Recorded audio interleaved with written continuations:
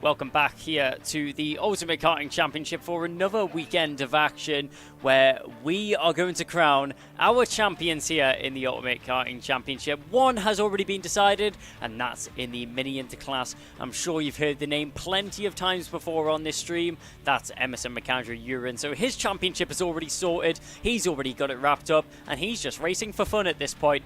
We're going to be here at Rowrah all weekend. I'm going to be Kai Bashini, and I'm going to be taking you through all of the action here of this weekend's proceedings. We're here at Rowrah. It's not the best weather right now. It's very cloudy. We've got a little bit of fog, and a lot of rain as well. Just over 1 kilometer in length and 12 turns for these drivers to tackle. This is definitely some of the drivers' favorite track of the season. Very technical, very fast and flowing, and it's all about keeping up that minimum speed if possible. And we're going to kick it off this weekend with one of the most exciting classes coming into this one, with a lot up for grabs, and it's all going to go down to this. First race coming up is going to be TKM Extreme, where Chris Whitten and Kian Bennett have been fighting it out all weekend so far. Chris Whitten has had a second and a first in the heat. He's currently leading the championship standings.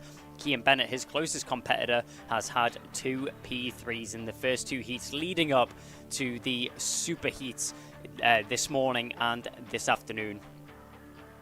Once we get kicked off, it looks like we're going to have rain for the rest of the morning till around 1 o'clock. And then hopefully, fingers crossed from everyone here in the northeast of England, we should have a bit drier weather this afternoon when it comes to the super finals later on. And then maybe we can get a bit of dry racing if all goes to plan. TKM Extreme, though, it's been such a close class all the way over the course of the season so far. The 33 of Chris Whitten, he's a name which definitely you will recognise throughout the course of TKM Extreme action. A previous British Champs winner, but can he be the Ultimate Karting Championship winner? We're going to find out with the TKM Extreme Superheat coming up next.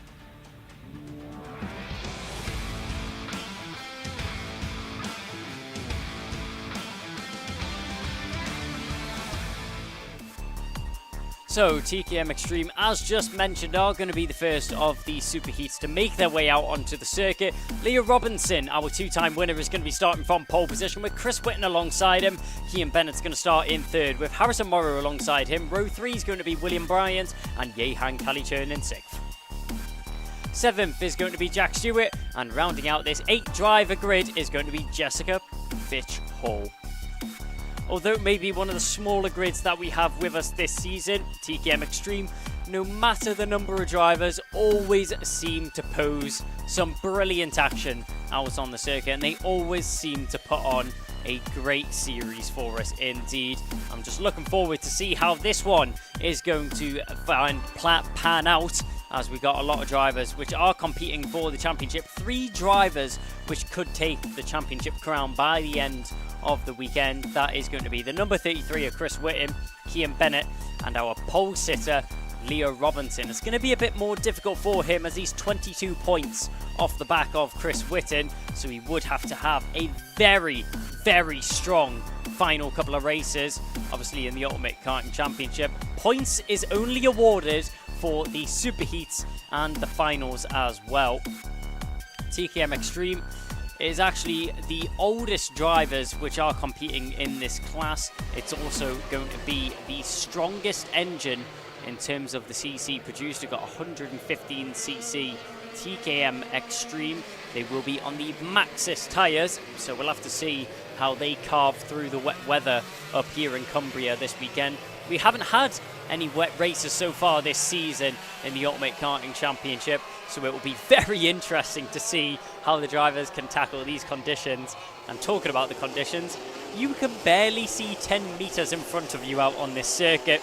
So as if it wasn't a challenging track enough, the drivers, the difficulty has just been times by 10 with the fog, and I'm sure, as you can see, the water glare down this camera lens. We'll just about manage to catch the drivers going down through Sunny Bend there as they make their way down through Paddock Bend. Let's see how this start gets underway. Leah Robinson taking us from pole. Can he keep it that way? Down the home straight and across the line we go. Green flag is flown and we will go up into the first chicane for the first time. Everybody just about keeping it tidy through there. Jehan Kalicher, not the start he would have been hoping for as he drops down a couple of positions there. The E-plate, not the start he would have been hoping for at all. And we'll see them re-emerge out of the first hairpin there. It looks like Leah Robinson might have dropped down into second, but who's he dropped down in behind? It's none other than Chris Whitten. Our provisional championship leader, Chris Whitten, has got himself into the lead of the race. Dive bomb down the inside there from the number 5, Kean Bennett, as he is fighting to keep his championship hopes alive. Down through the back end, through the centre-rest as we go. And down the hill towards Paddock Bend. Sorry, down towards Sunny Bend. And then we got Paddock Bend to round out the lap. But Chris Whitten, looking the master of these conditions right now, sideways under braking as he makes his way through Paddock Bend down the inside. That's going to be a move in the background as William Bryant tries to get the move done on Kean Bennett. They're going to fight out all the way up to the first chicane as we go through. It looks like just about gets it done. Does the 72 of William Bryant. Great move there from William Bryant on Kean Bennett. And Kean Bennett, for being a championship contender, this is not the start to the weekend that he would have been hoping for, as he's now dropped down into 6th position. Do remember these are 10-minute laps though, so the 10-minute laps, sorry, this is a 10-minute race, so Kean Bennett still has plenty of time to fight his way back through the field. So we'll have to see what he's able to do over the course of this race. And of course, anything can happen, especially in these treacherous conditions.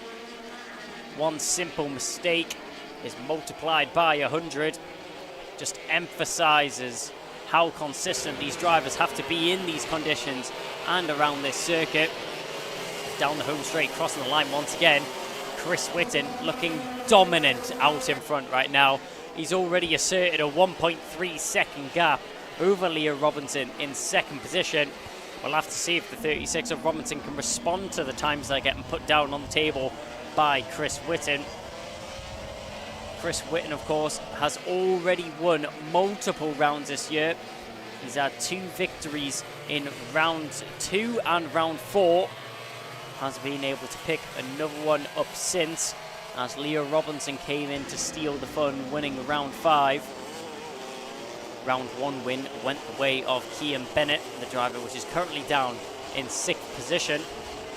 And as they go through the centre S's, down towards what is going to be Sunny Bend on a not so sunny day here at the Cumbria Kart Racing Club. Around the final corner once again to mark another lap completed down the home straight. Chris Whitten just really getting into a groove of things here. Leah Robinson has managed to now match the pace of Chris Whitten, which he's been putting down on the circuit.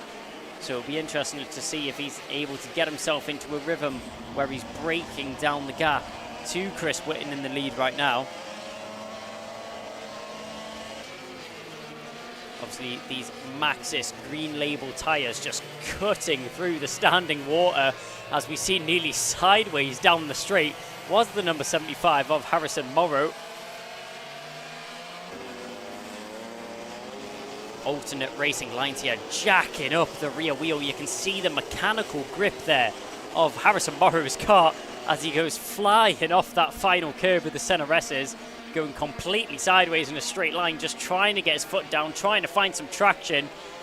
And visually, I can tell you, out of my commentary box window, going around the final corner, it does look like this gap is coming down between Leah Robinson and Chris Whitten.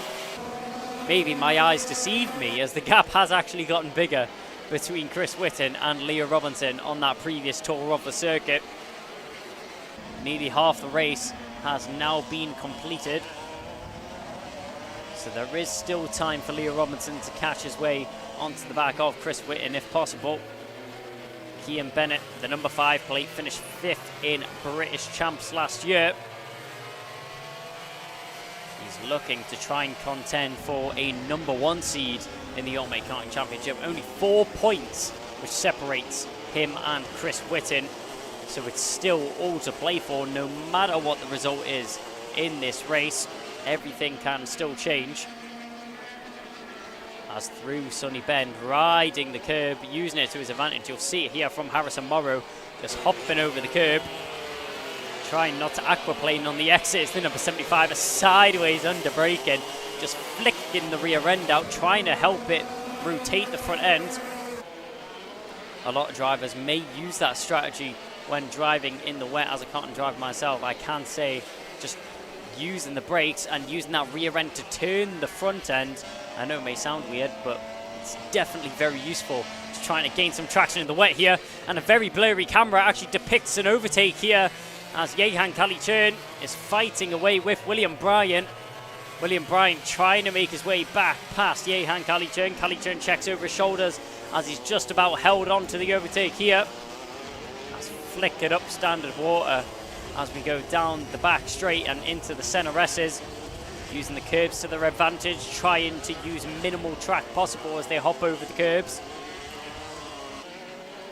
Down towards Sunny Bend now.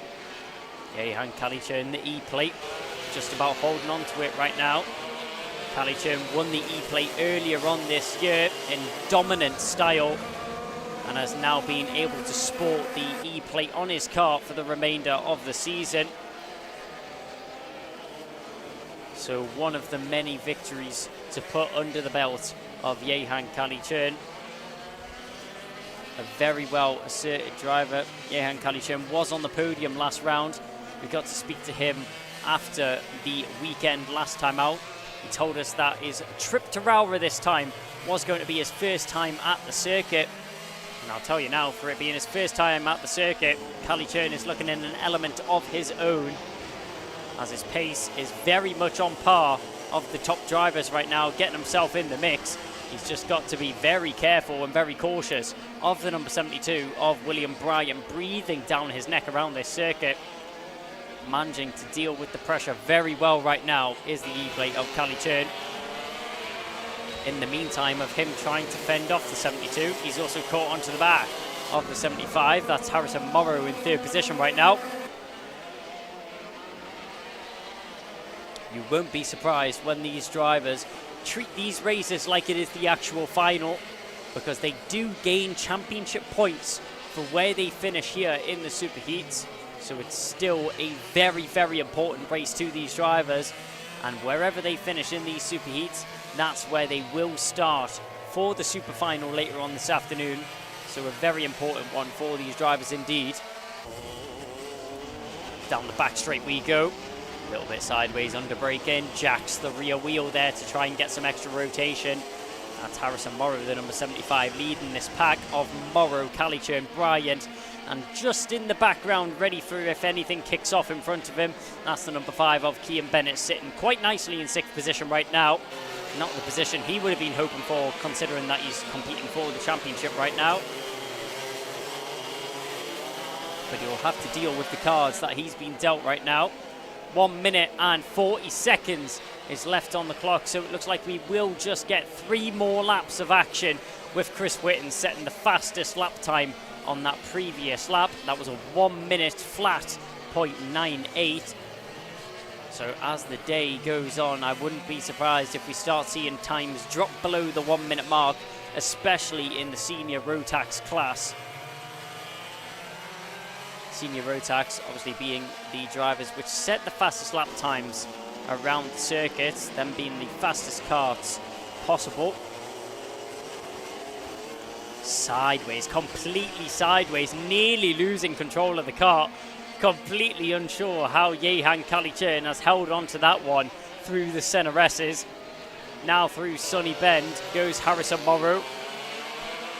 Down towards the final bend. Through Paddock Bend we go. Harrison Morrow currently 6th in the championship.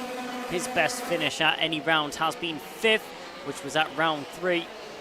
So 5th in the final has been the best for Harrison Morrow. So he is on pace to have his best result of the season. Hasn't had a podium in any single race, never mind the final, pre-finals, or the heats as well. So Harrison Morrow looking for a good weekend indeed. Jacks the kart through the hairpin, but Jehan Kalichern, he's better late than ever. He's all over the rear bumper here of the 75 as he comes down towards the center S's. You can see differing lines here, which is interesting to see from Harrison Morrow and Jehan Kalichern. Kalichern opting for a tighter and closer line to the inside apex, which you'd normally see from a dry track. And Harrison Morrow looking to carry the momentum around the outside of the circuit, obviously making himself more susceptible to an overtake on the inside, but also managing to carry more momentum as a racing line itself. Last lap is now upon us, and Chris Whitten in a land of his own. The number 33 has been untouchable this race. Leo Robinson, he did start on pole position, but he was very quickly put down into that second place, with Chris Whitten making a move on the first lap of the race. A short-lived race in the lead was Leo Robinson, but Chris Whitten has just dominated out in front, got himself into the lead, got himself into a very, very nice rhythm as he now makes his way back down towards Sunny Bend for the final time in this race. Keeps it nicely hooked up, not over the track limits, and around the final paddock bend. Jacks the car in, around the final bend, across the straight. Chris Whitten will mark the first victory of the day as the number 33 will take home his win in the superheats here. Sets himself up very, very nicely for the final later on this afternoon. And the number 33 of Chris Whitten will also take home a nice haul of points for the pre-final. It looks like it will be 38 points which go the way of Chris Whitten. So just building on that championship lead that he already has. Cian Bennett's going to have a lot of work to do if he wants to catch the back of the 33 this afternoon. Chris Whitten takes the win in style by 3.36 seconds. Leo Robinson finishing in second. Harrison Morrow in third. Jehan Kalichern will come home in fourth, from William Bryant in fifth, and Cian Bennett in sixth. Jack Stewart and Jessica Fitch-Hall will be the last two cars which round out the 8-driver grid here for TKM Extreme this weekend. So with TKM Extreme Superheat now being out of the way and kicking off the morning action, we hope you're all ready and warmed up at home, as we now have the Honda Cadet Superheat coming up next.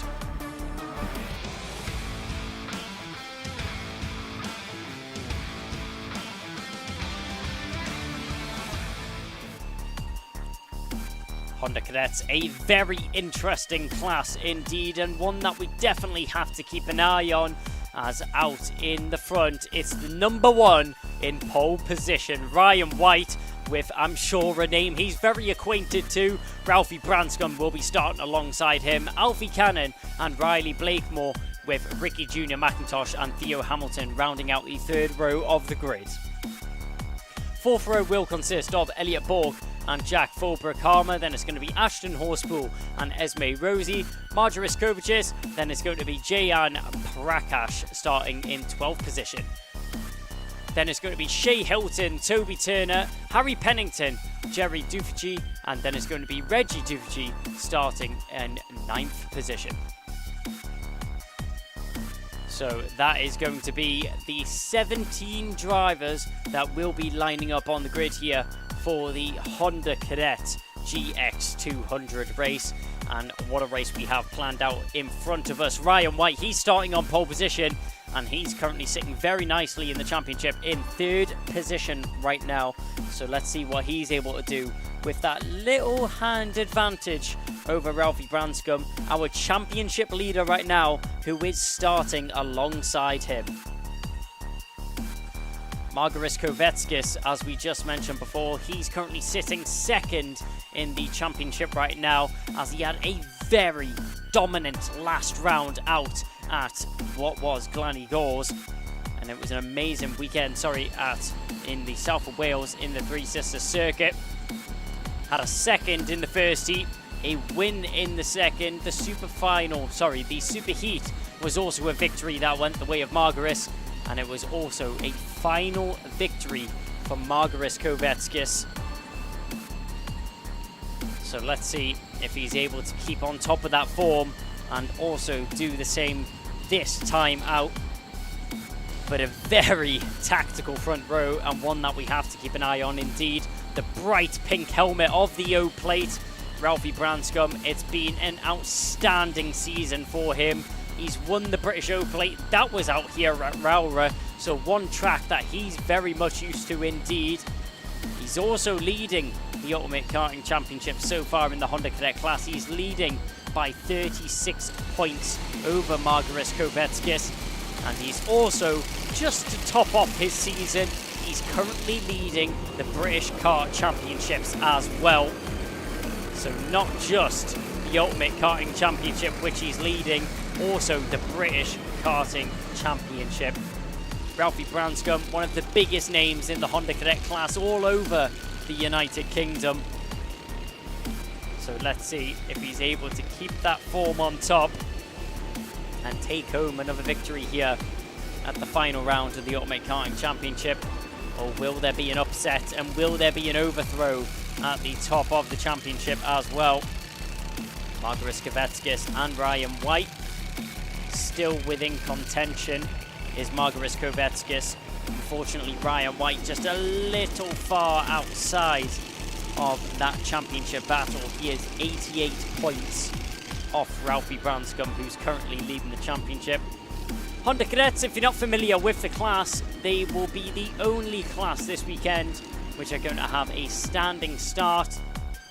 So obviously they will now round the final bend here, and it's great to see. I'm sure you'll all be very happy to see at home as well that the fog has now cleared up and we have a clear picture of the track.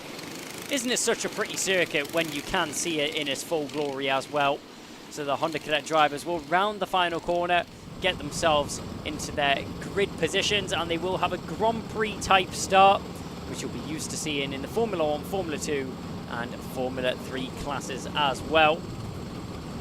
A couple wipes of the visors, drivers just trying to get the best visibility possible on the starting grid right now, as the marshals will go down the grid and check that all of the drivers are in the correct starting positions and within their grid boxes as well. We have a thumbs up from the back of the grid, eyes on the lights, on the gantry, lights is out, and we are racing. Great start there from Ryan White as he manages to get the jump on Ralphie Branscombe going down towards the first bend and through the first chicane. As the drivers now fight, one driver riding the rear bumper of another through the background. Oh, and that's not what you want to see. Beached on the curb and in a massive puddle of standing water. Couldn't quite catch the number of that driver, which had that incident through the first chicane. But in the background, a little bit of congestion, and down the inside, Ryan White makes the move, and following through there, that looks like that's going to be, was that the number 68 following through? Yes, it was. Riley Blakemore gets himself into second position, make that first. Down the inside, great move there from Blakemore on Ryan White as he dives down the inside into the center S's and takes advantage of the opportunity that arose. Now through Sunny Bend we go, as we see the battling in behind. Currently in the lead. What a start there from Riley Blakemore. Ryan White's in second. Who's that in third? Is that Archie Cannon? Is that the S-plate of Archie Cannon who finds himself in third position? Yes, it is. A great start from him. Theo Hamilton finds himself up 2 positions as well. In fourth, the number 300 is just in front. The number 1 of Ralphie Branscombe. Sorry, the O-plate of Ralphie Branscombe. Our leader in the championship is all the way down in 5th position right now. Definitely not the start he would have been hoping for. And we can confirm the driver that had the incident in the first chicane on the first lap, that was Esme Rosie, the number 42. Started in 9th position and unfortunately drops all the way down to 17th. Through the center S as we go now. And onto the back straight once again. One driver under investigation. Riley Blakemore is under investigation by the stewards. Completely unsure what that is for. I've not seen any foul play from the number 68 in my vision. Maybe it's for a starting infringement. I'm sure the stewards will know more than I do sitting in the commentary box. So we'll have to wait and see if there is a post-race investigation into Riley Blakemore. Jack Fulbrook-Harmer has just picked himself up a contact warning in 6th position right now. He's just tucked in behind Ralphie Branscombe right now, as the drivers come flying out of the first hairpin straight into the second. Archie Cannon very deep under braking there was Theo Hamilton, nearly running into the back of the S-plate under braking. Did the number 300. Down the back straight, through the double right-hand. A very difficult section for these drivers to find traction and get their cars turned into the corner indeed. Down towards Sunny Bend we go. Number 300 of Theo Hamilton looking very feisty on the rear bumper of the S-plate of Archie Cannon. As we now come down the home straight once again. We apologise for any technical issues which you may have experienced at home. But we come straight back into the action. What a great place to rejoin. Theo Hamilton, faster than ever. He's all over the rear bumper of the S-plate of Archie Cannon right now. The Scottish plate being held by Archie Cannon. That was what at the Larkhall circuit. Archie Cannon is now able to rep that S-plate on his car. And Ryan White, last year's champion in the Ultimate Karting Championship. Oh, and dips a wheel there in the box. Going round the double right-hander. Dropping a rear wheel in the wood chippings. Ryan White. That's so rare to see a mistake like that from the one plate with the experience he has in this class.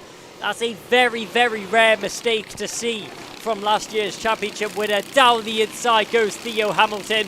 He'll get the move on Cannon. Cannon straight back on the attack as he fires himself down the inside. On the inside, gets it done in the first part of the chicane. No worries at all. Calm and composed is the S-plate of Archie Cannon. Very well responded to the move of Theo Hamilton. Hamilton stuck himself on the inside line through the final corner. Archie Cannon said, don't you worry, I'll get you back for that one, mate. And straight back down the inside into the first part of the chicane. Lovely bit of battling between the two of them. Out in front, though, the number 68 of Riley Blakemore has departed from the rest of the field. He has checked out from Theo Hamilton in, well, it was Theo Hamilton in second position. It is now Archie Cannon once again. But 2 seconds is now the gap which separates Riley Blakemore and Archie Cannon. Do remember, though, that the number 68 of Riley Blakemore is under investigation by the stewards as it showed up on the gantry down the home straight just a few laps ago. But with 5 minutes, just over 5 minutes now being completed in this race, we do have around 4 minutes and 20 seconds of action remaining in this Honda Cadet race, and plenty of time for these drivers to get themselves into their finishing order, as I'm sure Theo Hamilton is not going to give up right until the wire. It's going to go all the way down. But Ralphie Branscombe, this is less than ideal for his championship hopes. However, taking that into account, Margaris Kovetskis is all the way down in 15th position. So Ralphie Branscombe's closest competitor is down in 15th position, and that will be music to the ears of the O-Plate. I'm sure he will be unaware of the situation that he finds himself in, but mum and dad that are watching along from the sidelines and mechanics as well will be watching along thinking, hold on a minute, Margaris Kovetskis is all the way down in 15th. This is great for Ralphie Branscombe. Ryan White, he may be in 4th position, but he's just a little too far out of this championship battle up at the front end. As mentioned before, he's 88 points off the back of Ralphie Branscombe. As the drivers now make their way down the back straight, you can visually see how big the gap is between Riley Blakemore and Archie Cannon right now. It's nearly half the length of the straight which separates the number 68 and the S-plate as they came out of the second hairpin there. Obviously, the Honda Cadet GX200 class, they are 200cc engines. similar engines to what you would actually find on a lawnmower at home, except for your lawnmower doesn't go 60 mile an hour around the circuit. These Honda Cadet class drivers do. These drivers are some of the youngest on the grid, from ages 8 to 13 years old. Apart from the Micromax class, these are some of the youngest drivers which are competing here this weekend. They are running on the Vega WM1 wet tyres.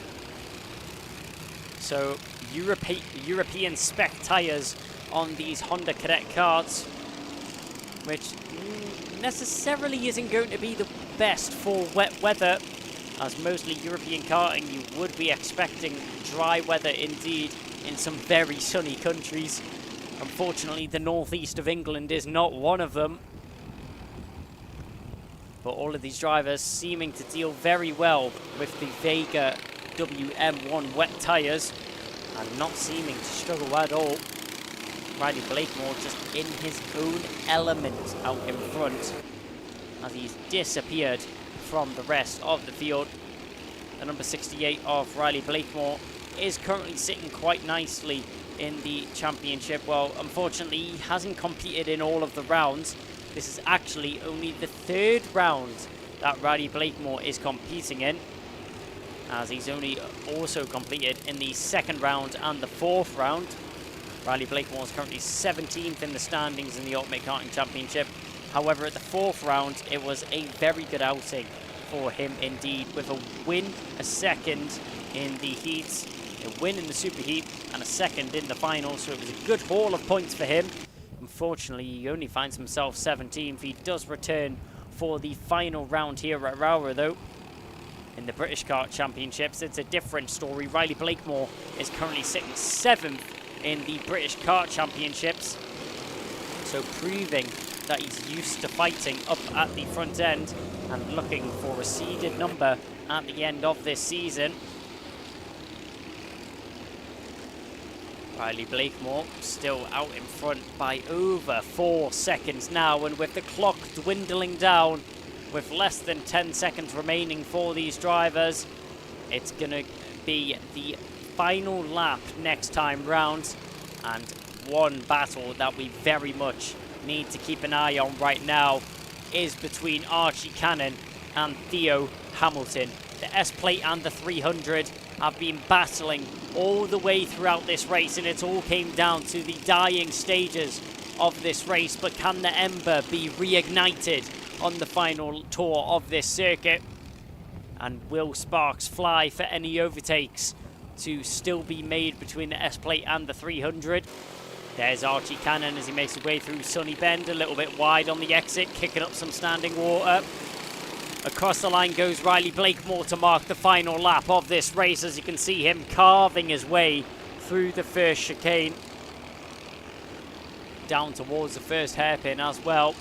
The number 68 of Riley Blakemore, this has been a display of dominance for the driver out in front. Has a little check over his shoulder, and he doesn't have to look for long because there is no one in the eyesight of the number 68. And although he's in the lead, he's not leaving anything left on the table as he goes completely sideways through the first hairpin, nearly losing control, but keeping it just on the edge right now is a 68 as he makes his way through the center S's.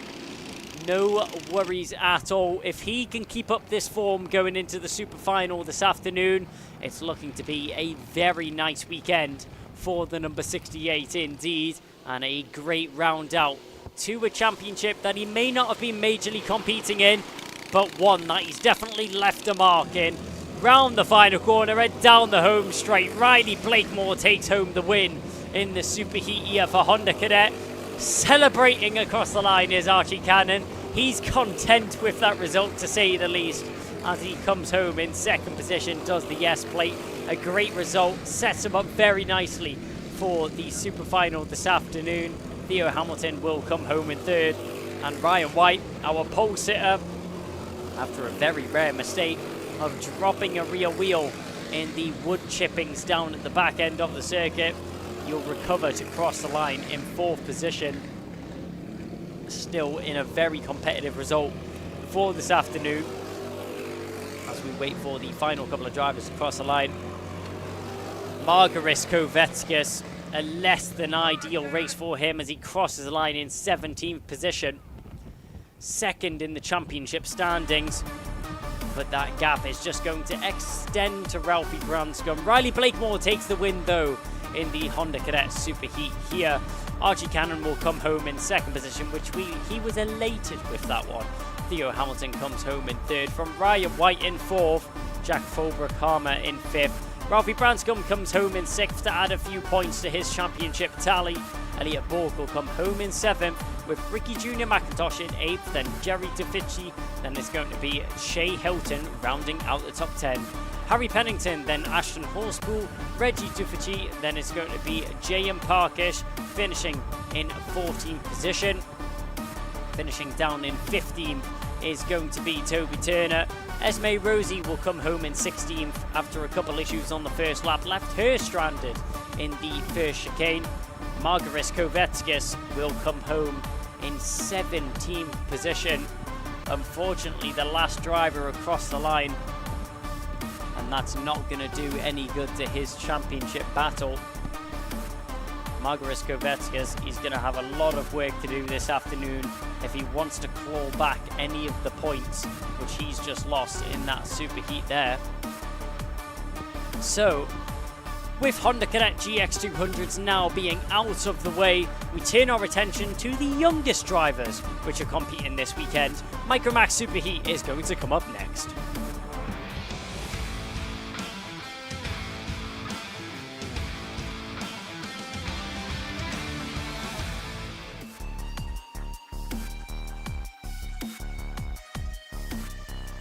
So Micromax Superheat are the next drivers out onto the circuit. Max Jolly's going to be starting from pole position with Maximilian Aberhart alongside him. Dean Singh Pahal, then Ansel Murray alongside him. Jos Hushka and Harry Radcliffe will round out the third row of the grid. Fourth row of the grid is going to consist of Sebastian Crawford, Austin Oman, then it's going to be Ralph Martin and Logan Stanley Jones, rounding out the 10 drivers which are competing here for the Micromax Superheat. So, quick roundup of the championship here for Micromax.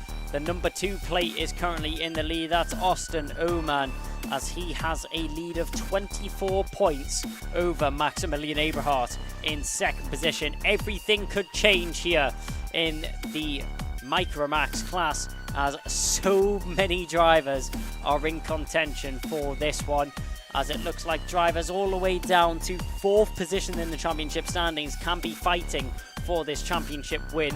That includes Austin Oman, Maximilian Aberhart, Dean Singh Pahal and Max Jolly as well, all in contention to be crowned the ultimate karting champion at the end of this weekend.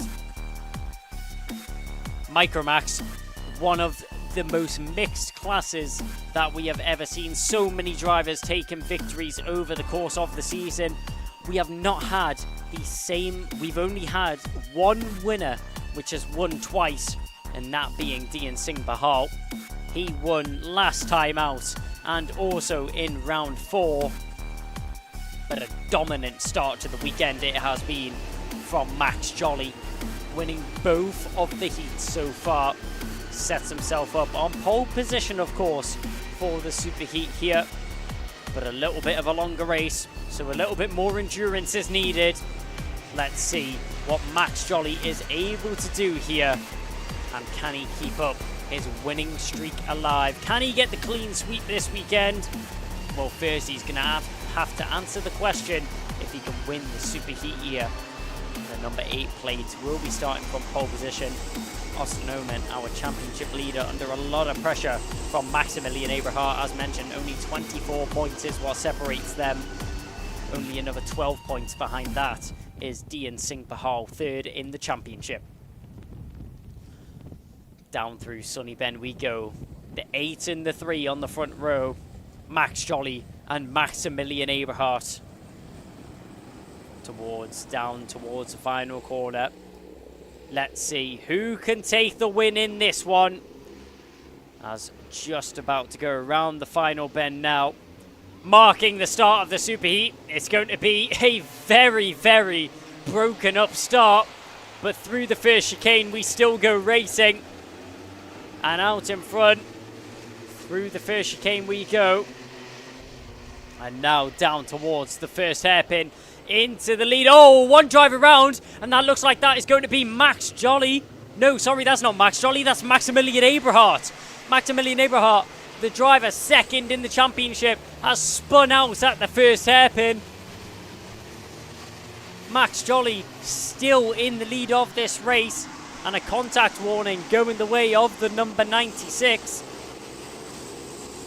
So the stewards, drivers getting very close there through the center S's, but a contact warning going the way of Ansel Murray.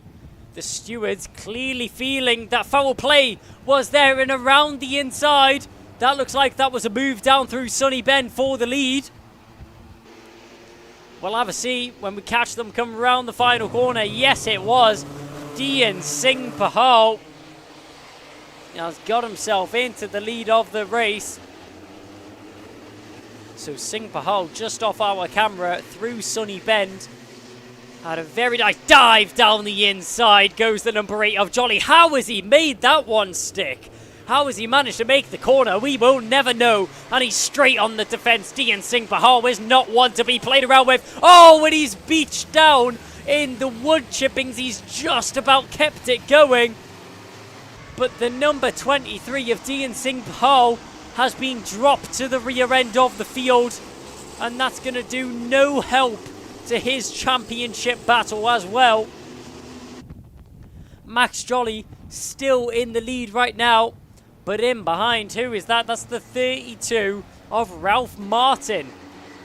And Austin Oman sitting behind in third position right now will be grinning from ear to ear, seeing all of this unfold in front of his eyes.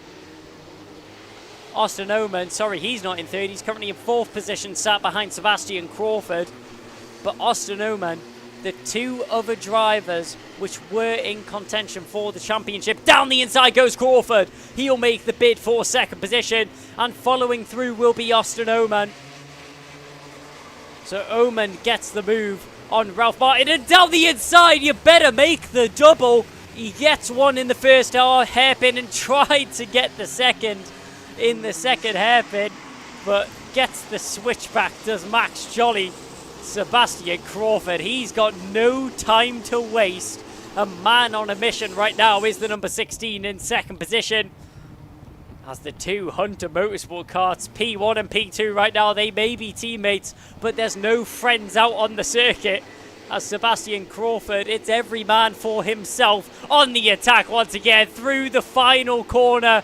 What a move that was, but the switchback is there for Max Jolly on the inside into the chicane. He'll take it straight back. This is great battling between the two Hunter Motorsport teammates as they go to and fro through the chicane.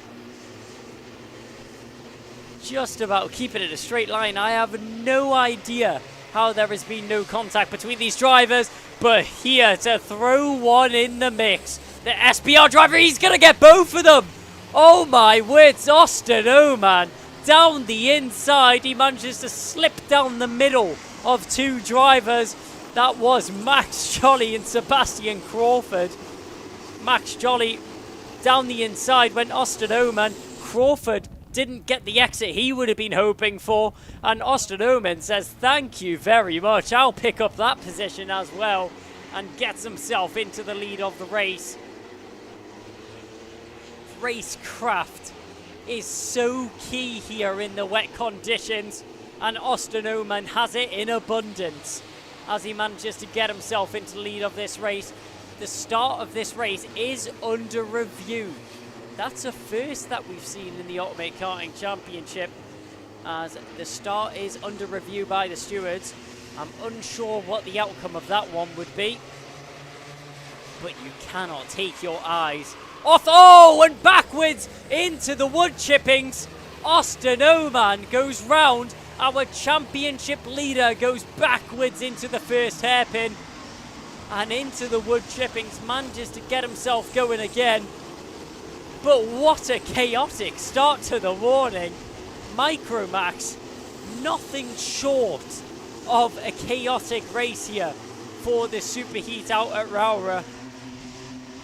Austin Oman, the championship leader, after what was some of the best action. Oh! And going round goes Sebastian Crawford.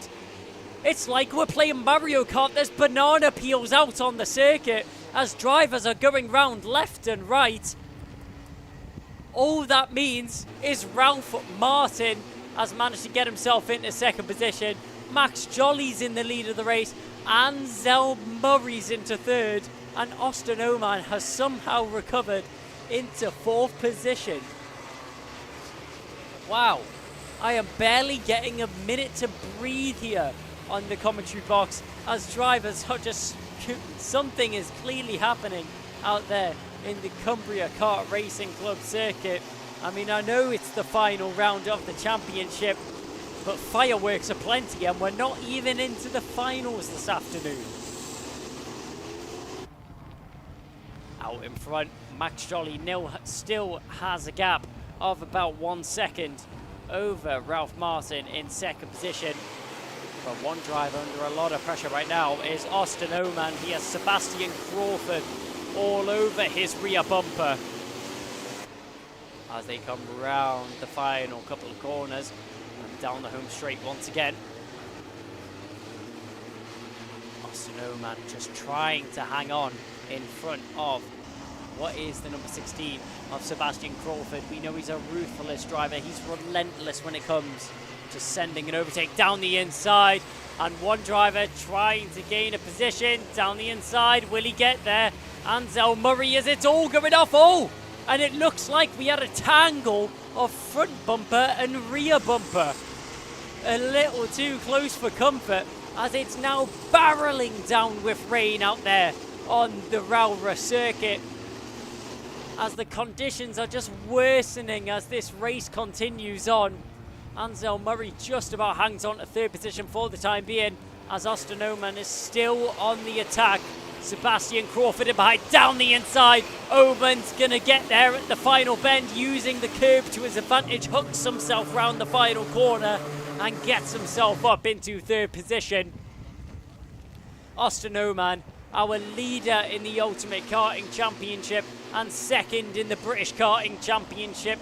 One driver with many accolades so far this season and experience aplenty. Wide on the exit goes Ansel Murray, putting himself up for grabs for Sebastian Crawford. Getting the switch back there. Martin's going to try it. It was a dive down the inside. It was a dive bomb down the inside from Austin Oman to try and get the move on Ralph Martin. Martin manages to get the switch back though, no worries at all. But everything is kicking off here in the Micromax class. These are the youngest drivers, the least experienced drivers, yet still providing some of the most brilliant racing action. Great defensive shake there from the number 32 of Ralph Martin. Oman looks one way, he looks another, but Ralph Martin is there to cover. Through the first chicane once again, Oman picks up the fastest lap, but he's not able to pick up that second position that he so desperately wants out there on the circuit. As he's down the inside of the second hairpin, will he finally get there? Yes, he will. After a multitude of laps, attempts, and desperation to get himself into second, running into the rear bumper. That's a push and pass there from the number 96 of Ansel Murray as he gets the move on Ralph Martin. Martin drops from second down into fourth, and he's now into the clutches of the number 16 of Sebastian Crawford. I don't think there has been a single dull moment here in the Micromax race. As around through Sunny Bend we go into the final corner. Crawford looks on the inside, just letting Murray know that he's here and he's in an attacking position. As through the first chicane we go once again. It's the calm before the storm on the penultimate lap of the race here. Micromax Superheat has had so much to offer, and down the inside. No one was expecting that one, especially Ralph Martin. Oh, Martin goes round, way too deep under braking, as he just pirouettes under the braking zone. Just barreling into the corner there with way too much speed.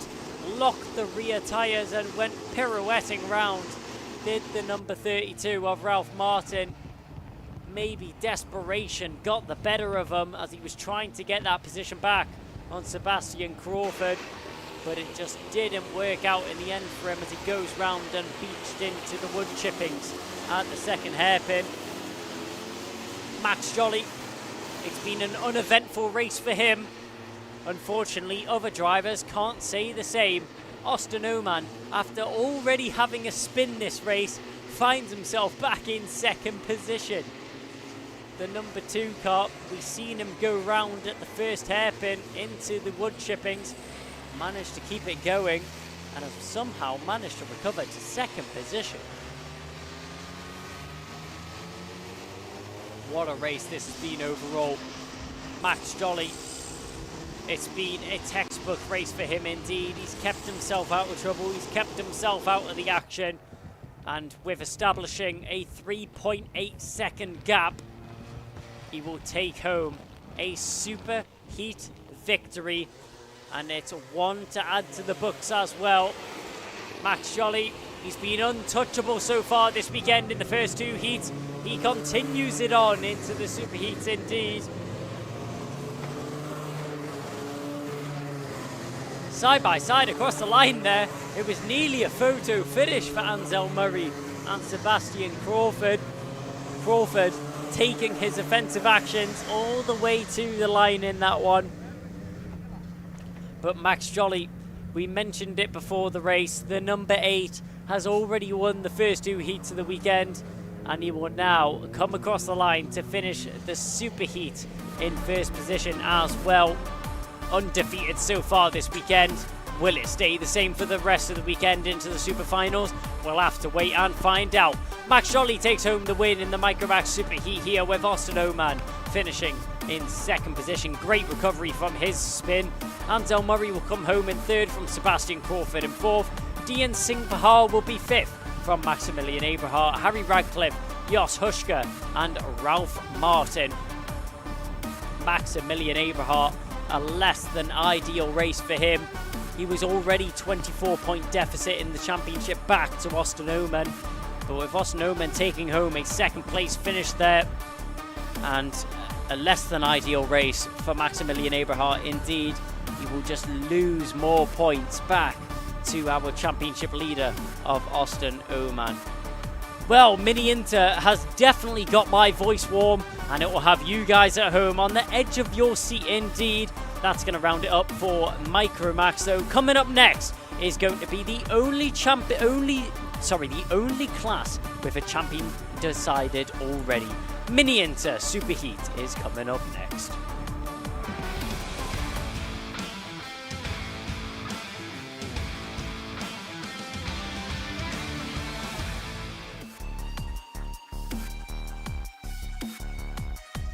As the last race had me stumbling over my words, we recuperate ourselves for more Mini Inter action. Emerson McAndrew Urin, your ultimate karting champion for 2024, will start from pole position. He secured it last time out, with Riley Muro joining him alongside on the front row. Joshua Griffin will start in third, with Louis Radcliffe on the second row as well. Then Hansen Khan and Alex Goodson will start in sixth position. Thomas Jackson will start in seventh, with Thomas Potter alongside him. Then Blair Smith and Drew Davidson in the S plate will start in 10th. Soren Gallagher and Jacob Underhill will round out the sixth row. Seventh row of the grid will consist of Zach Jennings and Charlie Stapleton.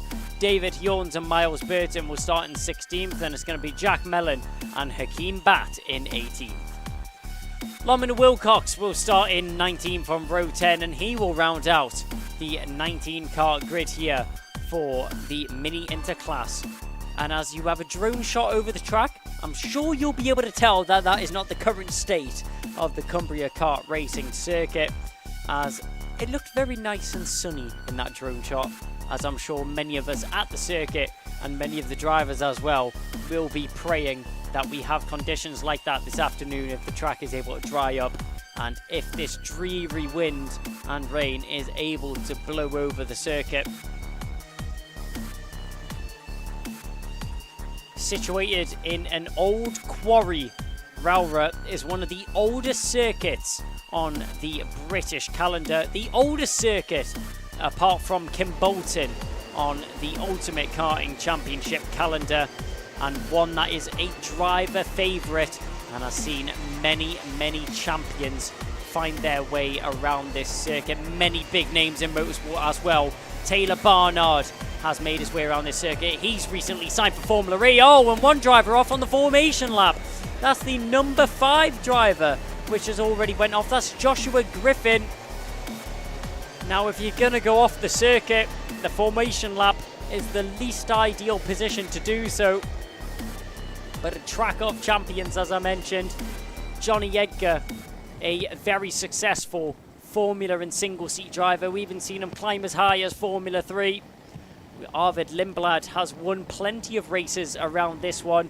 If you're keeping up to date with Formula 3 racing, Arvid Lindblad has recently been put up into the Formula 2 class for next season. A promotion for himself. But will it be a promotion for anyone else out on the circuit right now? Emerson McAndrew-Urin's already taken the crown, but other positions are still to battle for. The number 3 accelerates around the final corner, and across the line we go to mark the start of the mini inter race here. Can we keep it nice and tidy through the first chicane? A little bit of congestion in the mid-pack there, as a couple of drivers going 3 wide in some cases. How has everyone kept it in a straight line there? Oh, and one driver off in the background on the exit of the first chicane, going off into the wall. 2 drivers, 3 drivers being involved in a collision at the first hairpin.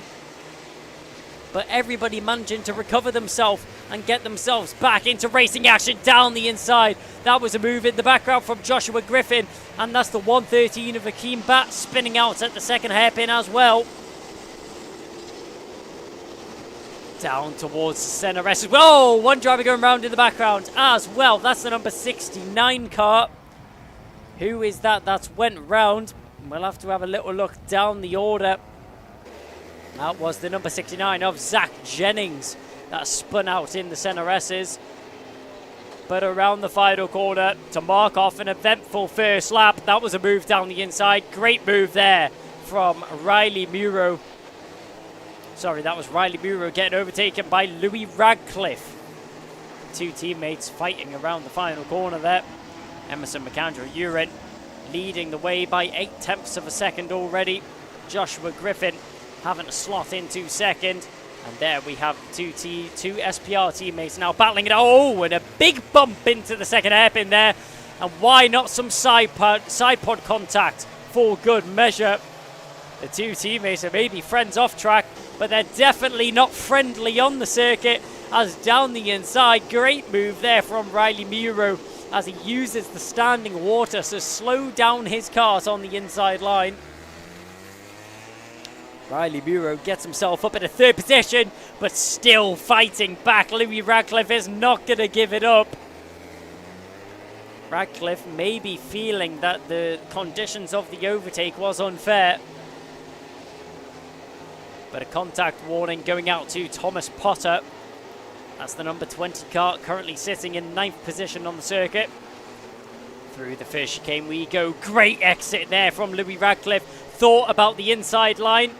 Muro had to cover.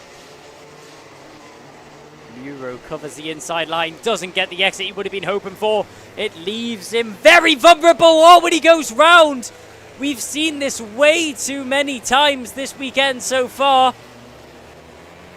Riley Muro just goes way too deep, way too hot under braking into the second hairpin and just dips a wheel into the gravel trap. It basically acts as a gravel trap, does the wood chippings on the exit of the second hairpin. But Riley Muro spinning round and losing multiple positions. Just one small mistake is very heavily punished here at the Rowrah circuit in the northeast of England. Emerson McAndrew Urin asserting himself a little bit of breathing room. He's got about nearly 7/10 back to Joshua Griffin in second position right now. But in terms of the championship, as we've mentioned, it's already wrapped up at the front end. He has a 107-point gap to Riley Murrow in second position.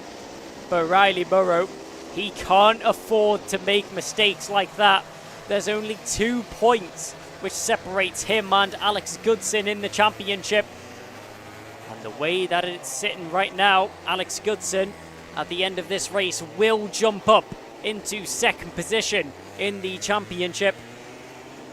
As Riley Murrow, after making that mistake and after that small little spin, he drops his way tumbling down the order down into 8th. Alex Goodson finds himself currently 5th on the circuit though, so an extra couple of points going his way, meaning he will find himself in second position in the championship by the time the checkered flag flies. That's if the order stays the way that it is, and if Alex Goodson finishes in front of what is Riley Murrow, the number 22, in 9th position right now. Hansen Khan has just made a move on that last lap to get himself up in 8th position, demoting Riley Murrow down. But Riley Murrow just can't be dealing with any issues like that, especially in the final round of the championship. He just doesn't have time to play with anymore, does the number 22, as time is not of the essence right now, and it's dwindling down in this race, and especially in the championship as well, as there is only 2 more races for these drivers in this single round. Obviously, we still got the super finals this afternoon, so it could all change. But Murrow just putting himself on the back foot after making that mistake.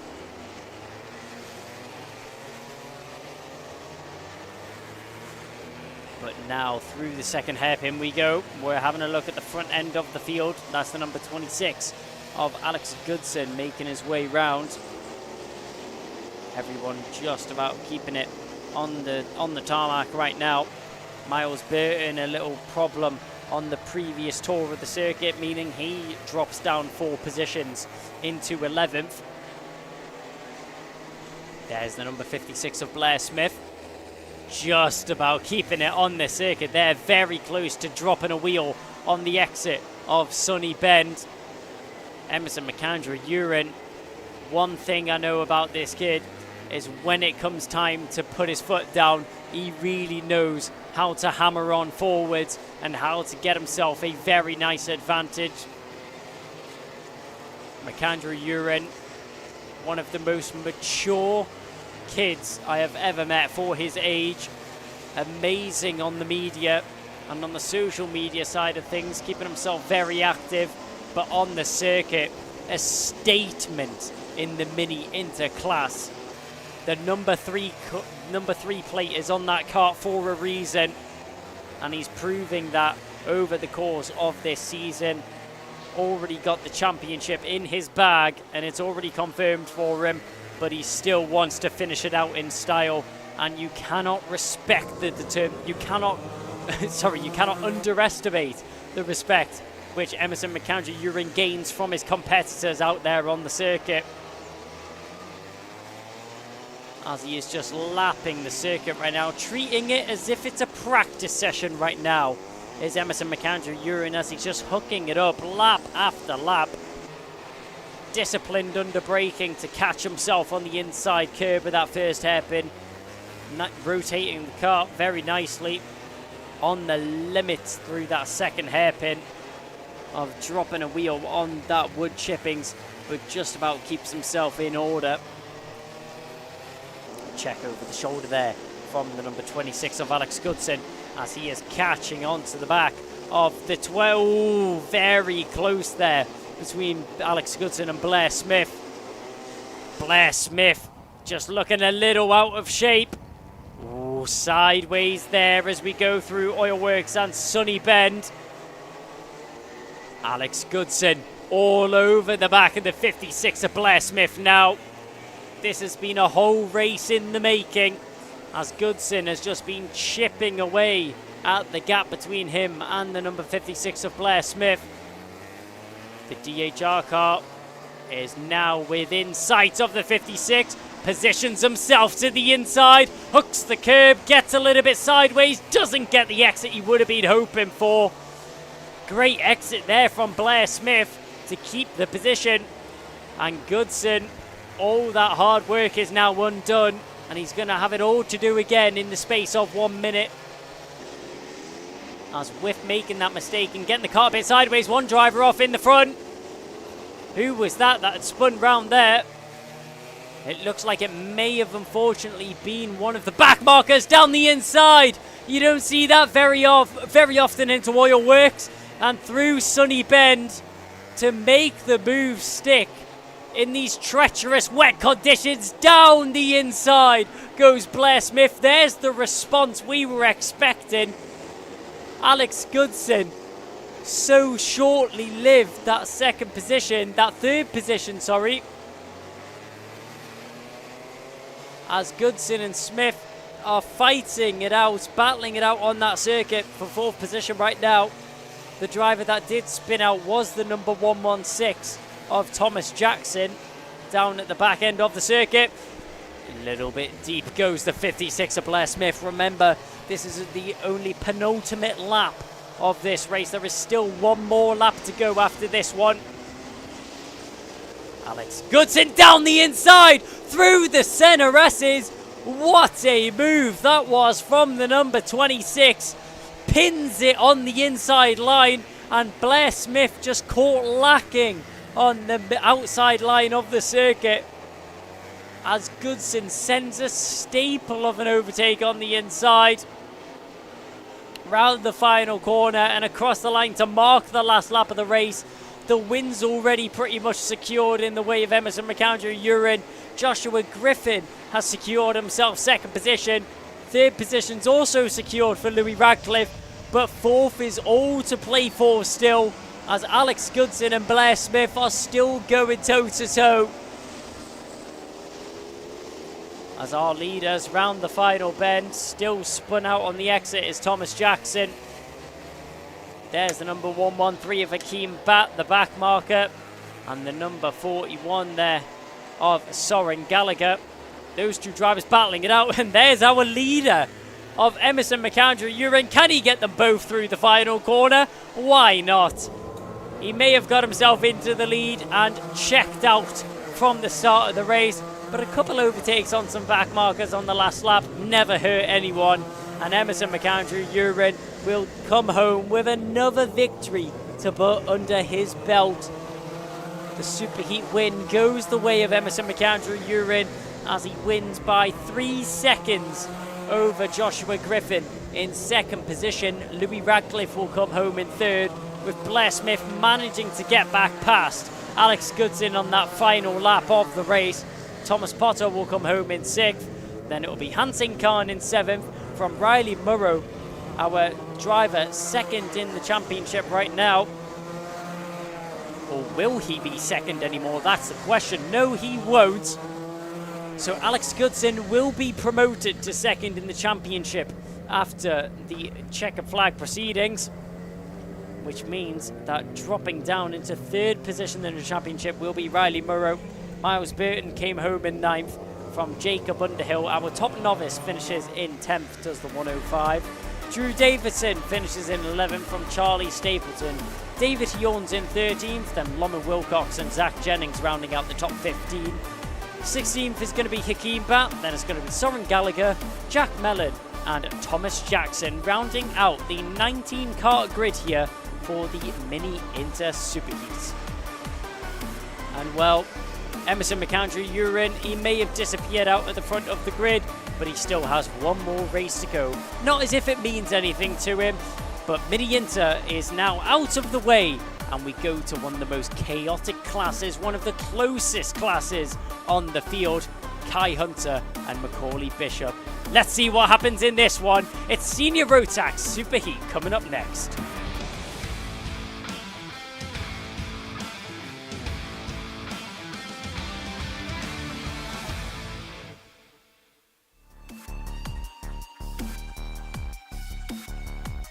Well, if you came for fireworks in the Ultimate Karting Championship, Senior Rotax, you came for the right class indeed.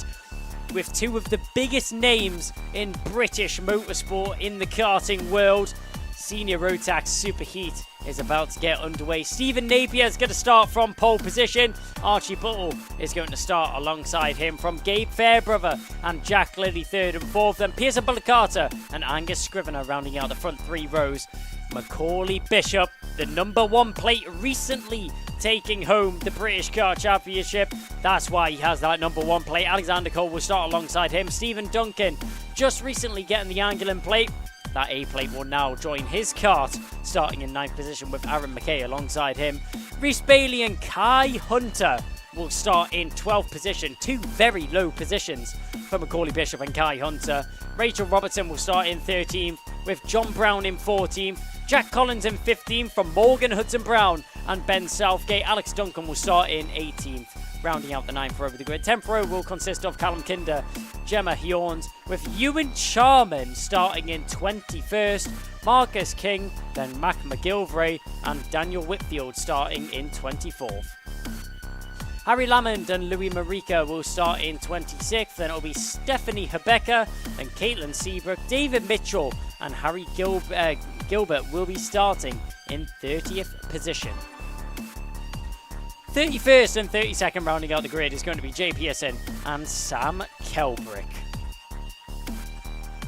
So, what a race this one is about to be. I mean, over the course of the weekend, Senior Rotax, it hasn't been some of the cleanest racing, I think it's fair to say so far. Kai Hunter, he got second place in the first heat. Macaulay Bishop won the first heat, separating those drivers by 0.2 of a second. Then the second heat of the weekend, well, it wasn't without some fire between Kai Hunter and Macaulay Bishop. A couple of banging wheels as they were fighting up at the front end. And then some major contact between the number 1 and the 35. Macaulay Bishop then being deemed at fault by the stewards for that contact and being awarded a 5-second penalty post-race.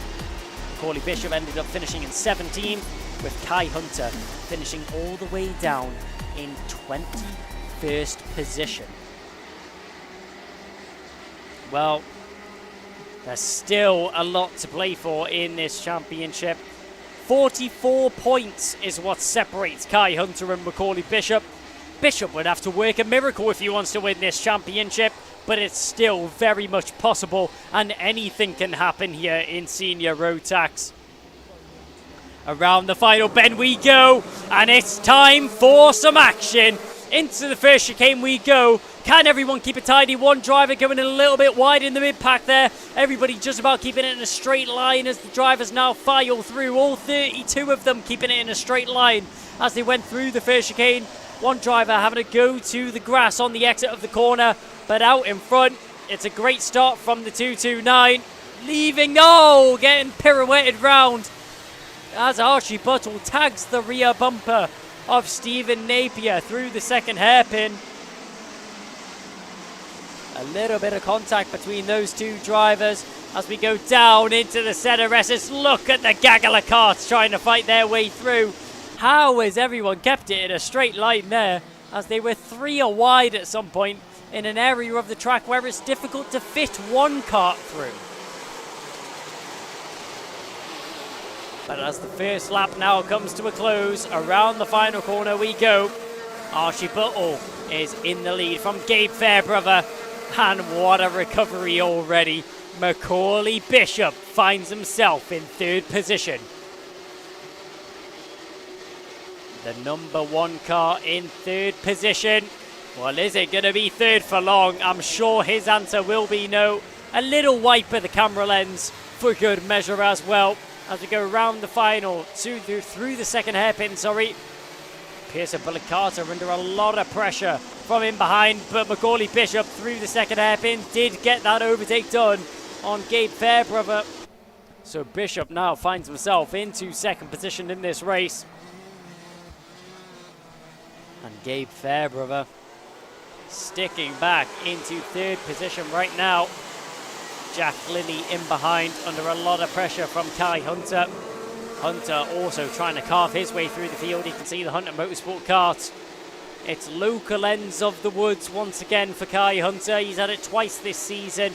One being his pretty much very own track of Karting Northeast.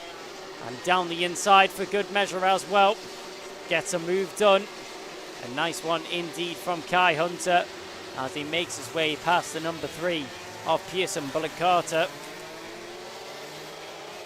Off the road, ooh, squeezed off there was Pearson Bullet Carter.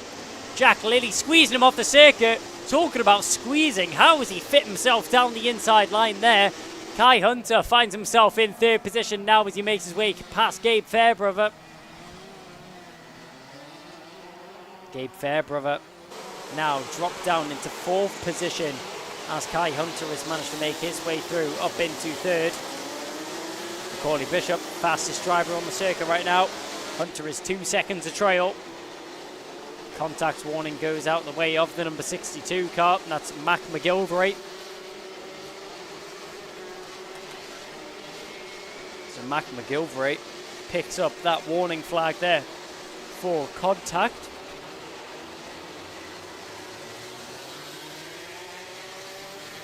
So as the drivers now make their way back down the back straight once again, there's Mac McGilvray trying to make a move. That's Macaulay Bishop has managed to make his way past Archie Buttle. One driver off down the back end of the circuit as well. But Macaulay Bishop, it didn't take long indeed, as Bishop now finds himself back into the lead of the race, a position that he is very much used to indeed. Around the final bend and down the home straight. Buttle's now dropped down into second, but there is a fast charging feisty Kai Hunter in third position as he has the fastest lap under his belt now as he's chasing down the back of the number 22 of Archie Buttle. But now down towards the second hairpin we go, keeping an eye on Pearson Bullet Carter as he has Angus Scrivener and Jack Lilly all over the rear bumper of his kart. Down through the centre S's once again. There's Archie Buttle with Kai Hunter breathing down the neck of him as they make their way down towards Sunny Bend once again. Hunter will know this track like the back of his hand. But let's see if he's able to take advantage of that local knowledge. A contact warning going out the way of the number 9 car. But the number 35 car and the number 22 are the drivers which have all of our attention. On the inside into the first hairpin. That's going to be an easy move there for Kai Hunter as he squeezes down the inside. Manages to get that move done on Archie Buttle with no issues at all. Opting for the tight line on the inside of the second hairpin. One of the first drivers that we're seeing do that. All of the other drivers seeming to opt for that wider racing line, carrying more speed through the corners and trying not to scrub off any momentum if possible. We've seen that from the likes of Macaulay Bishop. Kai Hunter obviously opting for something a little bit different.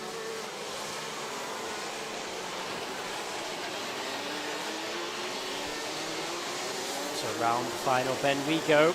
There's Pearson Bullet Carter just sitting in behind what is the number 7 of Angus Scrivener now.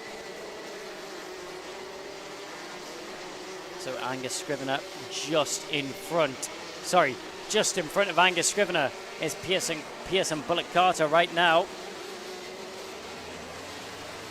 There is Kai Hunter just trying to scrape down this gap to Macaulay Bishop in front.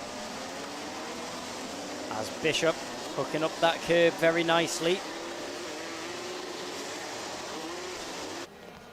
Oh, one driver off there. One driver off in the background retiring from the race. Was that the number 17 of Stephanie Hebeka walking away from her kart? Oh, that's such a shame there. Though that isn't Stephanie Hebeka. That may even be Aaron McKay.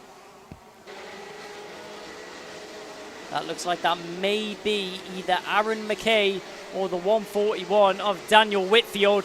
And Kai Hunter, he may be in second, but he is absolutely flying in that Hunter Motorsport machine as he is trying to charge onto the back of Macaulay Bishop.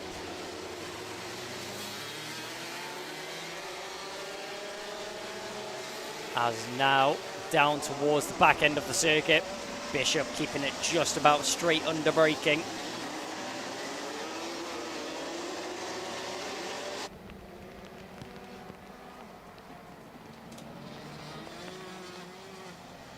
So Kai Hunter through Sunny Bend we go as the rain continues to pour down onto the circuit. These drivers just trying to adapt to the conditions as they evolve lap on lap. One lap it could be completely wet as there is a downpour over the circuit now. It seems to be showers coming and going here at Rowrah for the Ultimate Karting Championship. Oh, Kai Hunter, what's happened there? Has he had a breakdown? Yes, there is a problem with Hunter's kart. Hunter pulling off the circuit there at the first hairpin.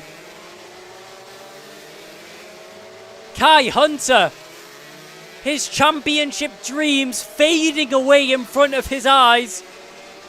The number 35 of Kai Hunter breaking down on the side of the road. What has happened there? Hunter just stood helpless at the side of the road, unsure about what's happened to his kart. And the question is, what has happened to Kai Hunter's kart, and what does that mean for the championship? Well, I can tell you now, Kai Hunter, if he finishes all the way down in what is going to be, we'll have to figure out what position Kai Hunter is going to finish as he just tumbles down the order. Ewan Charman seems to have had some issues out there on the circuit as well. But on track right now, Angus Scrivener, oh, just tagging the rear bumper of Gabe Fairbrother there, nearly sending him sideways. Kai Hunter will, oh, another tag there between the number 7 and the 111. Fairbrother and Scrivener getting very close between the two of them, banging wheels on multiple occasions. Too close for comfort between those two drivers. But as we scramble to try and figure out how many points Kai Hunter will manage to scrape from this race, he will be finishing down in 29th position, so he will be taking home 8 points, which is what I'm looking to be. I'm guessing one of his drop rounds. So down the back straight we go, penultimate lap of the race. Angus Scrivener all over the back of Gabe Fairbrother. Fairbrother just about hanging on to this 3rd position after all the pressure he's put himself under from the 7 of Angus Scrivener in behind. Scrivener all over the rear bumper on the exit. Can he get it done sideways on the curb? Fairbrother's going to have to give that one up to the number 7 of Angus Scrivener. Scrivener gets it done on the inside on the exit of Sunny Bend. But through the chicane we go. Down towards the first hairpin. Angus Scrivener already getting himself a little bit of a pillow between him and Gabe Fairbrother. That's just keeping himself comfortable right now. Keep an eye on this battle though, as Pearson Bullock Carter is very close in behind. But Macaulay Bishop, he couldn't have asked for any more this race. Got himself into the lead, and luck has went in his favour with a retirement from Kai Hunter. It set him up very nicely for this afternoon's super final. Buttle celebrates his second position.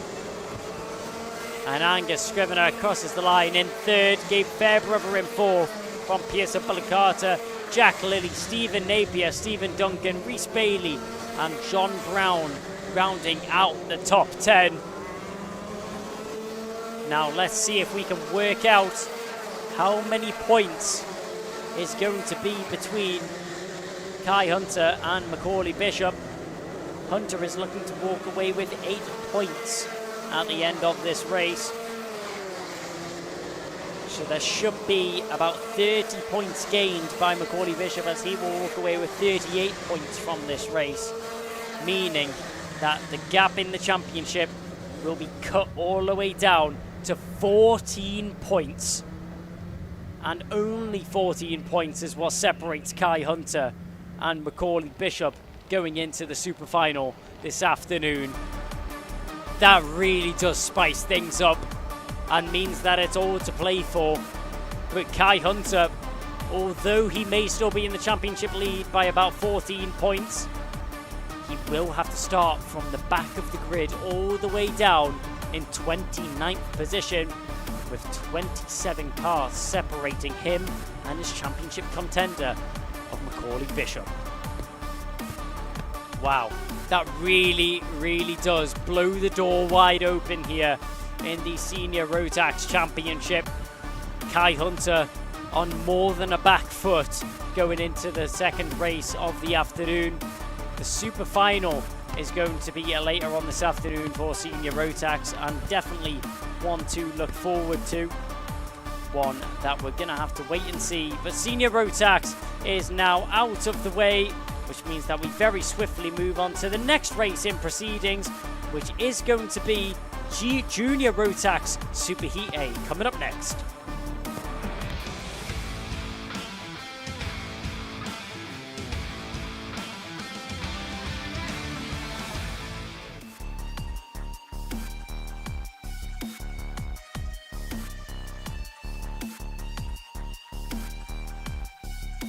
So, Junior Rotax Superheat A, the only class with 2 grids here for the weekend. Harry Bartle is going to be starting on pole position with Lewis Goff alongside him.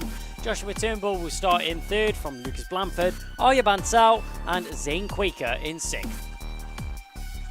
Addison Smith will start on the 4th row of the grid in 7th from John J. Buchan. Then it's going to be Braith Murdoch, Vlad Tomanchuk, then Jack West, Alfie McBain in 12th, rounding out the 6th row of the grid. 7th row will consist of Owen Wallace, then it's going to be Cameron Nelson, Riley Morgan, Zach Turner, Daniel Kilpatrick and Charlie Benson, rounding out the 9th row of the grid.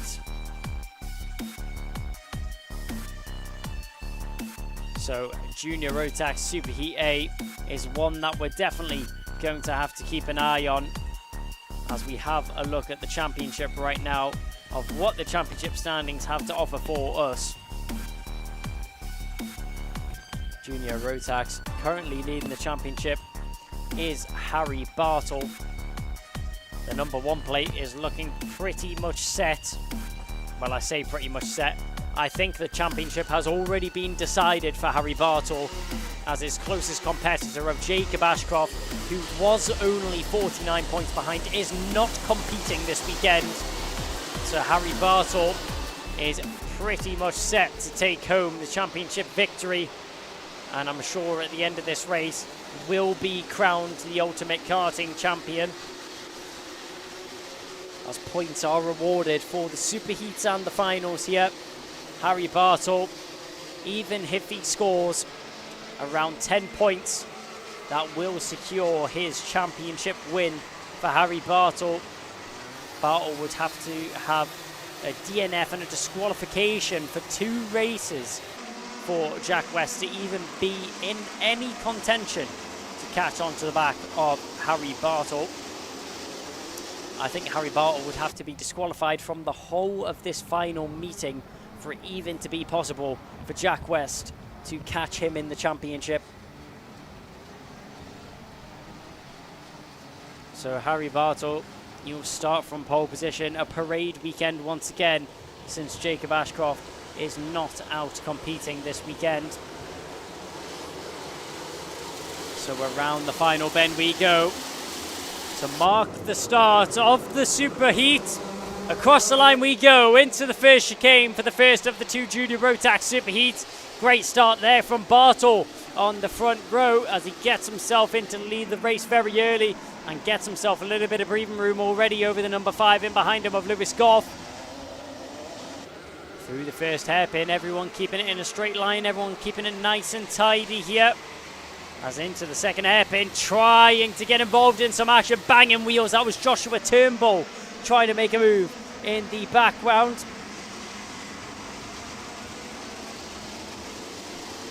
So as we keep an eye on this battle going on in front of us right now, does this really affect the championship standings? That's what everyone is currently asking. As it's all here and done. Harry Bartle, currently in the lead of this race, has the number 1 plate on his card and has completely disappeared from the rest of the field so far, as he's already asserted himself a very nice gap over Lewis Goff in second position. Bartle, what a season it has been for him. He's had a multitude of victories in the Ultimate Karting Championship, and that's just the start of it. Harry Bartle, as well as wrapping up the Ultimate Karting Championship this weekend, it looks like he has also wrapped up the British Kart Championships, where he has been able to take home the victory in that one as well, winning the championship by 5 points over William Antrobus. But Harry Bartle, it's not just racing in the United Kingdom where he has been on top form. Finishing 5th at the Kart Masters British Grand Prix in the Junior X30 class. Harry Bartle, a class of many fields, racing out in Europe as well. A well-seasoned driver, to say the least, is Harry Bartle. He's winning the Ultimate Karting Championship. He's already won the British Karting Championship. And with so many big results out in Europe as well, not to mention a 5th place in the Miami Euro Series, Harry Bartle, this is just the start of his motorsport career.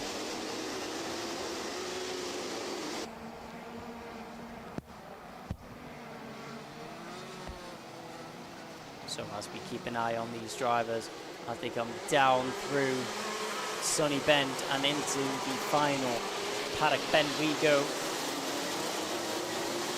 These drivers still carving their way through the field right now. Harry Bartle sitting quite nicely out in front. He hasn't quite disappeared yet though.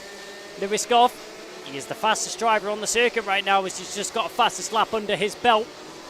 And he's still within a second of Harry Bartle in the lead right now. A couple drivers getting spat wide at the first hairpin as Zane Quaker is trying to defend from the number 15 of Addison Smith. Lucas Blanford has just managed to get himself into 4th position. We're back up at the front end. Goff with a lot of pressure from Joshua Turnbull in behind. He's trying to keep on the back of the Strawberry Motorsport. Harry Bartle still currently in the lead of this race as he cuts through Sunny Bend and down towards Paddock Bend once again. Using the curb to their advantage. The drivers riding that final curb, just hooking the inside right front tyre, trying to get some extra rotation into their car and pull them around. Oh no, and there's one retirement there. In a flooded puddle is the number 47 car. And that looks like that's going to be Stanley Clark walking away deflated. And that's such a shame to see the number 47 retiring so early on in this race, as we still have just over half the race remaining.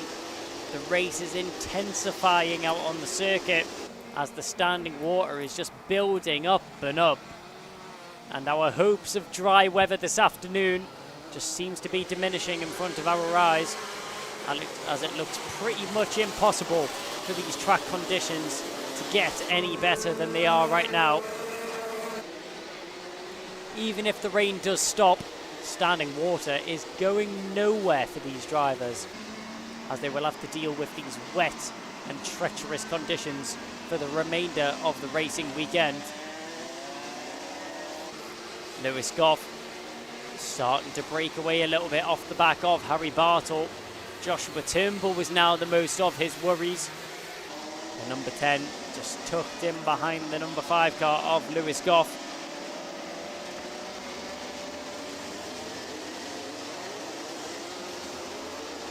Through the chicane we go, jumping over the corners and clipping the curbs as well. Drivers just desperate to find any traction possible as they make their way around the circuit. Keep an eye on them as they come around the final couple of ends and across the line once again. Just 4 minutes is now remaining in the superheat here for junior Rotax. Opting for that tight inside line is Lewis Goff. But as we still go around the final couple of corners, through the final hairpin, Harry Bartle, our Miami World Final winner in the junior class, is still leading the way. Unfortunately, he did not have to deal with rainy weather like this out in Portimao.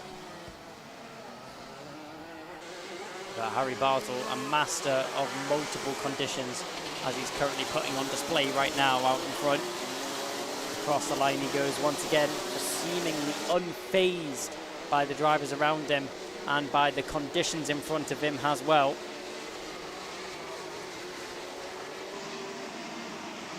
So now the gap has associated itself as 1.87 seconds between Harry Bartle and Lewis Goff.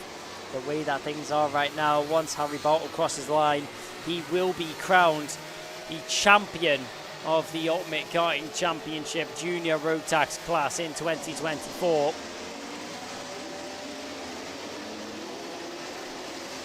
However, he will still have to compete in one more race of the weekend.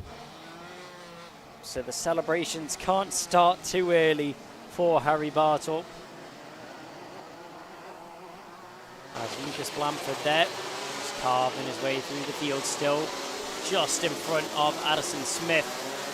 Zane Quaker has been disposed of by both of those drivers. Blanford and Smith managed to get their way past Zane Quaker on the last couple of laps.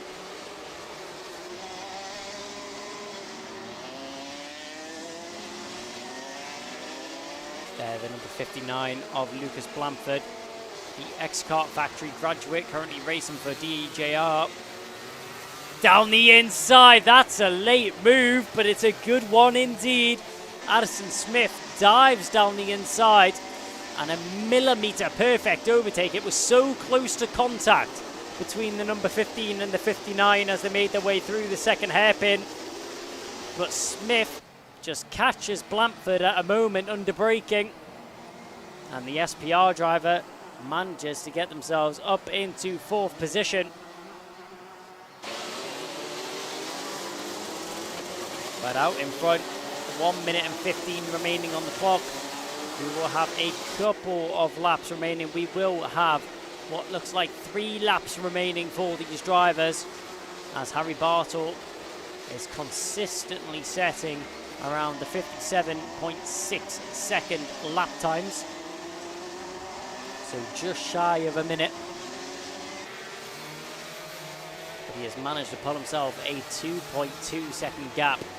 That is a monstrous gap that he's been able to associate over the last few laps. Remember, it wasn't long ago that Lewis Goff was within 7/10 of a second of our number 1 leader. And there's the 777 going very slowly. That's Alfie McBain. He's going to let the field through as he's a back marker, adhering to the blue flags that he will have been waved.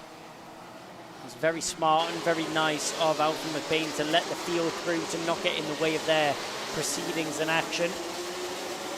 And down the final corner, Zane Quaker hooking that inside curve very aggressively, nearly even losing the kart on it. but he has to keep an eye on Arya Bansal in behind.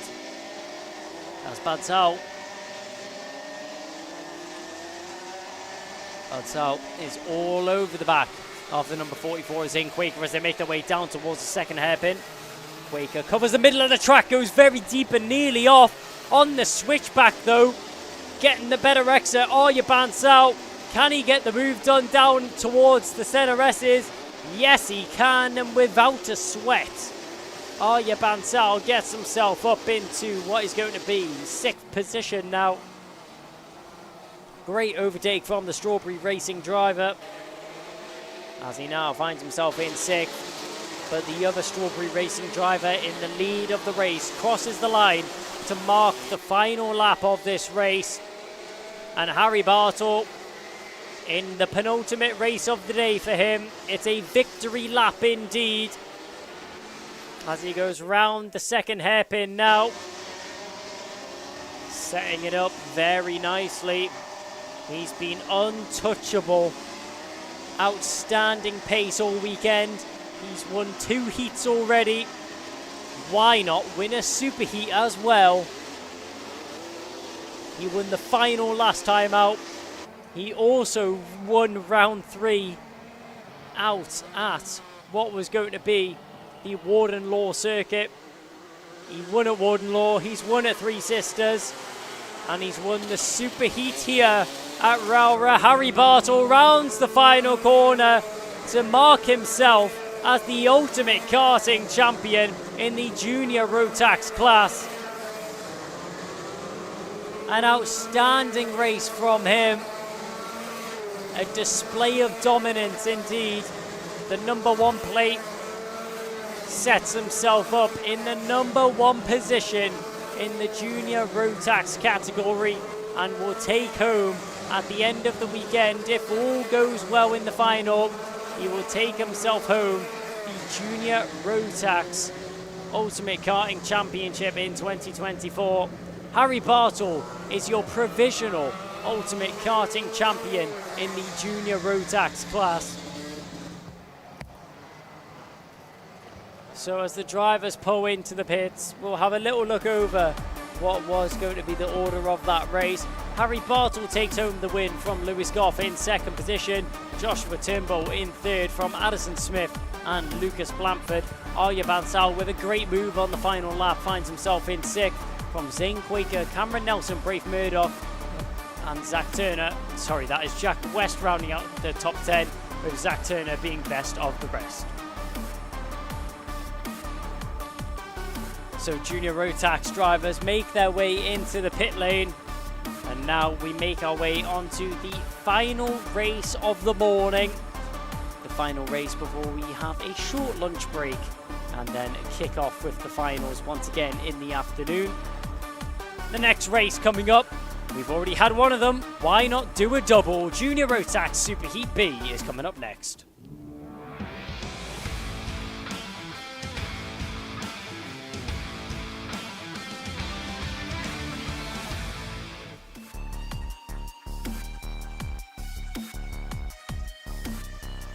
First one was so nice, we had to do it twice. Junior Rotax Super Heat B is about to head out onto the circuit now, with Finley Buck starting on pole position and William Antrobus finishing in 2nd. That number 2 plate newly asserted on the kart after coming home 2nd in the British Kart Championships. Jared Fox-Whiteley will start in 3rd, with Mikey Walker starting in 4th. Lizzie Menter and Ben Horner are on the 3rd row of the grid. Benjamin Baker starts in 7th from Jack Thompson, Jensen Pritchard, Leon Hasty rounding out the top 10 on the grid from Mateo Plaza and Lewis Sumner. Then it's going to be Shane Chandaria, Henry Cameron, Elliot Powell and Sebastian Lush rounding out the 8th row. 9th row will consist of James Kell and Zach McKay. So 18 drivers will be followed up by Ava Morris and Alex Lynn starting in 19th and 20th. Rachel Turnbull and Jake Rafferty in 22nd, 23rd. Rounding out the 23 kart grid here is Matthew Clark on the 12th row of the grid. I mean, Junior Rotax, they already have their championship sorted, with Harry Bartle taking home the win in the Super Heat there. Jacob Ashcroft isn't competing this weekend, And Jack West, what will he be able to do to hold on to third position, as Joshua Turnbull is only 14 points behind him in the championship order. And I mean, just look at how grim the weather is here in the northeast of England. One that we're very much used to up here in the northeast. I mean, if you don't have a hood, you're going to have very wet hair standing out there on the circuit indeed.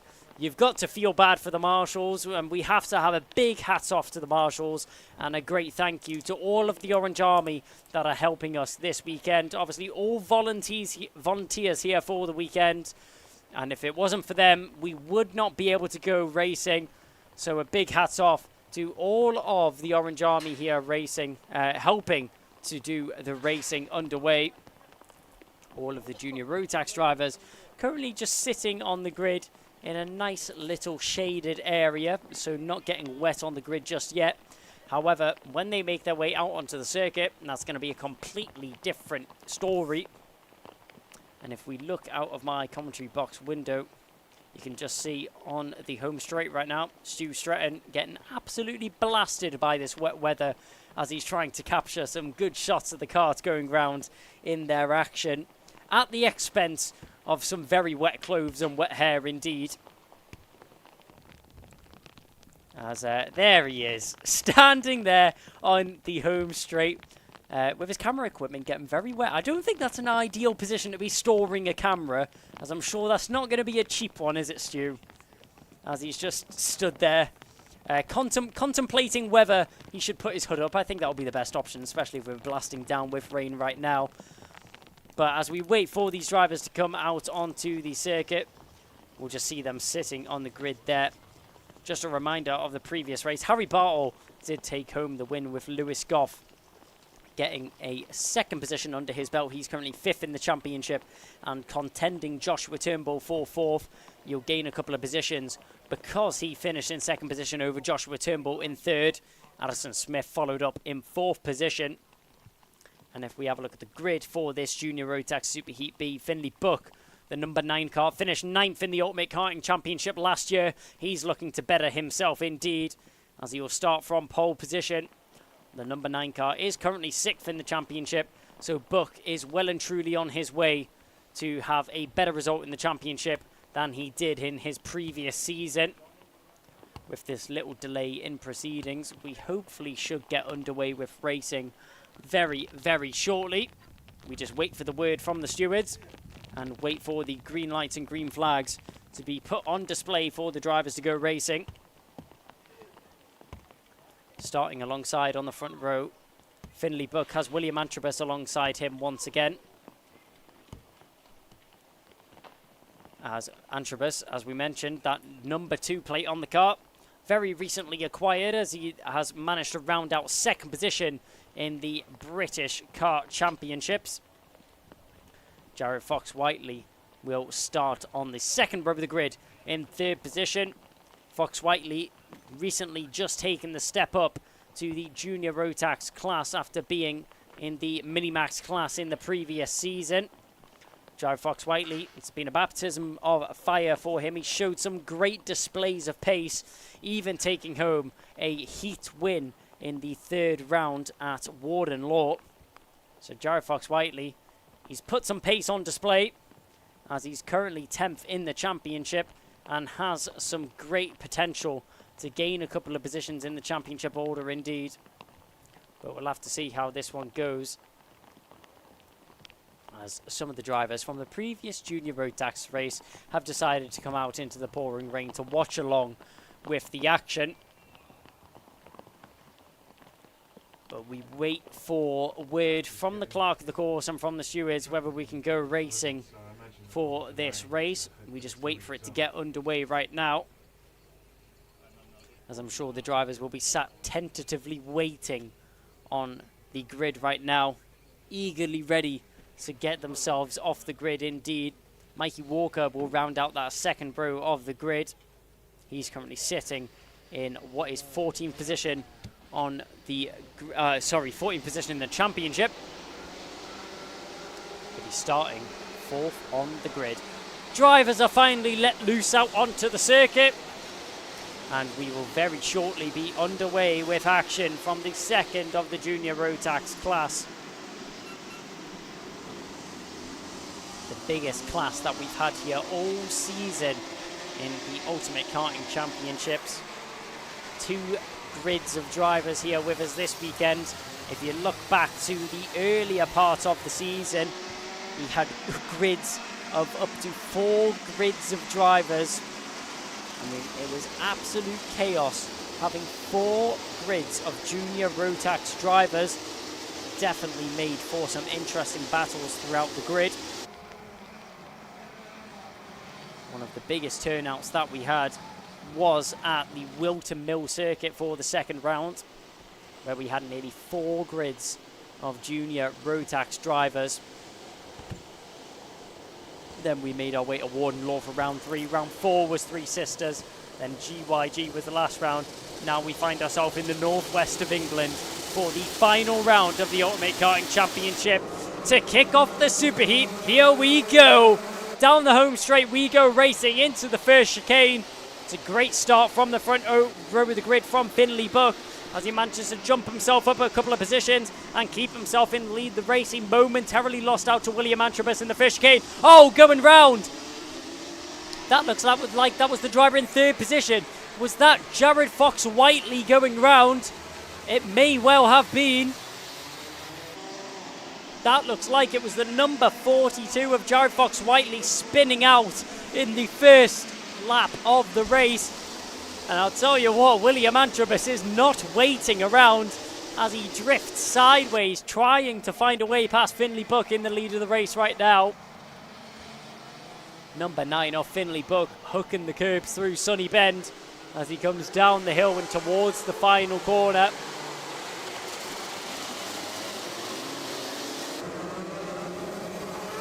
Kicking up some standing water as they go around the final corner. Finley Buck still out in front right now is the number 9 car. Tucked in behind him, the number 2 plate of William Antrobus, trying to apply as much pressure as possible. And we've got the 332 of Mikey Walker. Oh, big off. Big off there from the number 9. As Finley Buck went flying off the circuit into the wood chippings at the second hairpin. William Antrobus now finds himself in the lead of the race, and Mikey Walker finds himself in 3rd. Down towards Sunny Bend we go. William Antrobus using his experience out in the lead right now. As sitting in 2nd, Mikey Walker is followed up by Jack Thompson. Little check over the shoulder there from Mikey Walker. All these 3 drivers just string together out in front as they kick up a little bit of standing water out of the rumble strip on the exit of the first chicane. Through the first hairpin we go. Once again, a check over the shoulder there from William Antrobus. He's definitely not confident out in the... Oh, and he's went round! Yeah, he's definitely not confident indeed as he loses the rear end through the second hairpin. Spinning round goes William Antrobus out of the lead of the race. Mikey Walker is now the driver which is challenged with the curse of the lead position. In 2nd, Jack Thompson is all over the back of the 332 of Mikey Walker. But the question is, Mikey Walker ran straight into the side of William Antrobus when he spun. Has he got a drop down? But it doesn't matter anyways, as down the inside goes Jack Thompson. A little nod of the head as he goes down the home straight. Just confirmation to himself, yes, I got that move done. And now he finds himself in the lead of the race. Walker tentative on the exit of the first chicane as his back end of the car just spitting out a little bit through the first hairpin we go. Now down towards the second hairpin. Hooks the inside curb, does the number 65. Jack Thompson just keeping it very tidy. And look over the right rear wheel. Mikey Walker still very close in behind Leon Hasty. And red flags are out. Red flags are out on the circuit. So red flags are out. There has been an incident somewhere on the track. which has brought out the red flag, which means proceedings will grind to a halt and the race will momentarily be stopped until we can resolve the incident. It looks like there is an incident up at the second hairpin there. The drivers involved, we are unsure about the drivers which are involved in that incident at this moment in time. So drivers will be stopped on the home straight right now, and all the attention will be given to the drivers that are up at the second hairpin right now. So the drivers that are involved in that incident will receive any medical attention if necessary, as there is going to be a break in proceedings due to the red flag here in the Junior Rotax Superheat B race.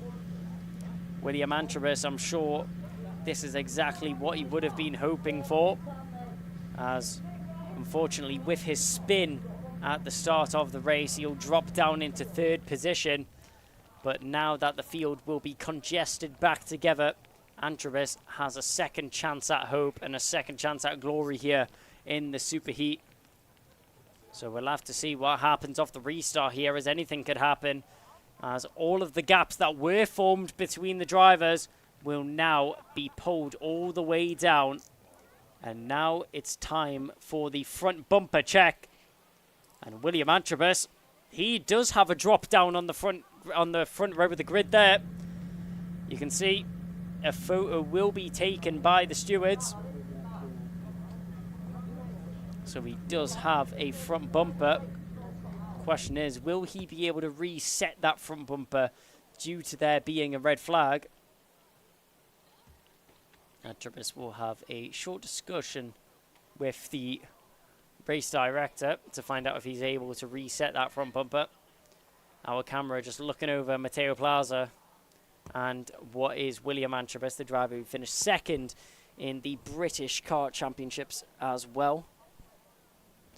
So with there now being a break in proceedings and with the red flag being out, any medical attention, if necessary, will be given to the drivers involved. And I'm sure we will keep you up to date with any and all updates we do receive. But for the time being, we are going to cut to a short ad break here on the Alpha live stream.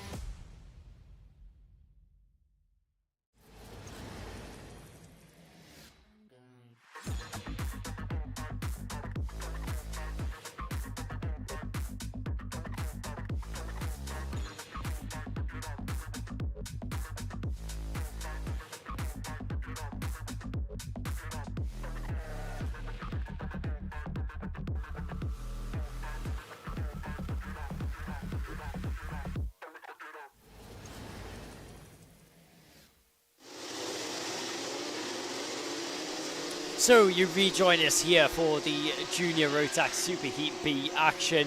The incident has been cleared up and all the drivers that required any medical attention have been sought to. Green flag is now waved and we are racing underway once again. 5 minutes and 30 seconds of action is what is going to be on the clock. Out in front though, William Antrobus has managed to gain himself a little bit of a lead already as he extends his gap over the drivers in behind him. Let's see if he's able to maintain this one this time. Mikey Walker is stuck in behind with Jack Thompson all over the rear bumper of that Jack's Motorsport car.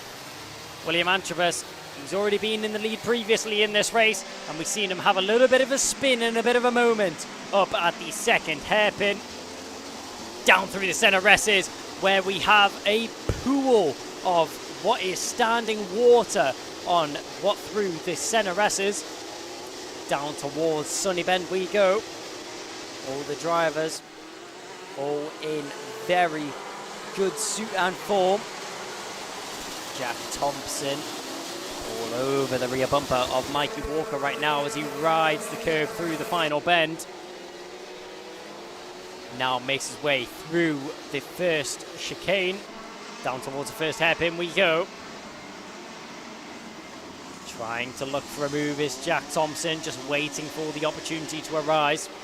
William Antrobus, though, capitalising on these two drivers being so close in behind and just trying to break away and build himself a bit of a cushion of a gap over Mikey Walker in second position. Tap on the helmet there from Mikey Walker to say, come on, let's work together. Let's try and break away from the drivers in behind and catch onto the back of William Antrobus. Big spit of standing water there from Mikey Walker as he drains it over the hill. Down the inside, there goes Thompson. He'll make the move through Sunny Bend as he dives up the inside of Mikey Walker. So Mikey Walker down into third position now, and he has Leon Hasty all over the back of him now as they go through the first chicane. Walker in a world of trouble right now. He's just lost out on the position of Jack Thompson. Leon Hasty is trying to do the double as well. A little tag of contact between the two of them, the 133 and the 332. Through the second hairpin we go. Now down towards the center S's. Very hot under braking there. Here's Mikey Walker as he nearly spears into the rear bumper of Jack Thompson through the center S's. Walker very, very lucky to come out of that one unscathed, as he very much nearly went straight through the rear bumper of Jack Thompson. Round the final bend we go, and across the straight. William Antrobus is taking advantage of this second chance. A 58.010 is the lap time which he's put down on the circuit, the fastest out of all the drivers around him. All over the road right now is Mikey Walker as he's desperately trying to shake off Leon Hasty in behind. Leon Hasty still glued to the rear bumper, overhooks the car on the curb, and that's going to be very detrimental to his exit. A long look over the shoulder there from the 133 as he tries to see how far the gap back is to Finley Buck, who's currently sitting in fifth position. The number 9 plate finished 9th in the championship last year. He's currently 6th in the championship. 5th on the road though. Trying to better that up to 4th. Through down into the final corner we go. And across the line. 3 more laps remaining in this race. But William Antrobus, this has been a great recovery race from him. He's taken advantage of this second restart and he's jumped his competitors and disappeared out in front. 2.33 seconds is the gap which he currently has over Jack Thompson in second position. Mikey Walker just trying to claw back some of the time which he gained to the number 65 in front of him. A wipe of the visor down the home straight. Visibility is key through here. Hook the inside curve. Splash of water as we go through the center S's now. Down the hill. Oh, Jack Thompson very nearly just skewing his cart sideways as he uses way too much curb down the hill. Jack Thompson putting himself right into the midst of Mikey Walker. Walker now all over the back of the number 65, marking the penultimate lap of this race. Through the first chicane we go. 1 curb, 2 curb, 3 for best luck. Now down towards the first hairpin. Jack Thompson, can he recuperate his nerves? Can he get himself back in racing order? Mikey Walker trying to take advantage of that major mistake as he made his way out of the center S's. Jack Thompson just hooking too much curb and causing a spear of water to come flying out of the curb. Downhill we go, where he made the mistake just 1 lap ago. Jack Thompson just about holding on, but this is going to be a very, very close final lap. As he crosses the line now, William Antrobus will mark the last lap of the race as he will cross the line now. But what a move there! That's Mikey Walker down the inside of the final corner, gets the move done on Jack Thompson. Now Thompson just has 11 corners, no 9 corners now to get that move back. 8 corners. The lap is ticking down, he doesn't have much more time and the overtaking zones are dwindling. Through the second hairpin now, 1 car beached on the exit. Down the back straight we go, long look over the shoulder, 1 driver that doesn't need to worry at all. That's William Antrobus as he now makes his way through the center S's and down towards what is going to be Sunny Bend. But the battle for second position has had us all on edge. Mikey Walker and Jack Thompson, they're still going at it as they come round the final couple of bends. Through the final corner we go. Big nudge through the final corner. Thompson on the inside. Does he get there? Yes, he does. Jack Thompson gets to the line, but the question is, does he have a drop-down bumper from making contact with the rear bumper of Mikey Walker? Jack Thompson, he'll come home in second, but provisionally Mikey Walker will come home in third from Leon Hasty, who very, very nearly jumped Mikey Walker on the line as well. But Mikey Walker finishes in third. Leon Hasty will finish in fourth. Ben Horner in fifth. From Finley Bug, Matteo Plazo, Jared Fox Whiteley, Lewis Summer and Elliot Powell rounding out the top 10. Well, what an amazing second part to that race though. William Antrobus able to take advantage of that one and gets himself a nice race victory. So William Antrobus will win the race once again. Jack Thompson will finish in second. And finishing in third will be Mikey Walker. Leon Hasty did pick up the fastest lap of that race. No extra points for that though. He will come home in fourth position. So a very chaotic second part to the Junior Rotax class. Junior Rotax Superheat B is now finished. And we will now make our way off the circuit.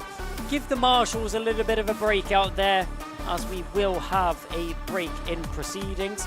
So we are going to have a lunch break here on the Alpha Lives Productions. We are looking to get underway at around 1:20 proceedings for the first of our final. Sorry, no, we're looking at getting started at around 12:30. If that doesn't get changed, TKM Extreme is going to be the first of the finals. Unsure about the start time of that right now. We are about to cut to the lunch break, and we have some very special news for you. Kev's been running around the paddock all morning, and he has some exclusive driver interviews over the paddock. So here we are then for the final round of the season. We're ahead of the Super Heats and the Super Final. Some championship classes are wrapped up and others, well, it's still all to play for. The wet weather tyres are on, and this is the first time that this year some of these drivers will have had experience of using them. So let's go and see what some of the key contenders are thinking ahead of the final day of the season. So Ralphie, here we are, a rainy Rowrah, final round of the season, final day, but it looks like you might have the championship wrapped up. Yeah, I'm pretty sure I do, because after drops I take third today no matter what. Brilliant, well done to you. Talk to me about yesterday then, because yesterday, quite a tough day for you. Yeah, it was, the wet's just not my thing. The tyres haven't been good, nothing's been good. but it came to dry 9th to 3rd and 9th to 3rd again on the second heat, so the dry is where I'm at. That's really good. And the young man who's won the championship previously, Ryan White, he had a really good day, but you and him have had a great battle all season, haven't you? Yeah, we've had such a good battle. Have you enjoyed this season with us here at UKC? Yeah, this has probably been one of my favourite seasons ever. Nice work. Why is that? What have you enjoyed about this season so much? Just the atmosphere, like in the Hondas, we come off, and even if you got pushed a little bit and someone beat you, we're still mates at the end of the day. Ralphie, great to talk to you as always. Congratulations and enjoy the rest of your day. Thank you. Elliot, great to see you here. A rainy last round, a rainy last day. You're sitting 4th at the moment. Have you got your eyes on the overall championship podium? Yeah, hopefully I can get a podium. That'll be a great achievement, and I'd love to get a podium and go to that presentation. Yeah, exactly. Presentation evening later this year. It's been a great season for you. I think you've really enjoyed it, haven't you? Yeah, it's been really fun this season. Been a lot of fun races and good overtakes. Yeah. And this is your first full season of racing in the UKC, isn't it? Yeah, it is. I've never done it before. What sort of things have you learned, do you think? How have you developed over the year? I've got a lot of racecraft from this championship and just learned how to manage races on the last lap and stuff. Brilliant. Well, listen, Elliot, thanks for talking to us. Very best of luck for this final day. What have you been thinking? What has your mechanic been telling you ahead of this wet weather day? Just be confident with the car, just overtake as many people as you can and just drive finish as high as you can and have fun. Have fun, buddy. Good luck. Thank you. Thank you. How are you feeling ahead of this one? Hopeful. Hopeful. I think as we look at the championship standings, if you still got your eye on the overall podium. Yeah, we think so. So you're looking to beat Ralphie Branscombe and Ryan White? Either that or try and protect a 3rd place. 3rd place at the moment. What have you got to do to protect that 3rd place? It looks pretty wet out there, presumably fairly conservative driving. I think all we have to do is just not DNF. So even if I'm last, every race is fine. Okay, well, very best of luck. Good luck, sir. Thank you.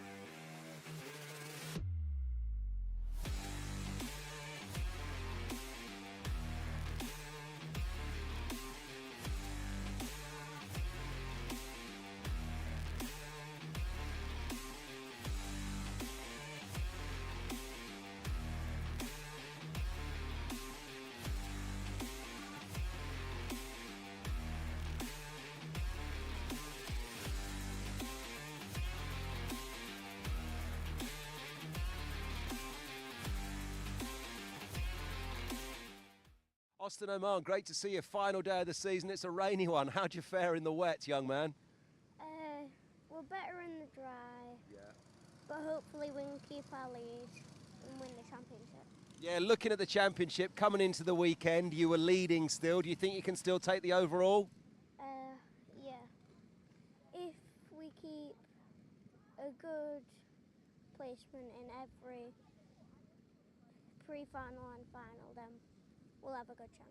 Yeah, it's all about today, the pre-final and the final. You do well in both of those, and I think you've still got it wrapped up. But looking at your season overall, are you pleased with how you've driven? Yeah, there's a few races I think I could have done better in, but overall good. And your main contenders this year have been the likes of Max Abrahart, Dean Singh Pahal, Max Jolly. Have you enjoyed racing against these boys? There's some good drivers in your class, aren't there? Yeah, challenging, but yeah. Challenging, but yeah. All right, well, listen, you're just about to go out for the Super Heat and then the Super Final. What's going through your head right now? What's your game plan? Just get as high as we can, try and win, and we'll just see where we are. Good luck, my friend. Go well. Thanks. So Max, great day for you in the heats yesterday. Talk to me. Yeah, so the first heat I came first by like 8 seconds, so I was really happy with that. And in the second heat I came first again by like 6 seconds, so yeah. And as we go into this final day on this season then, overall it's been a good season for you. I think you're still in the mix for a championship podium place, aren't you? Yeah, I could get, I think the first and second is finished. Dean could get second, but I think Austin's won it. But I could get third by beating Dean in every race today, so yeah. There's a lot of maths to be done, isn't there, to work these things out, but we've got the super heat and the super final. It's going to be a wet race. How do you fare in the wet? I think I'm very confident in the wet, and I feel like I'm going to try my best. Try your best, my friend, and go well. Good luck. Yeah, thank you. So, Dean, final round of the season, final day of the season, and it looks like you're in a podium place for the championship overall. So Austin's probably won. I think he's got about a 14, 24 point lead. I reckon I could possibly still go for second, just 12 points away. I don't think Max Jolly can get me anymore. Maybe a slight chance, but you never know what's going to happen. That's it. That is a great mathematical assessment of the final day of the season. Thank you ever so much for that. Well done. Yeah, it all comes down to today. It looks like Austin's won it. I think you're probably in second, but Max Jolly had a good day yesterday. You basically, I think, have to do as well as you can in today's super heat and today's super final. But it's going to be a wet race. How do you fare in the wet? I was second in practice, so I think I can kick off. And looking at your season overall, this has been quite a good season for you, hasn't it? I think there's a lot of positives to take from this year. Yeah, I have the second most wins. If I have, yeah, it's a good season. It's a great season. And what have your mechanics been saying to you about today then? We've got the super heat and the super final. What sort of advice have they been giving you? Finish in front of Max. I worked out I'm going to need about 4 carts between us, but it's all to play for. It's all about who keeps it on track. yeah. Best of luck. Thanks, Dean. Thank you. Well done, mate.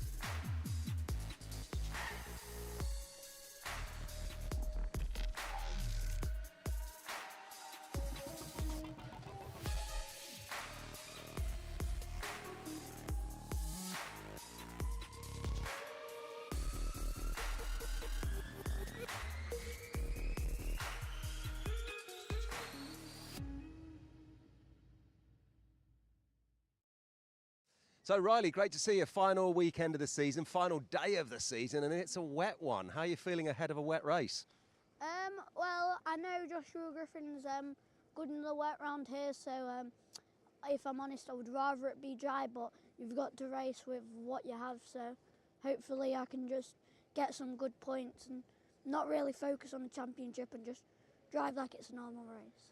Yeah, you got to play the hand you dealt. I like that. It is what it is, isn't it, on a wet day like this? And you say you're not focused on the championship, but you've been in the bubble at the top of it all season long, really, haven't you? Well, obviously we can't go for first, and I'm third from how I've drove, so obviously if I just drive how I've kept driving, I'm going to be somewhere thereabouts. Yeah, so it's all about this super heat and then the super final today. You get as many points as you can, then we'll see what happens. But when you look at a race like this, what sort of things have your mechanics been saying to you? What's the advice they're giving to you on a day like today? Make sure you're calm on the throttle and don't slide in the exit. That's what the main thing that I've been doing wrong that I need to work on. Brilliant. And overall, when you look back at your season in 2024, how's it been for you? Do you think this has been a positive season for you in the kart? Well, obviously my first year we had a few problems early on in the British, which then mainly meant this was my only good championship, which we have gone well in, so I'm pretty happy. Riley, great talking to you as always. Very best of luck for the super heat, the super final today. Alex Goodson, great to see you. Final day of the season, and it's going to be a wet race. How are you feeling ahead of putting the wet tyres on the car for the first time this year, maybe? Yeah, feeling good. I'm cold, I'm wet, and I don't really want to go out, but it's all worth it. Well, it is what it is, and you have to go out. But joking aside, we haven't had much practice with the wet tyres this year, have we? No, yesterday was our first wet session of the whole year. It had to happen at Rowrah. It had to happen at Rowrah. As we look at the championship overall, you've been on the bubble in the top sort of 4 or 5 all year long, I think. Have you done any maths on the championship points? Do you know what you've got to do today? Just go fast. That's all I've been told from the team. Just go fast. I think Emerson has got the championship wrapped up, hasn't he, ahead of you? Yeah, he's got the championship. He doesn't need to be here this weekend, but obviously he's come to win. He's going to help me out when possible, so yeah. All right, well, very best of luck, Alex. Go well. Thank you. So here's a man who's a little bit relaxed on a rainy day, Emerson McAndrew, and I think you've got the championship wrapped up coming into this one, haven't you? Yeah, obviously we wrapped it up at GYG with a clean sweep.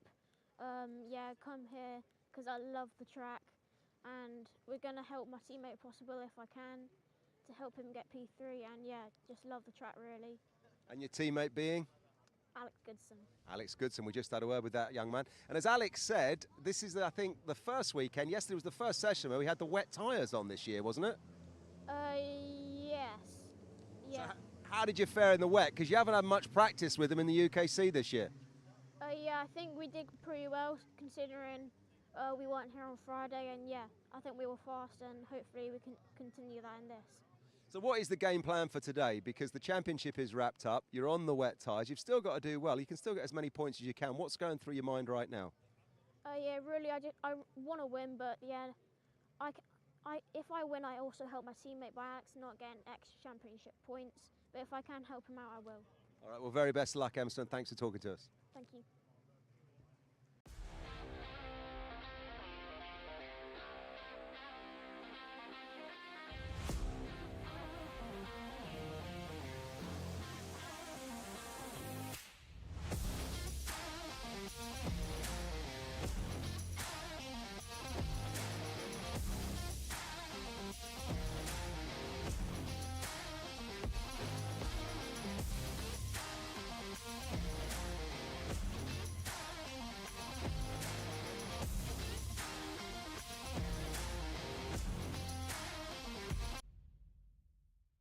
So Pearson, final weekend of the season, final day of the season, and we got the wet tyres on. How do you feel about that?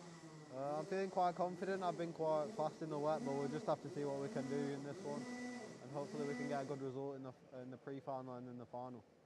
Yeah, when we look at the haven't been what we wanted them to be, and the pace haven't really matched the results either. Haven't been what we wanted them to be, and the pace haven't really matched the results either.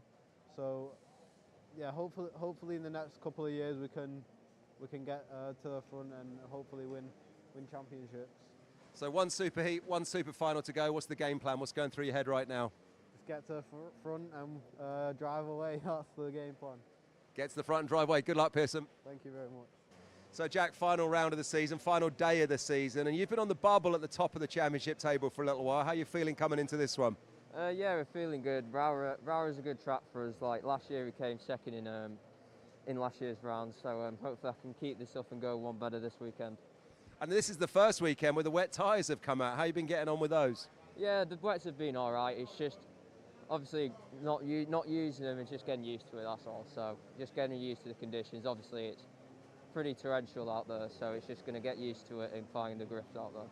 And when we look at the championship points overall, it's between Kai Hunter and Macaulay at the top, but have you done any maths? Can you still get yourself on the overall podium? To be honest, I haven't looked. There's just in a race, get myself as high as possible on the results, and then obviously it'll just play out like that. Best of luck, Jack. Thanks for talking to us. Thank you. So Kai, final round, final day of the season, and the fight between yourself and Macaulay is still on, isn't it? I'm not sure. I don't know if I've already won. I think there's quite a few points between us, but I'm not really thinking about that. I just need to get going and get on with it and see where I can end up. And get going and get on with it is what we got to do in conditions like this. It's the first time that the wets have come out. A lot of these guys haven't had to use these this year. How are you finding it? Yeah, all right. Yeah, put them down yesterday. Were pretty good, so I'll just cover that up. So it was great, yeah. I think yesterday in qualifying P1 obviously, but well, I'm starting at the further back this time after yesterday, so we'll see where we can go. All right, well, very best of luck. Thanks, Kai. Thank you. So Macaulay, final day of the season, last couple of races. Tell me how you're feeling coming into this. Yeah, the pace has been exceptional this weekend and dry and the wet. Yeah, just last second heat yesterday, bit scrappy. Yeah, got some penalties that I think was quite unfair. So I was starting 7th, but yeah, the pace on the wet's been unreal. So I think we should come through and probably should win this really. Yeah, well, best of luck with that. For a lot of these drivers in the UKC, this is the first time the wet tyres have gone on. Have you had many wet races elsewhere this year? Nah, not really at all, to be honest. Yeah, it hasn't really rained much last 5 months, just more in the winter. But yeah, I'm really good in the wet normally, so yeah, I'm just naturally good in the wet. It's a bit of a leveller, isn't it, when the wet tyres come out? Yeah, definitely. Yeah, just like some people can drive in the wet and some people can't. It just comes with time, I think. And when we look at the championship table overall, it's been yourself and Kai Hunter who've had some pretty robust racing all season, fair to say. We've enjoyed watching it, but where are you at with the points? Have you done any maths on what can happen ahead of this Super Heat and then the Super Final? Yeah, I can get second. I can't win. Personally, I think if I didn't have such bad luck, some things went wrong that hampered the whole weekend really. But yeah, second's all right. I mean, he's been doing senior for 5 years now. Yeah. This is my first year. I've won the British with the #1. Yeah, it's a really good year. So you're looking forward to today? Yeah, definitely. Going to be exciting, I think. Have a great day. Thanks, Macaulay. Thank you.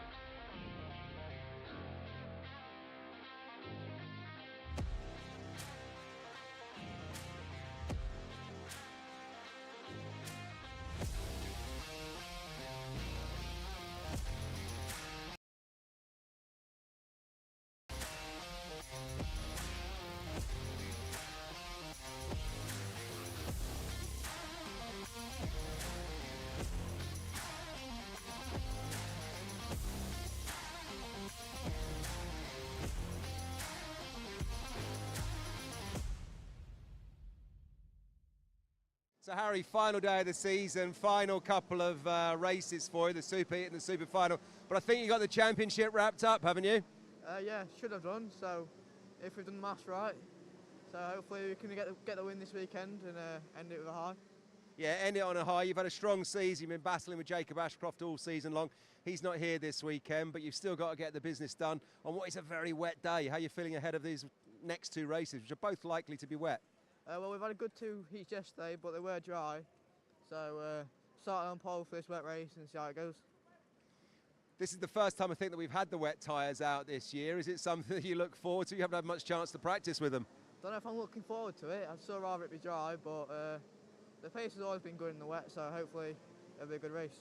And when we look back at the season as a whole, it looks like you've taken that championship title. You must be thrilled with it. Is it one that you can look back with complete positivity, or has it had its ups and downs? Well, we had a bit of a bad round at the first round, but after that we've taken every single win. Yeah. So good to talk about this championship and obviously win the British Championship as well. So yeah, good season. Final 2 then in 2024. What's going through your head right now? Just the wins basically. That's all I'm settling for. So hopefully it'll go that way. Very best of luck. Thank you.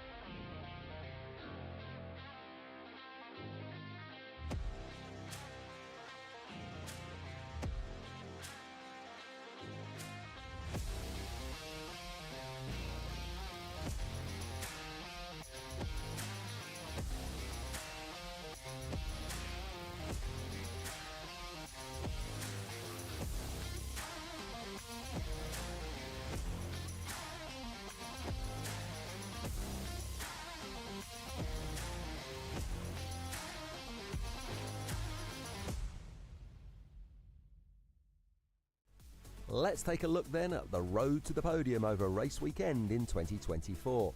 It all starts on Saturday morning with timed qualifying. All drivers take part here, and this will determine your starting position for the heat races. Then all drivers take part in a minimum of 2 heat races, where you'll gain championship points and determine your starting position for the superheat.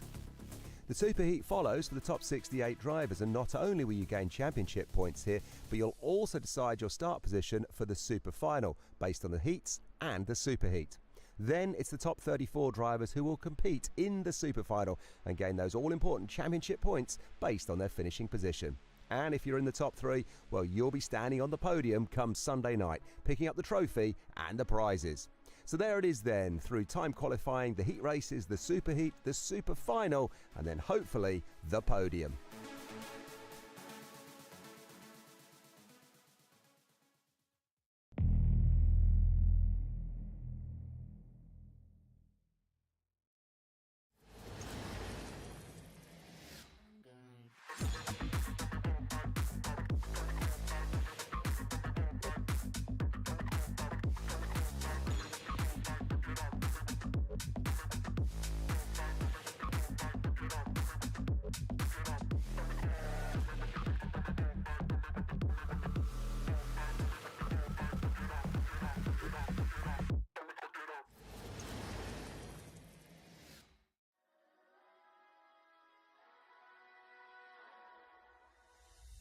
So let's take a look at the classes that will be running in 2024, and we start with Honda Cadet.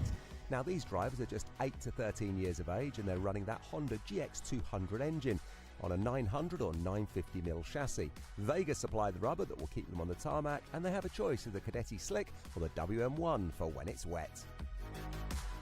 Next up, it's Micromax, also younger drivers here, aged 8 to 12 years, but now running that 125cc Micromax Evo engine on a 950mm chassis. Vega supplying the rubber once again, and it's the Cadetti Slicks or the WM1 wets.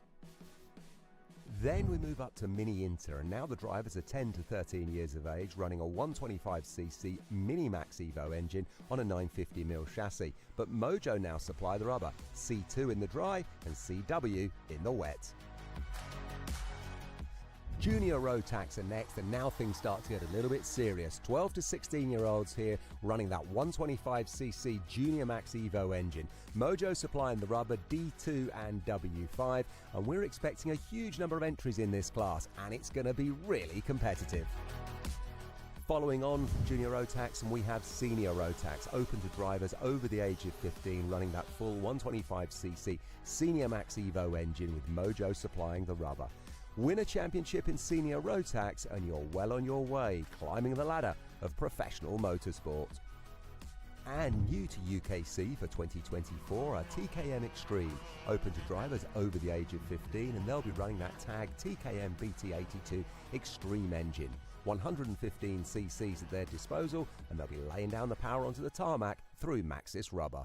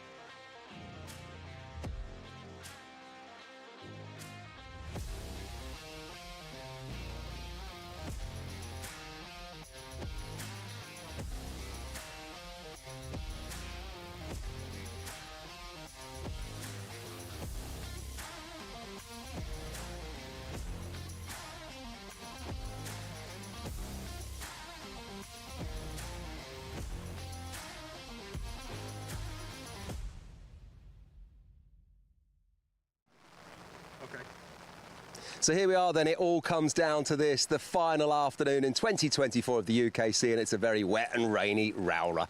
Thanks for your company, my name's Kev Harris. I've been running around the pit and paddock as always, getting a word from each of the drivers who's hopefully looking to win the championship this weekend, because it all comes down to this final afternoon of racing in the Super Final.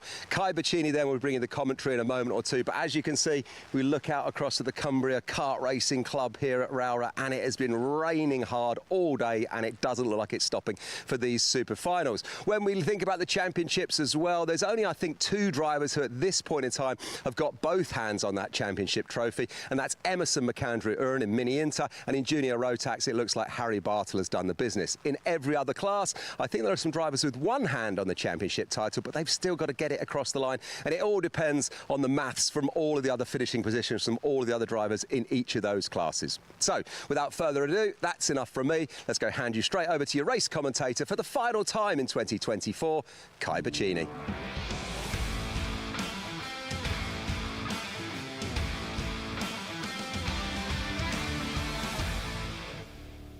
Thank you, Kev, and at least you had an umbrella keeping you dry down there in the paddock and not getting as wet as some of our marshals out there on the circuit. It's looking very wet and dreary for this afternoon's racing. On the weather forecast, it did say that it might have been a little bit sunny. Guessing we've been lied to there, because there is no signs of the weather easing off. I mean, still a very damp circuit that the drivers are going to have to deal with this afternoon. Superheats are out the way, all the grid positions have been decided for the final this afternoon, and this is really what's going to decide it. As Kev just mentioned, we've already got 2 of our champions crowned, Emerson McAndrew-Uren and Harry Bartle, and we're going to decide another one right here. TKM Extreme Final is coming up with Chris Whitten and Leah Robinson on pole position. Kian Bennett and Harrison Morrow will start on the second row from William Bryan and Yehan Kali-Churn. 7th and 8th, rounding out the grid, is going to be Jack Stewart and Jessica Fitch-Hall, starting in 8th position.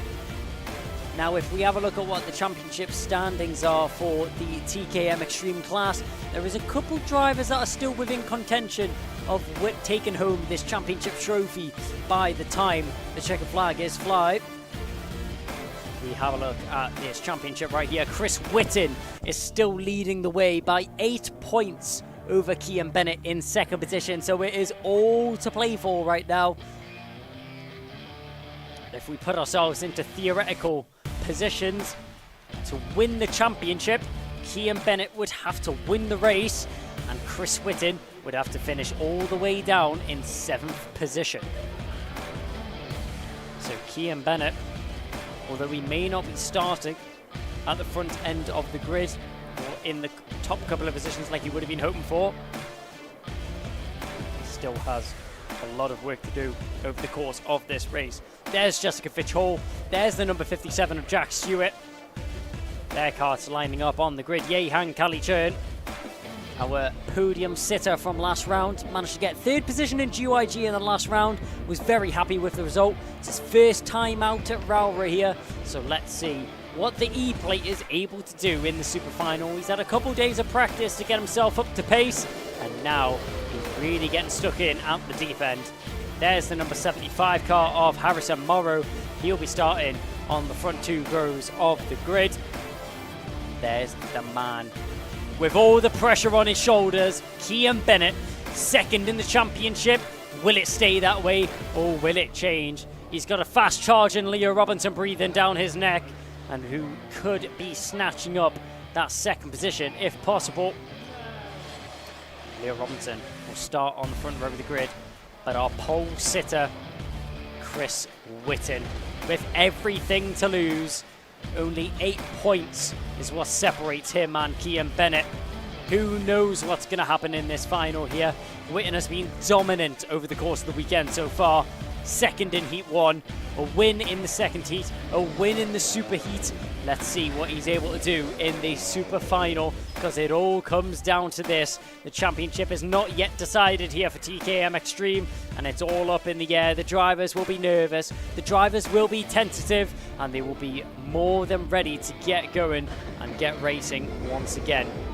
Leah Robinson, as we mentioned, starting on the front row of the grid as well, joining Chris Whitten alongside the number 36 has already taken a win last time out at GYG. He managed to get himself on the top step of the podium with some ruthless racing.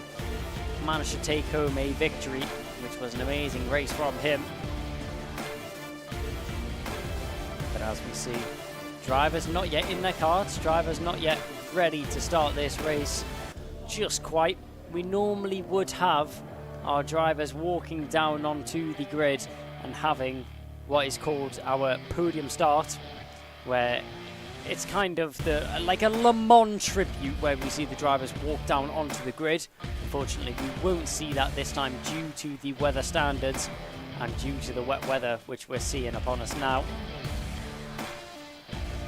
All the marshals are just returning to their posts as soon as possible. And then we should be ready for racing action once again in the northwest of England right here, Cumbria Kart Racing Club.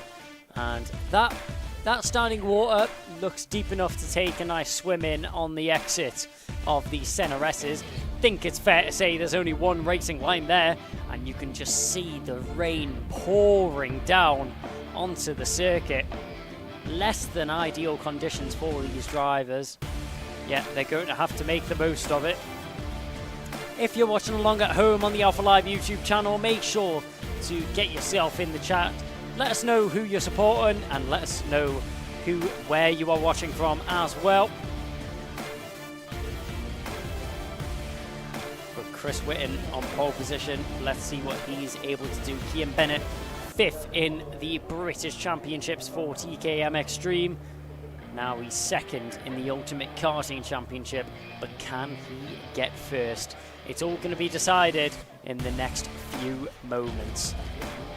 Just standing on the grid, waiting for it to start. You can't blame him, he can't stand still. Very nervous, but still able to have a joke on. Trying to hide from the camera is Chris Whitten, but one who's not a stranger to the camera indeed, as we've had many interviews with Chris over the course of the season. Drivers just sitting in the cars. There is the number 72 of William Bryant as he's sitting on the grid waiting for this race to get underway. Some support in the chat coming in from Summer Harris to Harrison Morrow. Saying good luck Harrison, you've got this. That's from Summer Harris in the YouTube chat, cheering on Harrison Morrow in the number 75 car.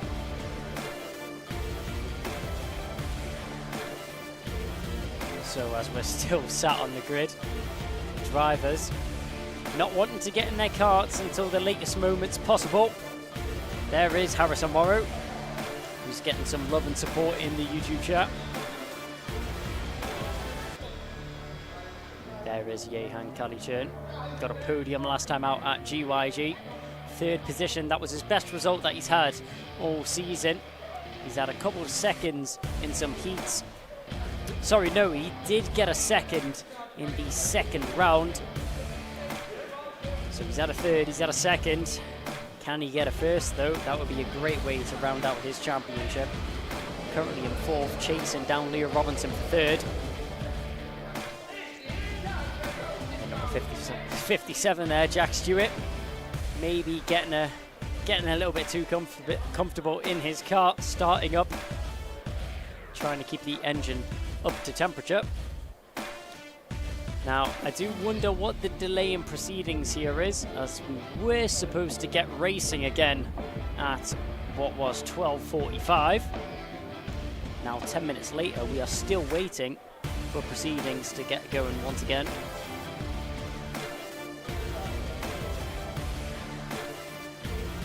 So, as the drivers are sat on the grid, just waiting to get going once again. The Alpha Live Productions team doing a great job once again at providing these live pictures. You can see a lot, I'm sure you'll see on the cameras, a lot of the camera operators getting absolutely soaked in this wet weather out there on the circuit. Having to stand the test of these treacherous conditions. Unlike the drivers, which are able to have a helmet and a wetsuit on to keep themselves nice and dry as they make their way around the track. So as we wait for the signal from the race director and clerk of the course to get us racing once again. We will wait for the first of the super finals to kick off the final round of the Ultimate Karting Championship. It's such a shame to see it go for the season. It's been such a great years of action. There you can see, that is where I would want to be. If I was a camera operator, I would want to be in that hut. Definitely not in that position. I mean, there we go. Good wave there from the camera operator. At least he's got a hat and at least he's got a hood. Maybe Stu Stretton could learn a few lessons. He doesn't seem very bothered by the conditions, just Stu, as he's sat munching on a bag of crisps, waiting for the racing to get underway. Once racing does get underway, Stu Stretton, obviously the cameraman, the man who takes all of the photos from the racing over the course of the weekend. He's the one to thank for all of the amazing photos which you see over the course of the weekend's racing. Jehan Kalichern with his thumb over the ignition, just waiting for the green flag to fly and able to get himself out onto the circuit. All the drivers are now in their cars, all of the drivers are now ready.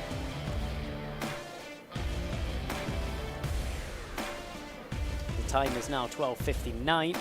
My prediction is that we're going to go racing at 1 o'clock, which would make a lot more sense than the break in proceedings. So maybe there wasn't a break and that we did originally just get going at 1 o'clock.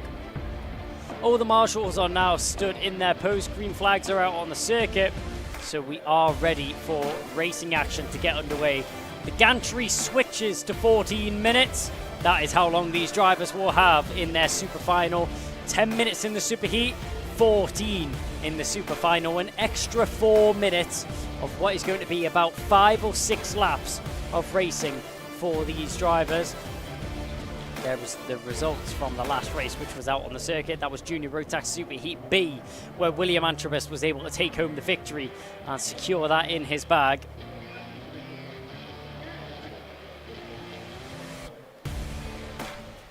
So up on the grid, we just wait for the start signal from the race director. Some of the puddles out there on the circuit, if you drop a wheel into it, it will just pirouette the kart round because of the decrease in speed that the tyres will have when hitting that patch of water.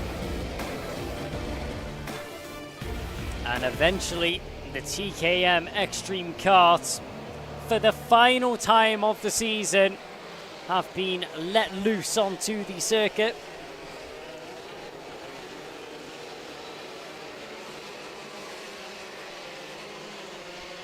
So let's see how this race unfolds.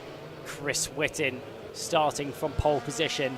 Leo Robinson alongside him.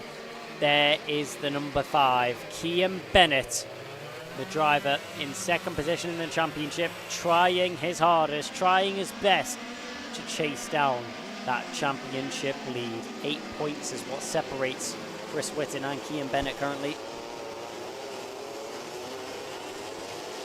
So we'll have to see what happens here. As Chris Whitten, it's all to play for. He has to finish within the top 7. Chris Whitten has to finish 6th or higher, and Kian Bennett has to win if Kian Bennett wants the championship. If Chris Whitten wants the championship, all he has to do is finish within the top 6.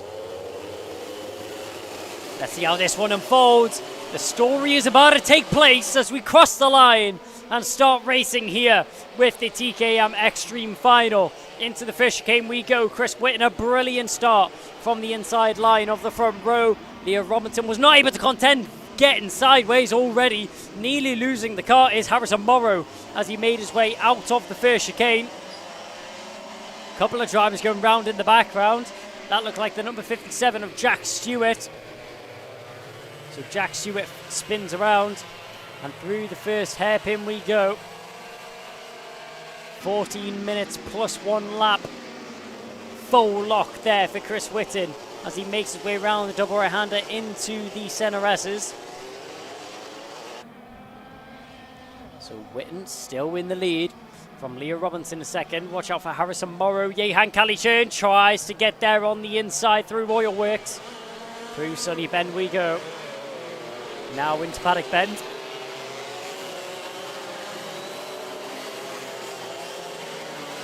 Harrison Morrow fighting that back there. Jehan Kalichern just about holding on to that third position for the time being. Harrison Morrow, though, I'm sure he won't be giving it up that easily. As we go through the first hairpin now. Jehan Kalichern diving down towards the second hairpin, keeping it as tight to the inside line as possible. Harrison Morrow just trying to follow the line of Kalichern as he's slightly dropped off the back of the E-plate. Sideways under braking, goes to 75, keeps it under control though. Kalichern gets that one hooked in very nicely and gets himself into the corner. Over the hill we go, and up at the front end we watch Chris Witten still leading the charge from Leah Robinson.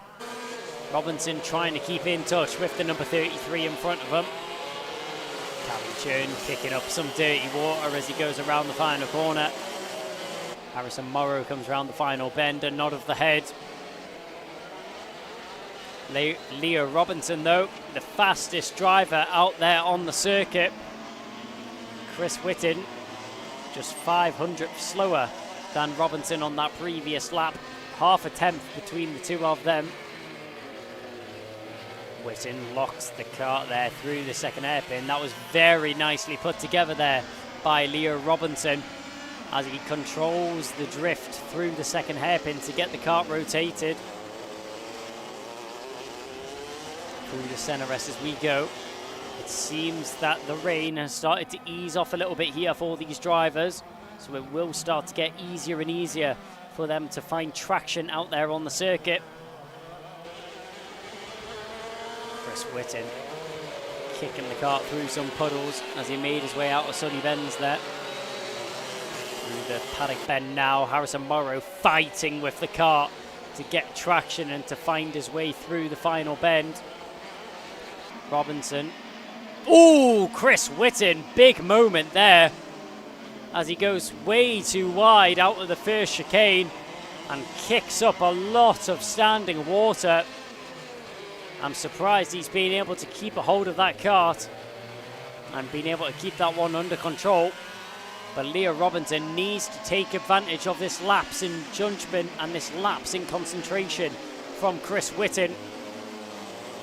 This is where Robinson's going to be most effective if he's able to get in an offensive stance.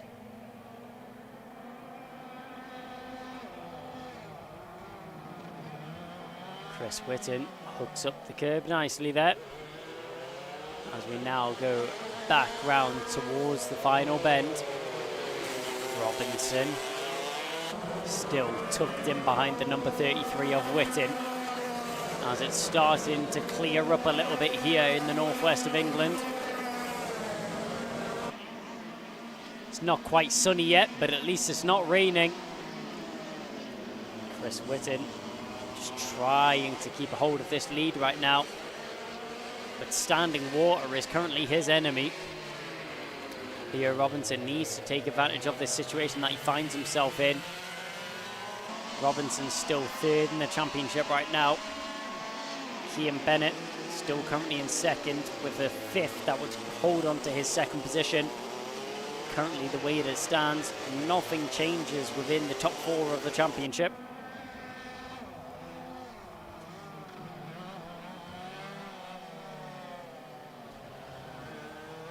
So no changes in the top four of the championship. All of these drivers staying in the same order right now, with Chris Witten leading the championship and leading this race as well. Leah Robinson still third in the championship, but second in this race. And second in the championship, but fifth in this race is Kian Bennett. Chris Witten picks up the fastest lap there to respond to the pace which was getting put down by Leah Robinson over the last few laps. Robinson has been the fastest of the two drivers concurrently over the last 4 laps. But Chris Witten is finally able to respond, set a fastest first sector on this lap as well, and a purple sector of his own last time round. But with the rain not being as heavy as it has been previously, I would not be surprised if we start to see the times tumble and fall. As Chris Whitten with a blistering second sector there. A 23.43 in the second sector from Chris Whitten. Leah Robinson only managing to do a 23.82. Whitten over half a second quicker than Leah Robinson on that previous lap.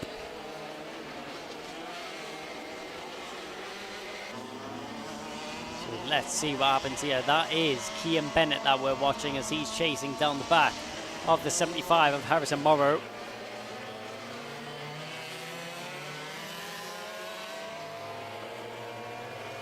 Morrow really struggling to get that front end turned into the second hairpin there.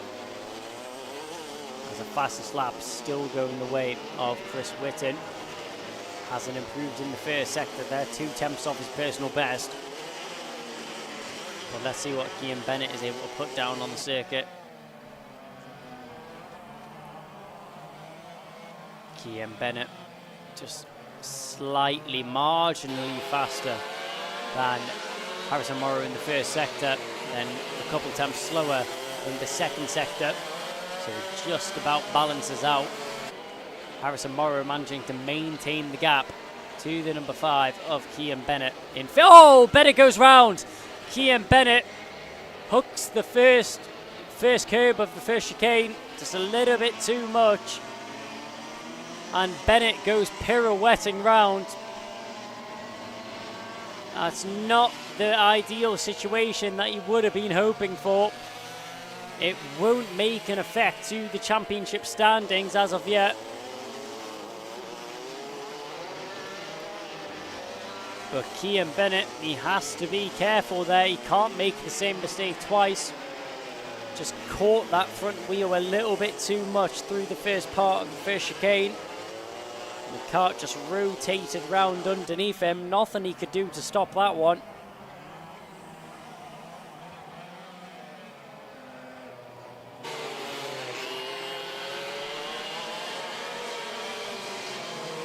So through towards the final bend we go.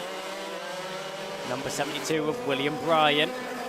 Still just chasing down the back of Kian Bennett now. Bennett recovering from the mistake that he made on that last lap.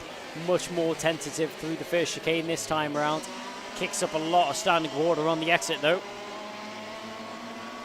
And Chris Whitten, once again another purple sector 1. He is absolutely flying out there on this circuit.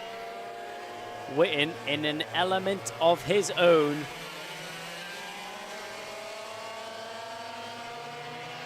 Whitten, it would have been a clean sweep so far if he had have won the first heat. He finished in second in the first heat, but he's won the second heat, he's won the super heat, and he's looking pretty set to win the final as well.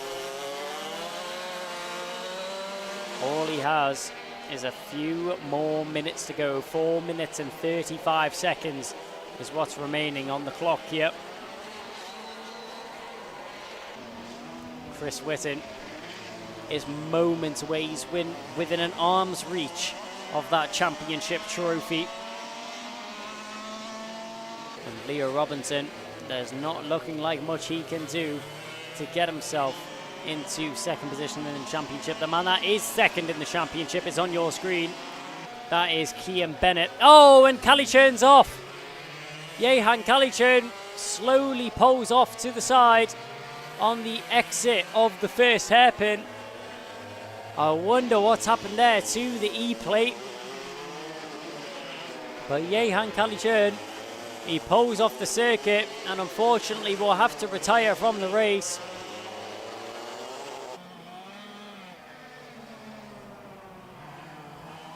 That's such a shame there for Kalichern, as it was looking to be another podium set in the stars for him. He was in third position, and now he will tumble down the order due to his retirement. Kalichern will finish all the way down in 8th position. But Chris Whitten, He just needs to keep this one on the tarmac and keep himself out of trouble. And he will be crowned the ultimate karting champion in the TKM Extreme class of 2024.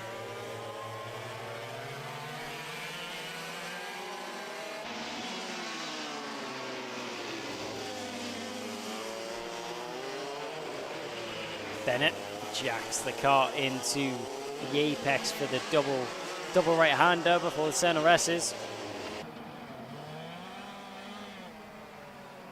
So as we see the drivers once again come round through our picture. We'll have a look to see what happens here, what is about to unfold. Number 72, William Bryant, really biding his time in behind. Kian Bennett just not able to find the pace to jump the number 5 car in front of him.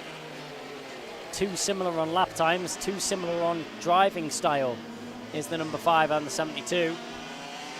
Bryant, he's going to have to try everything each way if he wants to get himself into the lead of this race. Not into the lead of this race, sorry, into the lead of this battle. This battle is currently for 4th position. But Kian Bennett, he could have had a podium under his belt. He could have had 3rd position if he hadn't have had that issue through the first chicane, pirouetted himself round after using a bit too much curb. And unfortunately, he has to live with the consequences of his mistake. Across the line our leaders go, and that will mean that we have 3 more laps of action here in the TKM Extreme Final. Leah Robinson has completely dropped off the back of the number 33 of Chris Whitten. Whitten has just disappeared from the rest of the field. 2.18 seconds is what separates the two of them. And at one stage in this race, it was very close between Chris Whitten and Leah Robinson. Robinson was within a few tenths of the rear bumper of Chris Whitten after Whitten made that mistake through the first chicane, where he ran a bit wide, kicked up a lot of standing water, and had to go over the muddy grass. Luckily, has able to recover himself from that one as he now comes down towards the final bend and will round the final corner across the line to mark the penultimate lap of this race. This is a parade at this point for Chris Whitten. Leo Robinson in 2nd position.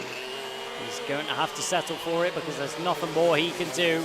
Robinson will secure himself 3rd position in the championship standings. Yes, Chris Whitten up towards what is going to be the double right-hander into the center S's. Sorry, that's through the 2nd hairpin. He'll make his way down towards the double right-hander and then through the center S's. But Whitten, what a season it has been for him. The number 33 has been untangible out in front. He kicked off his season with a P3 in the first round of the championship. He then bettered that with a win at Wilton Mill. We then made our way over to round 3 where he scored no points in the final. It was a less than ideal situation for himself. Final lap is upon us now. When it came to round 4, Three Sisters was his track, and what a weekend it was for him. Only one race that he didn't win, and that was the Superheat where he finished in 3rd. Managed to take home the final victory, and it was a P2 that he had to settle for last time round in GYG. But with all that tallied together, all of that totaled up, it's been a stellar season for the number 33. And on his final lap of this race here, he will dance around the circuit in glory. A star-studded victory here for the number 33 of Chris Whitten as he slides it sideways through Sunny Bend. Just one more corner to go. The number 33, the Talco kart of Chris Whitten, will cross the line to be crowned the 2024 Ultimate Karting Championship champion in the TKM Extreme class. Chris Whitten, take a bow. It's been an outstanding season for the number 33. It did come down to the wire, but in the end he was unbeatable. He won the superheat and he wins the final here in the final round. Cian Bennett, he finishes in 5th position, but he will secure himself 2nd in the drivers' standings. Leah Robinson comes home 2nd on track and will secure himself 3rd in the Ultimate Karting Championship standings. No changes in the drivers' order at the end of that race, but Chris Whitten, his heart would have been in his mouth for all 14 minutes of that race. He will take home the victory from Leah Robinson in 2nd. Harrison Morrow will come home in 3rd from William Bryant, Cian Bennett, Jack Stewart, Jessica Fitch-Hall, and unfortunately the driver which was set to have a podium, he comes home in 8th position. 6 laps down was Yehan Kalichern. Well, emotions will be running high throughout the drivers making their way into Parc Fermé. The drivers will make their way over the Weybridge now, and we will very shortly cut down to Kev Harris, who will be interviewing our top 3 drivers. Kev's down there now to catch up with our top 3. So here we go then, the first of the super finals of the afternoon comes to an end with TKM Extreme doing the business there with Chris Whitten, kart number 33, taking the win. 40 points goes to him, and that sees him wrap up the championship overall as well. 718 if my on-the-fly maths is correct. Just behind him then kart number 36, bringing it home in 2nd was Leo Robinson. And then that's kart 75, there's Harrison Morrow bringing it home in 3rd. He was down in, I think, 2-4, about 6th place in the championship coming into this one, so he'll have bumped up a few spots, but I don't think he's going to be fighting for a championship podium after that. But a great way to round out his season with a podium here on the final one in 2024. Chris Whitten, though, it's been a great weekend from him. Kart number 33 there, just on the left-hand side of the scrutineering bay as we look at it right now. He's been great all weekend long, and he's been a hard campaigner all season, so perhaps a well-deserved victory for him. The man that didn't feature on the podium in this one, who I think, though, is still on the podium for the overalls, is Cian Bennett. That's, of course, kart number 5. I think if my on-the-fly maths is correct, he may have clawed his way or held on, kept his fingertips on the 2nd place overall there in the championship with 703 points. Maths was never my strong point, and doing it on the fly here in a rainy Rowrah on a Sunday afternoon makes it even trickier. But we'll get a word with him as soon as we can. We'll try and get Mr. Morrow up first, Harrison Morrow, kart number 75. We'll get a word with him and see what he's thinking ahead of this one. Coming on out of scrutineer, and now here's the man getting to put his feet just on the spot here, left and right foot there. Harrison, there we go, mate. You're looking very wet. You got a smile on your face though. Brought it home in 3rd. Yeah, it was a tricky race, tricky conditions, but managed to bring it home. Yeah, well done. Great way to round out your season. Final one in 2024. I don't think, if my maths is correct, you're going to be on the podium for the championship overall, but a good way to finish nonetheless. Yeah, and it's my last race in TKM ever, so it's a great way to finish it. Is this the retirement announcement? Well, we're going to X30 next year. Okay, right, fantastic stuff. So lots to look forward to still in karting. Yeah. But as you look at the season overall here in the UKC doing the TKM this year, it's something you've enjoyed? Yeah, it's been great. We haven't had the best of luck, but the way we've been able to end the season is the best way I could ask for. Brilliant stuff. All right, well done to you. Who would you like to thank? Who's made it all possible this year? My parents, Dave and Ash from Class and Motorsport, and my sponsors, CMS Services and 88 Digital. Listen, well done, Harrison. Been great watching this season. Well done, your 3rd place, final one of the year. Thank you. And best of luck for next year, of course. There goes Harrison. Let's try and get a word with the next man then, which should be our 2nd place man, Leo Robinson, kart number 36. Here comes Leo, top man. Got a smile on his face as well. I do like the TKMs because they always come out here. They've had fun. They've gone racing, but they've had fun. Leo, great to see you, my friend. 2nd place in the final one of the year. Well done. You must be pleased with that. Yeah, just pleased to finish it off with a podium again. I couldn't quite get the win, but I got my first pole yesterday, so that's a big positive already. And then 2nd just to finish it off is great. Brilliant, well done to you. Yeah, lots of positives from this weekend. I'm just glancing down at my notepad here, trying to do the maths overall. Had you done any maths coming into this, looking at where you might be in the championship? I think I might have you down as 3rd overall in the championship, maybe? Yeah, I think I am 3rd after this. We had a positive day yesterday and today, and then I looked for the final and we were clear, so... Brilliant. Looks like you've got, where are we? Chris Whitten 7:18, Cian Bennett 7:03, and then I think yourself there was 6:92. So a great season and a great way to finish it on the last day of the season. Who would you like to thank? FF Course for the Driver Academy, Tim Wilson Motorsport, all my sponsors, all my family at home for the great support, and my dad for being an awesome job on the spanners. Well done, Dad. And what are we looking forward to for next year? Still in TKM, still in karting, doing something else? What's happening? Looking to go to X30 next year with a bit of KZ, so that should be a blast. Oh, it will be a blast. Best of luck, and thanks for racing with us this year. Yeah. Great stuff. There goes our man Leo Robinson. Go and high-five your team. Let's see who else we got. We should be able to bring out then, hopefully now, Chris Whitten. Let's have a look. Have we got Chris? He's there. Let's try and get a word with him. He's just obviously got to do the scrutineering with his mechanic, but he should be a man who's happy. Chris, come and put yourself on the spot, mate. I haven't caught up with you much this weekend already, but you've got to be pleased with that. Taking the win and the championship overall. Yeah, no, it's been a great weekend, to be fair. So a bit of wet, bit of dry, so it's been fun.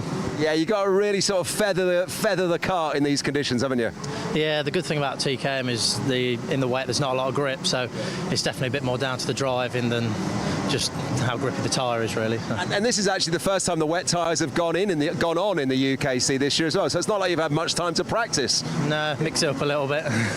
But a good weekend, and just looking at the championship standings overall, I've done some maths on the fly. I think you got 7:18 as your overall score. Cian Bennett 7:03 just behind you. You two have had a great battle all season long, really, haven't you?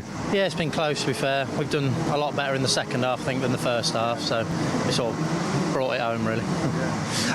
Who would you like to thank? Who's made it all possible this weekend and indeed this season? I'd like to thank my mum and dad for everything they do. My girlfriend coming and supporting me every weekend. Alan, Joe and Mark for everything they do. Calgate Performance. Yeah, that's it. Thanks. It's a long list. A lot of people make this all happen. What's happening to you for next year? Staying in TKM, cars, karts, something else? We'll see. We'll see. All right, well, listen, well done. Enjoy that podium later on, and thanks for talking to us. Lovely. Thank you very much.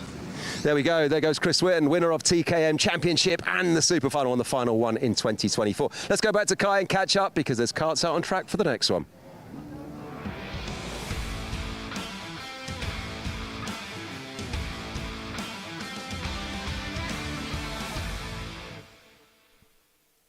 Thank you very much, Kev. Yep, karts are already out on the circuit, and it's Honda GX200s which are out on track right now. Ryan White's going to start from pole position with Archie Cannon alongside him from Riley Blakemore, and Ralphie Branscombe, our championship leader, in behind. Theo Hamilton, then Ricky Jr. McIntosh is in behind them. Jack Fulbrook-Harmer will start in 7th, from Elliot Bork in 8th with Ashton Horsepool and Shea Hilton 9th and 10th. 6th over the grid is going to be J.M. Prakash, then it's going to be Toby Turner. Esme Rosie and Jerry DeFicci will start on the 7th over the grid, then it's going to be Margaris Kovetskis, and then it's going to be Harry Pennington and Reggie DeFicci rounding out the 17 driver grid here for the Honda Cadet GX200s. Well, the championship isn't so close in this one. Ralphie Branscombe does have a 36-point lead coming into this final race of the season, meaning that if Margaris Kovetskis was to win this race, that he would have to finish very, very low down, would Ralphie Branscombe. With the gap being 36 points between them, there would have to be a 37-point deficit, which would mean that Ralphie Branscombe, I don't even think it's possible, unless Ralphie Branscombe gets disqualified from this race. Ralphie Branscombe has already secured himself the championship trophy. So all that Branscombe has to do is finish this race and stay out of trouble. Let's see if he's able to do so. So the drivers now dive down towards the first chicane. There's a couple of overtakes in the background. Drivers still squabbling for position through the final part of the chicane. Couple kicking up some dirty water on the exit. Everyone just about staying in order right now. Out in front, Ryan White is the perfect start he would have been hoping for. Let's see what he's able to do, as Ryan White has already secured himself 3rd in the championship, but he could possibly battle 4th, 2nd if possible. Margaris Kovetskis would have to have a vet to finished all the way down in 17th position with Margaris Kovetskis. If Ryan White was to jump up, Kovetskis currently finds himself 16th. So if he's able to keep himself 16th or higher, Ryan White has the championship, but he hasn't got it easy. Oh, as they bang, oh, going wide on the exit as well. Hopping over the grass was the number 68 of Riley Blakemore. Riley Blakemore didn't have that easy when battling with Ryan White, the driver's second in the championship. It's all about the long game here, a long race for these Honda cadets. A 12-minute final instead of 10 minutes, which they are used to in the superheats. Ryan White still in the lead of this race. Archie Cannon, the S-plate, is now in second position. The recently acquired Scottish plate on the kart of Archie Cannon. He also has the fastest lap underneath him. One driver which will be very much used to racing in the wet is Archie Cannon. A check over the shoulder there from Theo Hamilton. You'll see that Archie Cannon isn't far in behind him. He has to keep an eye on the 68 of Riley Blakemore in behind if he wants to hold on to this third position right now. But out in front, Ryan White under increasingly building pressure from Archie Cannon in behind him. Ryan White doing a good job out in front at withstanding this pressure. The 68 of Riley Blakemore is glued to the rear bumper of Theo Hamilton right now. That's for the final step on the podium. Very close between these two right now. Constantly checking over his shoulder is Theo Hamilton. Theo Hamilton not safe at all, as he could very quickly fall into the grasp of the number 68. Riley Blakemore down the inside. He'll try it in the second hairpin as they bang wheels onto the rumble strip. Went Theo Hamilton. Will he get the move done? Yes, he will. Riley Blakemore up into third position. Gets himself the fastest lap as well for good measure. So down towards Sunny Bend we go with Ryan White. Oh, very sideways went Riley Blakemore there, nearly losing control of the car. Down through Oil Works.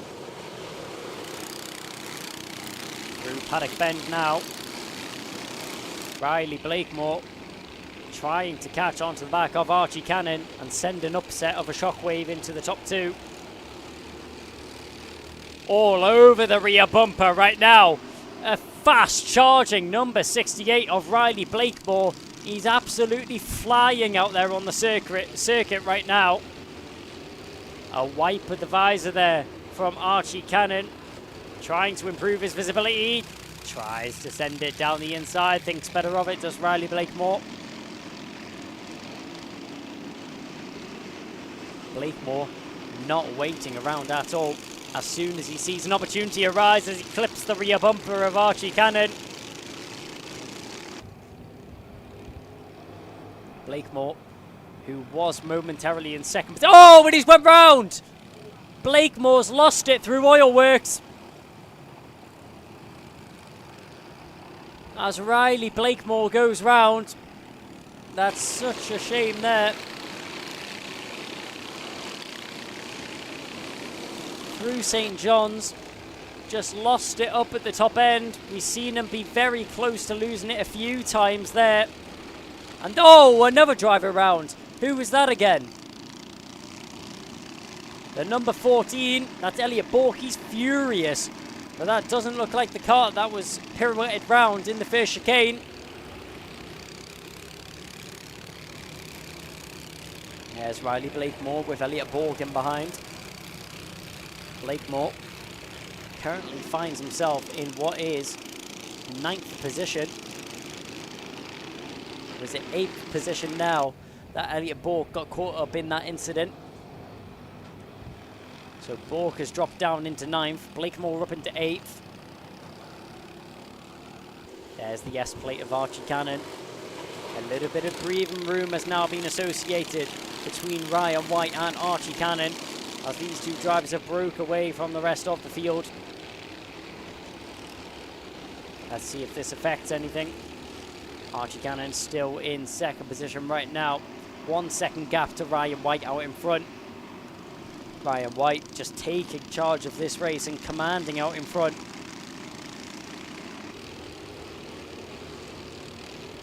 Here's Riley Blakemore trying to fight his way back through the field on the back of Ricky Jr. McIntosh. On the inside, he loves that move down the inside of the second hairpin. Does Riley Blakemore down the inside of Ricky Jr. McIntosh. McIntosh loses out, but he's going to go straight back on the attack. He tries it, but can't find the traction on the inside line. Those Vega VM1 wet tyres not working in the favour of Ricky Jr. McIntosh as he tried to make the move. There is Ralphie Branscombe. Branscombe made the move on Theo Hamilton there. As it looks like, yep. There is Ralphie Branscombe, finds himself in the top 3 right now. This is going to put the nail in the coffin and staple himself at the top of the driver standings. Just 4 minutes remaining in this race for Ralphie Branscombe to keep himself out of trouble. Head down to the steering wheel. He's not going to ease off though. He's going to push this kart all the way to the end of this race. He's going to push this one until it finishes. Finds himself in a podium position right now. Would be a great way to round out what has been a fantastic championship bid from the O-Plate. Been an outstanding season from Ralphie Branscombe. The bright pink bell helmet, you can't miss it on the circuit, has a check over his shoulder. As we go around the final, picks up the O-Plate while he was at it this season. Circuit indeed. It was at Rowrah at the Cumbria Kart Racing Club where the British O-Plate was held. And that is where Ralphie Branscombe picked up that number to put on his car. Branscombe tentative in 3rd position right now, as he's constantly checking over his shoulder, constantly worrying about Theo Hamilton in behind. You see him check over his shoulder once again. He is not comfortable at all in his kart right now. He's currently in 3rd position. I'm sure he'll be wanting to hang on to a podium. Mistake there from Theo Hamilton sends himself very wide out of the centre S's. Through St John's we go now into Sunny Bend.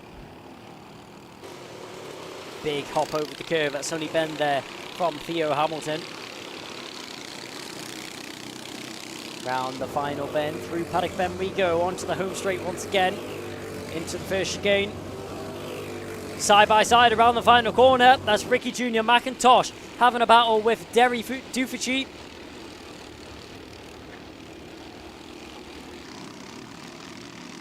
Dufaci trying to make a way past Ricky Jr. McIntosh on the inside. In the first hairpin is going to be the ideal spot. McIntosh tries to get the switchback, but he's not able to do so. A tap on the helmet there from Dufaci, saying let's work together, let's push forwards, to say the number 12. McIntosh thought of going for the move into the second hairpin, but thought better of it. He backed out of the move. Down the back end of the circuit we find ourselves now. And Ryan White out in front does not have long left of this race, and with a 1.7 second gap which he's established over Archie Cannon in behind, there's a warning flag going out to the 888 of Shea Hilton. So Shea Hilton picked up a warning flag for, it is not specified what the warning has been issued for. But Ryan White crosses the line, meaning we will have 2 more laps of racing here for the Honda Cadet GX200 final.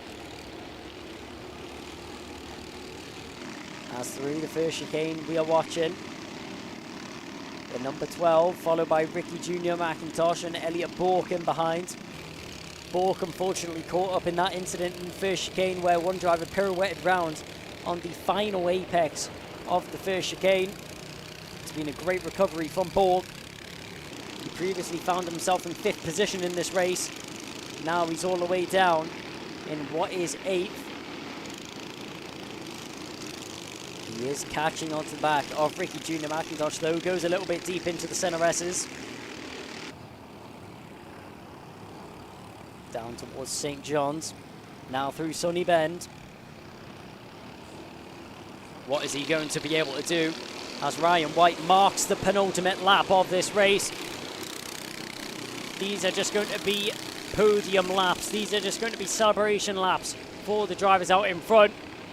But for drivers like Elliot Bork, they are fighting all the way down to the wire.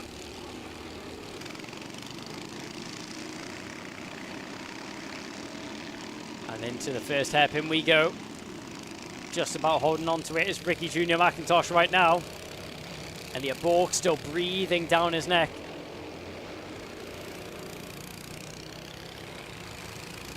We'll have a quick update on the championship standings.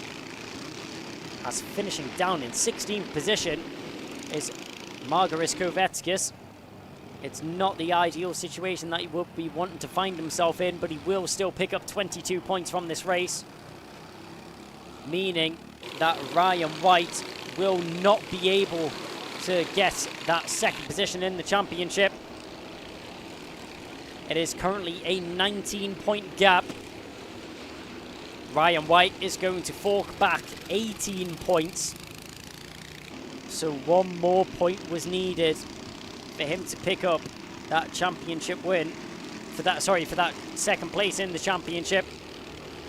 Either way, though, it's been an outstanding race from Ryan White. He's been able to dominate from pretty much start to finish and has secured himself third position in the championship standings. And Margaris Kovetskis, although it may be down in 16th, has done enough to get himself second in the championship order. And a big tank slapper there from Riley Blakemore as he went through the centre S's. Ralphie Branscombe, he may not be finishing on the top spot and he may be finishing in third, but it's still a podium and it's still enough. Around the final bend he goes. Ryan White takes the win, but the driver which take home the championship, it's Ralphie Branscombe. The O-plate crosses the line and he is the victor. He is the champion of the Ultimate Karting Championship in the Honda Cadet class. Ralphie Branscombe, if a podium isn't to be happy enough about, he takes home the championship win alongside it. And what a way to round out the season. Ralphie Branscombe, he's been amazing all season long with so many outstanding results. He won the first round, second in the second. It was a clean sweep out at Warden Law in the third round of the championship. And it's just been consistent podiums throughout from Ralphie Branscombe, which has managed to secure himself the Ultimate Karting Championship Drivers title. Ryan White comes home with the race win and third in the championship from Archie Cannon in second, and Ralphie Branscombe, our championship winner, is third on track from Theo Hamilton, Riley Blakemore, Jerry Tufici. Then it's going to be Ricky Junior McIntosh, Elliot Bork, J.M. Parakash. Then it's going to be Jack Fulbrook-Harmer rounding out the top 10. Esme Rosie is 11 from Harry Pennington, Ashton Horspool and Shay Hilton rounding out the top 14. 15th is going to be Reggie Tufici and Margaris Kovetskis. He'll finish in 16th, but second in the championship. And rounding out the grid in 17th, that was Toby Turner. Now as the drivers make their way into the Parc Ferme area, we're going to throw down to Kev very shortly as he's down there ready to talk to the drivers and see what happens down in the emotions. So here we are then in scrutiny at the end of that Honda Cadet Super Final, the last one in 2024, and former champion Ryan White brings it home in first place, rounding out what has been a really positive end to the season for him. A first in his two heats, then a fourth in that Super Heat this morning, and then a first in the Super Final. Archie Cannon was the man that came home in second. Wasn't fighting for the championship overall because we haven't seen him in every round, but there in the green helmet in the middle of your picture now with the S on his car and the green helmet, just taking that helmet off. And behind him, the man that's all smiles, of course, is the inimitable Ralphie Branscombe, who's brought it home in third on the day, but with enough points there, scoring 35 to give him 734 points for the season, and that sees him take the championship win for Lenny Messenger Motorsport. 3 youngsters there. They've all been competitors out on track, but look at the smiles on their faces now as they double-check the timing screens in scrutiny here for UKC. Let's get a word with them as soon as we can. Let's get Ralphie up onto the spot first. Come on, Ralphie, running on out, mate. You know the drill. Come and put your feet on the spot, my friend. Well done, Ralphie Branscombe. Dad Joe there, just giving him the cheers and the high fives he deserves. Ralphie, well done to you. You've taken the championship with a 3rd place win in the final there, and it's all smiles from you, isn't it? Yeah, I'm just so happy that I got 3rd in the end of it, and I wouldn't care if I got last. As long as I won the championship, I would have been happy. It's nice to win the championship, but it's nice to do it and also get on the podium, isn't it? It's been a great year for you all in all. Yeah, it's been a lovely year. UKC is one of the best championships in British. Yeah. And when we look at who you've been racing against there, as I was just saying, when you look at the timing screens, yourself, Ryan White, Archie Cannon turning up for this time, Margaris Kovetskis as well. You're fierce competitors on the track, but you have fun off it. Oh yeah, we're all messing about off of it. Like late at night, we'll play manhunt for like 2 hours. Well, listen, I would say that's worked for you because you've taken the overall win for the season. Well done. Who would you like to thank? Who's made it all possible this year once again? Well, I'd like to thank LMM. I would like to thank Adrenico, JCC Young One, as JCC Young, JCC Normals, Sharps and Adrenico. They're just been the best for me. Yeah, it's been really good. And your dad, Joe, by your side, as always, every weekend. He puts a shift in, doesn't he? Yeah, I love my dad so much. I could never forget him. We can't. You couldn't and we can't. You're a great team together. But just a quick word about the conditions. This is the first time I think you youngsters have been out on wet tyres, isn't it? Yeah, it has been. I think we went out on wets like at the practice of a couple other rounds, but never in the final. And you handled it all right, though? Yeah, we were struggling all weekend, but in that final we got it down to a crack. Well, listen, well done to you. Go and high-five your dad. He's in scrutiny there, and huge congratulations on your championship win once again. Thank you. There goes Ralphie Branscombe, your championship winner for the season and 3rd on that one. Let's get a word with Archie Cannon if we can. We'll welcome Archie up to the spot. Look at the smile on this man's face. This is what I like to see from Zipcar. Come on, sir. Put your feet on the spot there. Archie, great to see you, pal. 2nd place. Wasn't fighting for a championship position, but it's nice to finish with a podium at the end of a UKC season, isn't it? Yeah, it's really nice. Tell us about your weekend, because I'm looking at your results here. You got a 4th, a 3rd, and then a 1st and a 2nd. You've done it all. Yeah, it was a real good weekend. Also, I got 2 penalties at the S-Way, and somehow I just got lucky. I just got lucky. You did just get lucky, but, you know, the harder you practice, the luckier you get, is what they say. Yeah, because I have younger experience. When you have the younger experience, less you have around the tracks and passing skills. But with my dad... I like to say this because his go-kart and passing and like his track skills run through my vein. You've got your dad's track skills running through your veins. Well done to your dad. Who else has made it possible this weekend, indeed this season?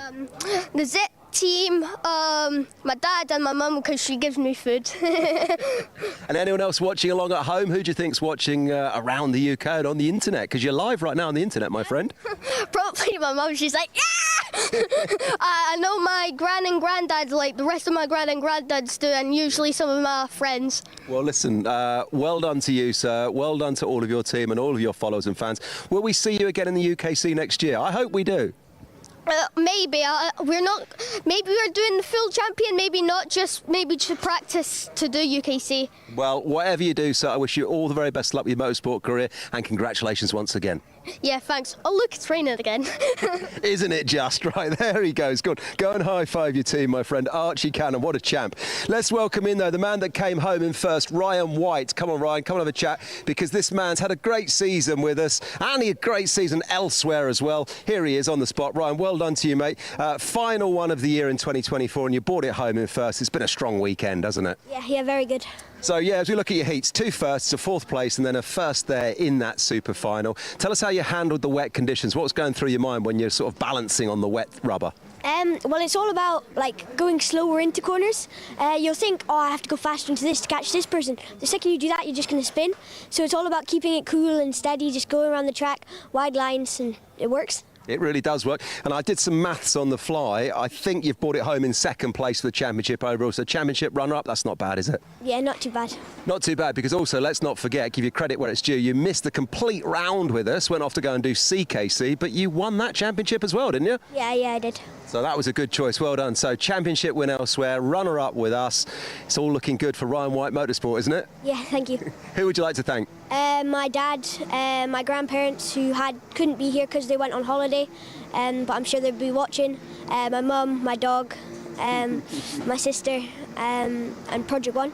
Yeah, shout out to your dad. He's an absolute trooper, isn't he? He drives you all over the country every weekend. Couldn't do it without him. Yeah, this is our local English track. 5 hours to get here. So, yeah. Well done, sir. Go and high-five your team. Get your scrutineering sorted, and we'll see you for podiums later. Yeah, thank you. How about that? There goes Ryan White. What an absolute trooper. And yeah, 5 hours to get here because they live in the far north of Scotland. Have a think about that next time we're racing down at Clay Pigeon down in Somerset or Dorset or wherever that is. Right, let's go straight back to Kai because the next one's Rowrah on track. There's more to come from here at Rowrah.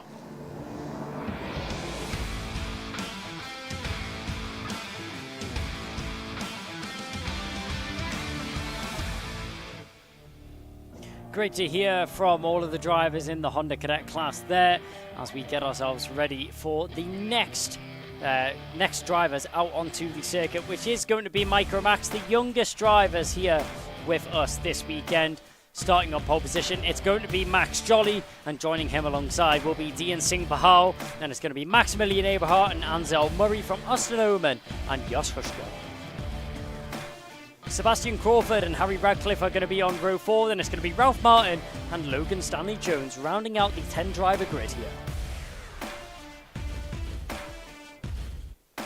So in terms of the championship, Austin Oman, he has got the championship lead by 25 points, which with it only being a 10-driver grid, I am pretty sure that means that Austin Oman has won the championship here in the Micromax class. So Austin Oman, as long as he doesn't get in any trouble with the stewards and doesn't get disqualified for anything, it does mean that Oman is going to be walking away with the championship here after this race, no matter where he finishes. Maximilian Eberhardt in second though. He won't have it so easy, with Dian Singh Bahal only being 9 points behind him in the championship. It is so close between these drivers as they make their way down towards the final bend now. 12 minutes is ready on the starting gantry. As we accelerate out and round, down the home straight we go. We go racing first time round. Great start there from the front row of the grid from the number 8 of Max Jolly. A little bit of congestion in the mid-pack as a few drivers. Oh, one driver getting squeezed completely off the circuit. That's the number 16 of Sebastian Crawford. So Crawford goes completely off the circuit. And looking up at the front end, Max Jolly just trying to depart from the rest of the field. Number 2 of Austin Oman getting overtaken there. In second position, Dian Singh Bahal could really do with a race victory. He's in third position right now, but he could really do with a race victory if he wanted any chances of getting second in the championship order.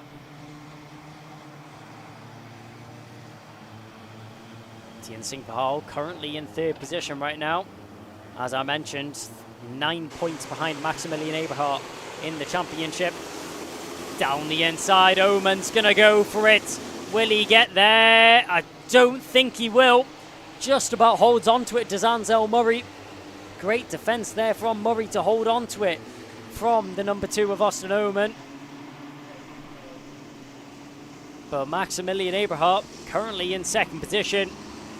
If Dian Singh Bahal wants any chance of getting there, he needs to get past the number 3 as it's all kicking off here up at the front end. Down the inside, everyone filing through as 3 wide on the exit. Singh Bahal can't get there as he gets a terrible exit out of the hairpin. And that is very much going to be a drop-down bumper for what looks like, which cart was that ran into the back of Dian Singh Bahal on the exit? It's the number 2 of Austin Oman. Austin Oman No, it wasn't the number 2 of our snowman, sorry. It must have been Jos Huska. So out the final bend there. There is Os. Yes, it is going to be Jos Huska, which picked up a from running into the back of Dian Singh Bahal on the exit of the second hairpin. Out in front, Max Jolly just departing from the field. Already got a 3-second gap back. Down the inside. There goes Singh Bahal. He goes very deep into the corner. Gets helped on the exit. Jos Huska now down the inside. Singh Bahal goes for it again. And he'll get there. What a move there from Singh Bahal as he gets himself up into second position now. This is perfect for Singh Bahal as he needs the number 3 of Maximilian Eberhardt to finish as low down as possible. We'll get an update on all the positions as the drivers cross the line. Jos Huska, though, will definitely be picking up a 5-second penalty in this race due to his drop-down bumper. Round the final bend we go. Max Jolly picks up the fastest lap. Maximilian Eberhardt, he's all the way down in 6th. Make that 5th, though, because of Jos Huska's drop-down bumper. So at the end of this race, if things stay the way that they are, in 5th position, he would pick up 33 points, would Maximilian Eberhardt, as Jos Huska and Harry Radcliffe are still going toe-to-toe. Dian Singh Bahal, though, on the other hand, would be looking to pick up 36 points. So Maximilian Eberhardt would pick up, as I mentioned, 33 points for that 5th position.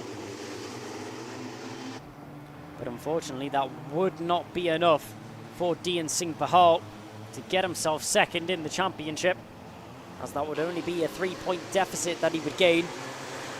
Eberhardt trying to find his way through down the inside as they bang wheels. Good move there as Eberhardt finds his way through on Harry Radcliffe. Through the first chicane we go. 7 minutes and 30 seconds remaining on the clock as it's still all kicking off. Dian Singh Bahal has managed to pull himself a little bit of a pillow, a little bit of a cushion over Jos Huska in behind him. Maximilian Eberhardt, though, after making that move on the... Oh, flying into the apex of the corner came Sebastian Crawford, nearly taking out the rear wheels of the number 26 in Harry Radcliffe. Big hit of spray there from the number 3 of Maximilian Eberhardt as he used way too much curb on the exit of the Senna S's. Round Sunny Bend we go. We're starting to see the sun peek through the clouds now. I'm sure the drivers will be very happy to see that indeed. Blue skies are in sight after it's been a very grey and cloudy day.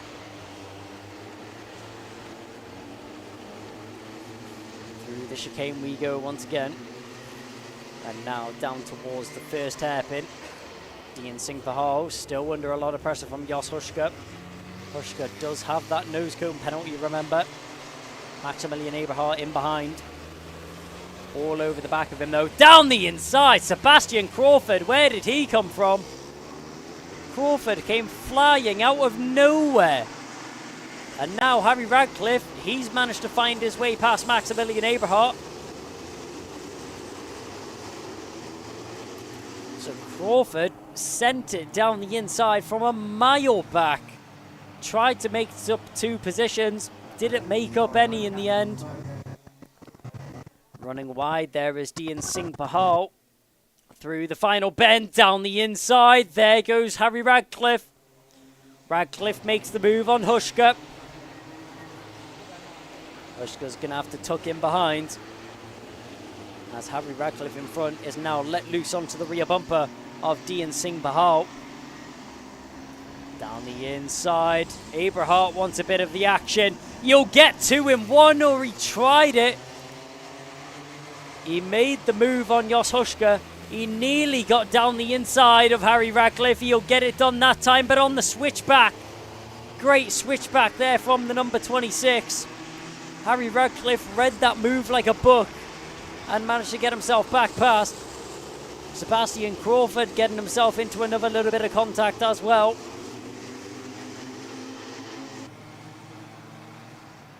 Out in second position right now, Dean Singh Pahal all over his rear bumper. The 26 of Harry Radcliffe trying to read him left and right. Down the inside, you'll get that one done, no problem. Aberhart's going to come through as well. Aberhart says, thank you very much, you've left the door wide open, now I'll pick it up. Check over the shoulder there from Maximilian Aberhart. Down the inside, you'll go for a very assertive move there on the 26 of Harry Radcliffe. Radcliffe, he's going to try and respond in the second hairpin.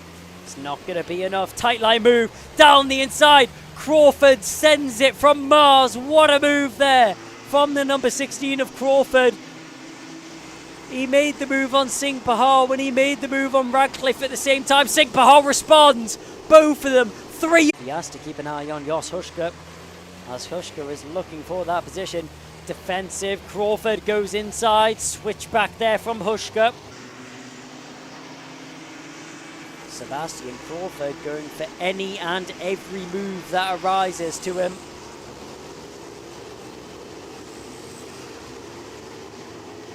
Hopping over the curb, just about keeping the car in a straight line as the sun is now peeking out of the clouds and beaming down onto this Cumbrian circuit.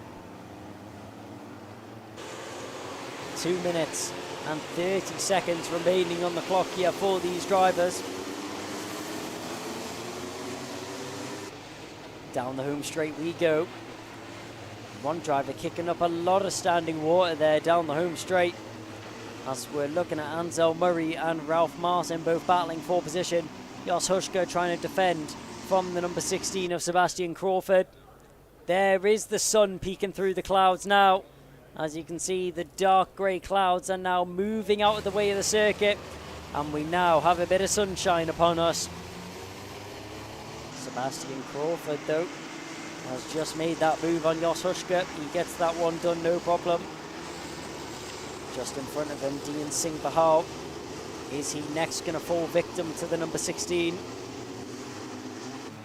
Crawford trying everything he can to make his way through the field and definitely make his way past Dean Singh Pahal. Oh, and round goes Crawford. Sebastian Crawford just carrying a little bit too much speed there through Sunny Bend and loses the rear on the exit as the kart just gets away from him. That's such a shame there for the 16 of Sebastian Crawford. He'll drop down into 9th position at the back of the grid. But it was such a good race. He's going to respond straight away and fight his way back through. Up into 8th already. But Sebastian Crawford, it all fell apart. What was looking to be a great race for the number 16.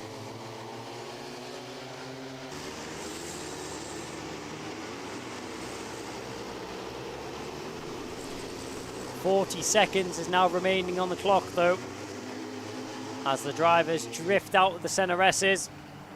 Crawford still trying to fight his way through, but Jos Hushka is all over the back of Dean Singh Pahal. Hushka still has that front bumper flaring penalty, though.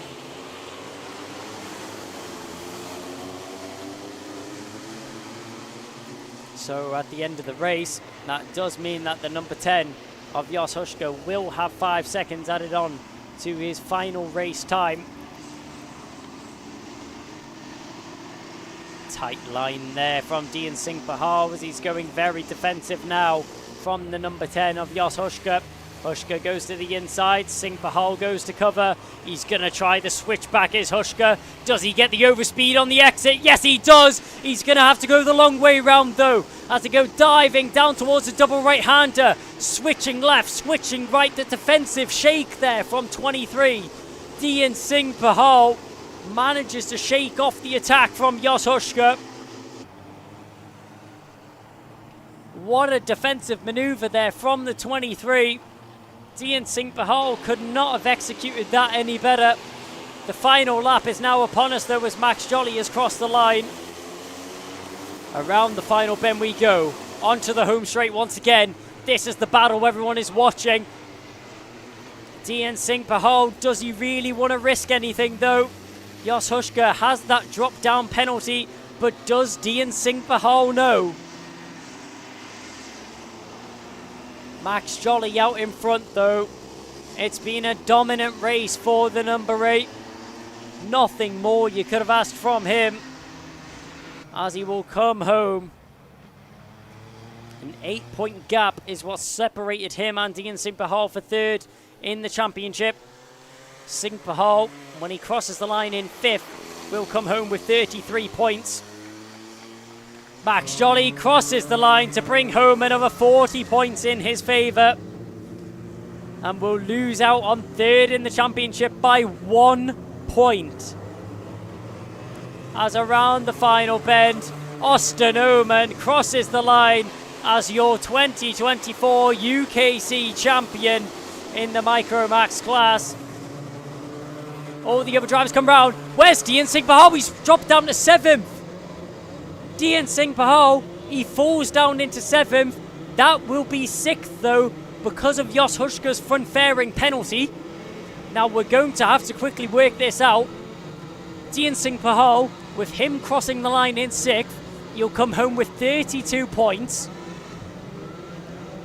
Crossing the line in 1st, Max Jolly will get 40 points, leaving both drivers on what looks like it will be 695 points total for both of the drivers.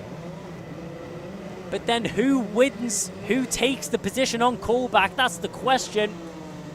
If we look at race wins, I think it will just about go the way of Dian Singh Bahal, as he has 2 race wins in the finals. Oof, you couldn't go any more down to the wire than that. Austin Oman will take home the championship. Maximilian Eberhardt in 2nd. But Dian Singh Bahal and Max Jolly 3rd and 4th will be tied on points. We'll have to get confirmation on what happens there. But Kev is down in Parc Ferme to talk to the drivers. Well, there we go then. Another one comes to an end under sunny skies here at Rowrah. The Micromax Super Final was filled with excitement, but in the end, the man that won it at a canter was that man, Max Jolly. We'll go in reverse order, so I'll get our 3rd place man up to the finish first. In 3rd place, where was it? It was Mr. Abrahart, I think. Mr. Abrahart in 3rd. Where are we? Yeah, 3rd place is Max Abrahart. There it is. Where's Max Abrahart? Let's get him out. Let's have a word with him. Here he is. Get yourself on the spot, sir. Well done, well done. Tricky conditions out there in the rain for you, but pleased with the podium? Yeah, I am. Talk us through that one, the final one then in 2024. And I think with that, you've just got yourself the runner-up spot in the championship? Yeah, I'm very happy. Fantastic. So when you were going into that one there, did you think you could get yourself the 2nd place? Yeah, I did. Talk me through your weekend. Who's made it all possible? Who you been with this weekend? Jordan Force, my dad, my mum and my sister for supporting me at home. So ahead of you was Max Jolly. He finished with quite a few lengths ahead of you. Was there any point in the race where you started to think I might be able to catch him, or was he just too far down the road? I think he was just too far down the road. He had very good pace this weekend and I'm happy that he got the win. Yeah, but coming into the weekend, you were looking strong as well. Austin Oman was kind of, well, you were 2nd place behind Austin Oman there. Were you at any point thinking you might be able to get yourself a little bit higher up the championship table? Maybe in a couple of the practice sessions when I was like really quick in the dry, but then it started to rain on Saturday and Sunday. Yeah, and we haven't had much practice in the wet, have we, this year? I don't think the wets have come out at all. It's the first wet UKC weekend we've had. Yeah, it is. So how do you manage in the wet? How have you got on? 'Cause you don't get a lot of chance to practice. I usually get on not the best, but I'm still usually quick at some tracks. But here I felt quicker than usual. Yeah. Well, you've done really well. Huge congratulations. Runner-up in the championship, 3rd place in the final super final of the year. Who would you like to thank? Who has made it all possible? My dad, my mum, my sister, Jordan from Force, and everyone who supported me. Well, well done, sir. Go and high-five your team, finish off scrutineering, and congratulations. Cheers. There he goes. Let's say goodbye to Max as we welcome in second place man on the super final end there, Austin Oman. Austin, great to see you, buddy. Well done. Congratulations on second place in the last super final in 2024. And congratulations. My maths on the fly tells me that you have won the championship overall. How does that sound? Good. Going into the final, it was going to be close, but we've came out on top. Yeah, exactly. There was a lot of maths that could be done before the weekend. I don't think it was cut and dry that you'd win the championship overall, so that second place has really helped you do that. Talk me through your weekend. First one in a while that we've had wet weather racing, but you obviously got to grips with this wet conditions on those wet tyres. Yesterday wasn't the best of results for us. We had a last and a fifth, but today we've managed upped our game and got to where we've got. Got to where you got, sir, and that is top of the championship table at the end of 2024. You, sir, are the Micromax Ultimate Karting Champion for 2024. You must be thrilled. Thank you. Who would you like to thank? Who's made it all possible? My mum, my dad, my sister, family members, and Sam Pollitt Racing. That might be it. There might not be anyone else, but I don't know. Go on, keep reeling off the list if you can. Everyone in the tent. Yeah. Just everyone that helps me. Who else is watching you? You're live on the internet right now. Who do you think's watching along at home who can't be here today? Anyone? My granddad, my aunties and uncles, and friends. Well, it's a huge cheering section, and they will be watching along, cheering loudly for you now. So well done. Go and high-five your team. Give Sam Pollitt a high-five from me as well. Great racing. Great to have you with us once again this season. Thank you. There he goes. Austin Oman from Sam Pollitt Racing with the championship win overall, second on the day. But how about this guy, Max Jolly of Hunter Motorsport? The smile says it all, sir. Well done. This has been a great weekend for you, taking first place in the last super final from pole position, and your heats were good as well. And I don't want to do maths on the fly, but I think you've just put yourself maybe on the podium for the championship in third, maybe. Yeah, I'm really happy with it because we were doing the calculations last night saying if we clean sweeped it and Dean came fourth or above, we came third, and we came third, so I'm really happy. Yeah, I think, like I say, maths is not my strong point. I've been doing it on the fly. I think you've ended up on 695 points. I think Dean has ended up on 694 points. Yeah. I think you've pipped him by 1 point, but well done to you. It's been a great season. First time we've seen you in UKC, but you've really thrived, haven't you? You've loved it. Yeah, it was my first year, so I'm really happy with my result. A lot of good results, and coming into this one then, like your experience on the wet tyres, probably less than some of these other youngsters, but you took 2 wins yesterday in the heats. Yeah, I got first and then first in the other one, and then this one, yeah. How's it? I mean, that's fantastic. You're just saying it like it was easy, but it was. Surely it wasn't easy. What do you have to do when you're, in that kind of position? You've got to keep your head. You've got to feather the accelerator, feather the brake, be light on the steering. You have to just think all the time. Think if the track's getting drier or wetter, and then adapt to the track. Brilliant, well done. Who would you like to thank? Who's made this all possible?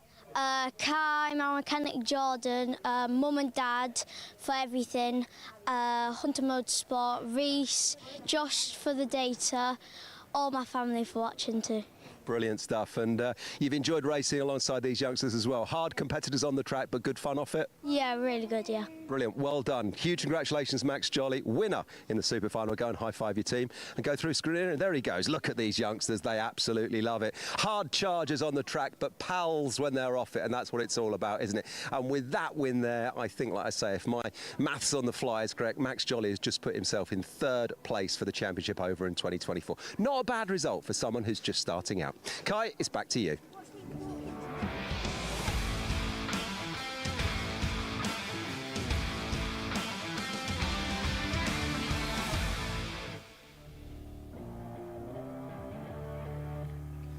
Well, with a few races out of the way now, we make our way into the final couple of races of the day. Mini Inter final is going to be the next up. We already have our champion here, and he's starting on pole position. Emerson McAndrew-Urin will start from pole with Joshua Griffin alongside him. From Louis Radcliffe, Riley Muro, Hansen Khan, and Alex Goodson alongside him. Starting in 7th, that's going to be Blair Smith and Thomas Potter alongside them. Then it's going to be Drew Davidson and Thomas Jackson starting in 10th. Then we're going to have Jacob Underhill and Zach Jennings starting in 12th. 13th is going to be Soren Gallagher. Then it's going to be Miles Burton, Charlie Stapleton, David Hjorns, Jack Mellon and Loman Wilcox rounding out the 9th row of the grid. So the Mini Inter final is going to be rounded out by Maximilian Bart on the 9th row of the grid, starting in 18th. And that's going to be the 18 drivers here for the Mini Inter final. Only 3 more races to go today. We've got the Mini Inter final, then Senior Rotax, and then the Junior Rotax final as well. As mentioned before, the Mini Inter class already has their decided champion in the form of Emerson McAndrew-Urin. Then Riley Muro and Joshua Griffin are still battling it out for 2nd position right now, and it can all change between them. Only 12 points is what separates Riley Muro and Joshua Griffin. So Alex Goodson is then 4th in the championship from Louis Radcliffe in 5th. That's Miles Burton, Hansen Khan, Blair Smith, Thomas Potter and Drew Davidson that round out the top 10 in the championship right now. That is all subject to change apart from Emerson McAndrew-Urin, who has won the championship last time out at GYG. Managed to secure it in the final race of the day. So McAndrew-Urin, it's just going to be a victory race for him. And it's going to be a victory tour that I'm sure he will enjoy. Joshua Griffin starts alongside him in 2nd. Griffin currently battling for 2nd in the championship. Riley Murrow is the driver which he is going to be fighting it out with. He was actually tucked right in behind him. Around the final corner we go though, and across the line to go racing for the final time. It's the Mini Inter final. Oh, and a couple of drivers go round in the first chicane there. Everybody somehow avoiding the stationary cars in the first chicane. One driver going round on the exit there. But side by side, the 82 and the 22, that's Louis Radcliffe and Riley Murrow, both battling it out right now. Oh, drifting across the track there was the 56 of Blair Smith, just about avoiding contact with any of the other cars around it. Big spit up a spray, and oh, McAndrew-Urin's went round,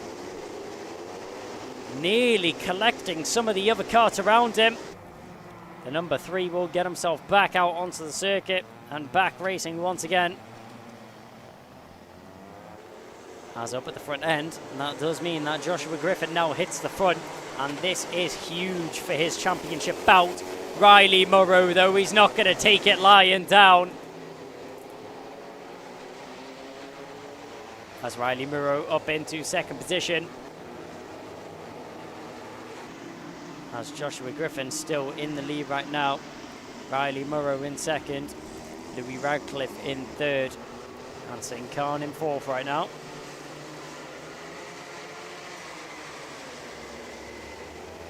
Down the inside, there goes McAndrew-Urin. You can see it coming from a mile off. What a brilliant move there from the number 3.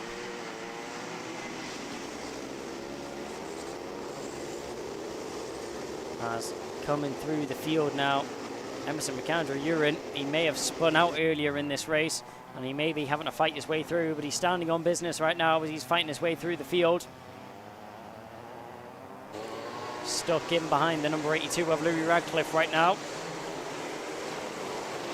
Emerson McAndrew-Urin currently finds himself in 4th position. Great recovery so far from the number 3. Down the inside, what a move there into the first chicane. Emerson McAndrew-Urin throwing danger to the wind. as he gets himself down the inside, gets a little nudge there through the first hairpin, but still sticks himself up into third position past Louis Radcliffe. What an overtake that was from Emerson McAndrew-Urin. Did not see that coming from a mile off, as Louis Radcliffe will pick up a contact warning for running into the back of Emerson McAndrew-Urin through that first hairpin. Hansing Khan now trying to make his way past the 82. Hansing Khan in the Hunter Motorsport colours trying to make his way past the SPR cart of the 82 and Louis Radcliffe right now. Radcliffe has just picked up that contact warning for running into the back of Emerson McAndrew-Urin. Oh, nearly going round did Emerson McAndrew-Urin, as he just clipped the rear bumper of Riley Murrow there as they went through the first chicane. A wipe in the visor there. Emerson McAndrew-Urin trying everything he can down the inside. Oh, and they very nearly bang wheels. Oh, spinning round. And ooh, how has he managed to avoid the other drivers coming around the corner there? Louis Radcliffe nearly causing all sorts of problems there, as he tried so desperately to spin himself back around. Nearly went straight into the path of Miles Burton, but brilliant reaction times there from Burton means that all crisis was averted.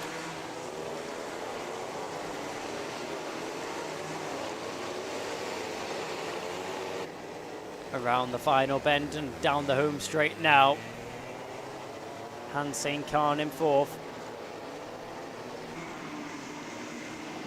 Joshua Griffin still in the lead by about 2 seconds over Emerson McAndrew-Urin.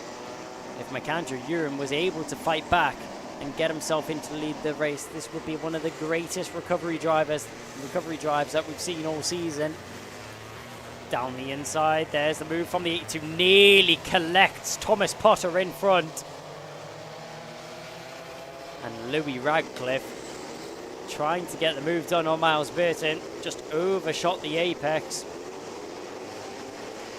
There's the number 20 of Thomas Potter, jumping his way through the center S's, all over the back of Blair Smith right now.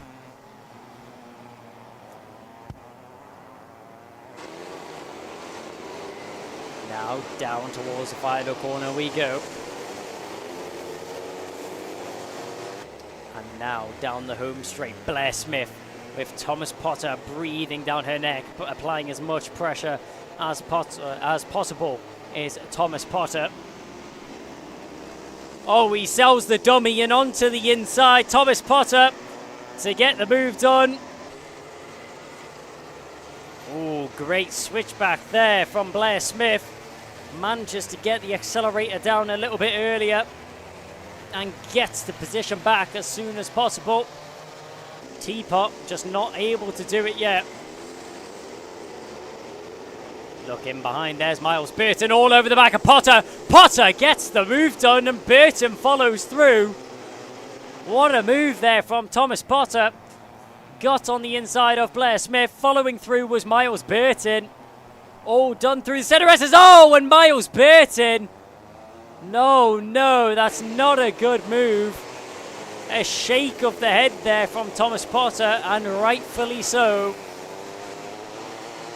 Miles Burton spears into the rear wheel of Thomas Potter after such an amazing overtake. That's such a shame that Miles Burton, oh, spinning round down the inside, lost control trying to make the overtake, did Blair Smith. As Smith went drifting down the inside sideways, nearly collecting off Miles Burton. Miles Burton has picked up a contact warning from the stewards for that incident with Thomas Potter. Oh, when going round, that looks like that was Hakeem Batt. So Hakeem Batt has spun around there through the center S's. Miles Burton nearly losing it there through St. John's, through Sunny Bend now. Louis Radcliffe all over the back of Miles Burton, but down the inside, trying to get the move done is Alex Goodson. Wasn't quite able to get there with a front NASA panel, which isn't looking too healthy. Through the first chicane we go. Once again towards the first hairpin, down the inside. There's the move, which was always going to get done from Louis Radcliffe. As he's still covering off the inside. Burton tries the switchback. That was so well timed on the accelerator and brakes from Miles Burton to get himself wrapped around the rear wheels. He nearly got there. Oh, and kicking up a lot of standing water is the number 82 of Louis Radcliffe. In behind, Alex Goodson's trying to get involved in this battle as well, if possible. The DHR LN car tries to switch back on Burton towards the final corner. I doubt he'll get it done, but yes, he will. On the inside, on the switchback, though, Burton gets the overspeed. Great switchback there from Miles Burton as it looks like he just used the overspeed to his advantage. And as we look out of the window and the clouds now re-emerge over the top of the circuit, is the rain starting to emerge once again over the track? I'm sure the drivers are hoping that it's not, but Blair Smith is still fighting it out with Alex Goodson right now. Blair Smith, after making that mistake before and spinning in the first hairpin, has managed to recuperate herself. Oh, up the inside. That's not a good move either. Emerson McAndrew-Urin tried desperately to make his way past Joshua Griffin. Griffin keeps himself in a straight line, but Emerson McAndrew-Urin had a half spin there through Sunny Bend. Manages to keep the car in a straight line though, and will have another go at it once he catches back onto the back of Joshua Griffin. Currently 1.4 seconds, which is separating the two of them.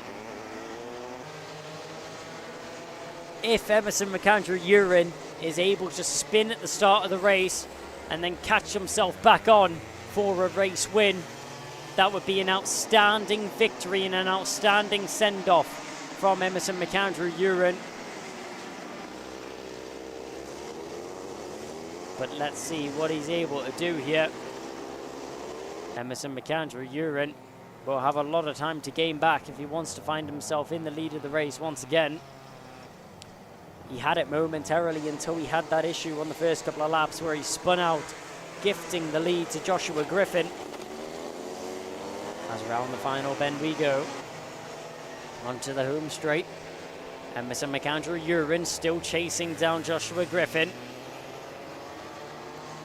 But only 3 minutes and 30 seconds remaining on the clock. Time is dwindling down. Joshua Griffin has tunnel vision going forwards. There is no looking back until now. He's already managed to assert himself into this position and into the lead of this race. Emerson McAndrew-Urin, though, still fighting his way through the field as he's pushing forwards. Yellow flags is out down the back end of the circuit. As there was a yellow flag out, unsure what that was for, as there was not a stranded car anywhere to be seen from our camera. But Emerson McAndrew-Urin closer than ever. Oh, that's what will be the yellow flag for. And that looks like that's the 113 of Hakeem Batt. So unfortunately, Hakeem Batt has went off the circuit, down the back end of the circuit. But here comes McAndrew-Urin down the inside to get the move done on Joshua Griffin. He clips the front bumper for good measure and gets himself into the lead of the race. Emerson McAndrew-Urin, a drive back of dreams. 2 minutes remaining on the circuit as the S plate just in front has spun out, unfortunately. That looks like that is going to be Drew Davidson. So Drew Davidson has spun out up at the second hairpin. But Emerson McAndrew-Urin, hats off to him. He's already won the championship. He spun on the first couple of laps of the race. He dropped himself further and further down the field. And now he's fought his way all the way back through. Nearly spun again when he tried to attempt the overtake on Joshua Griffin. But he recuperated his nerves, didn't let it bother him, and now finds himself back leading the race with a 1.7 second advantage. This mini interclass well and truly has been Emerson McAndrew-Urin's season. He has been unstoppable all the way throughout the championship, and rounding it out with a race to go, the first driver to be crowned champion in the Ultimate Karting Championship here in 2024. It's pretty much unheard of, and McAndrew-Urin was able to do it with a round to spare. This race was just for fun.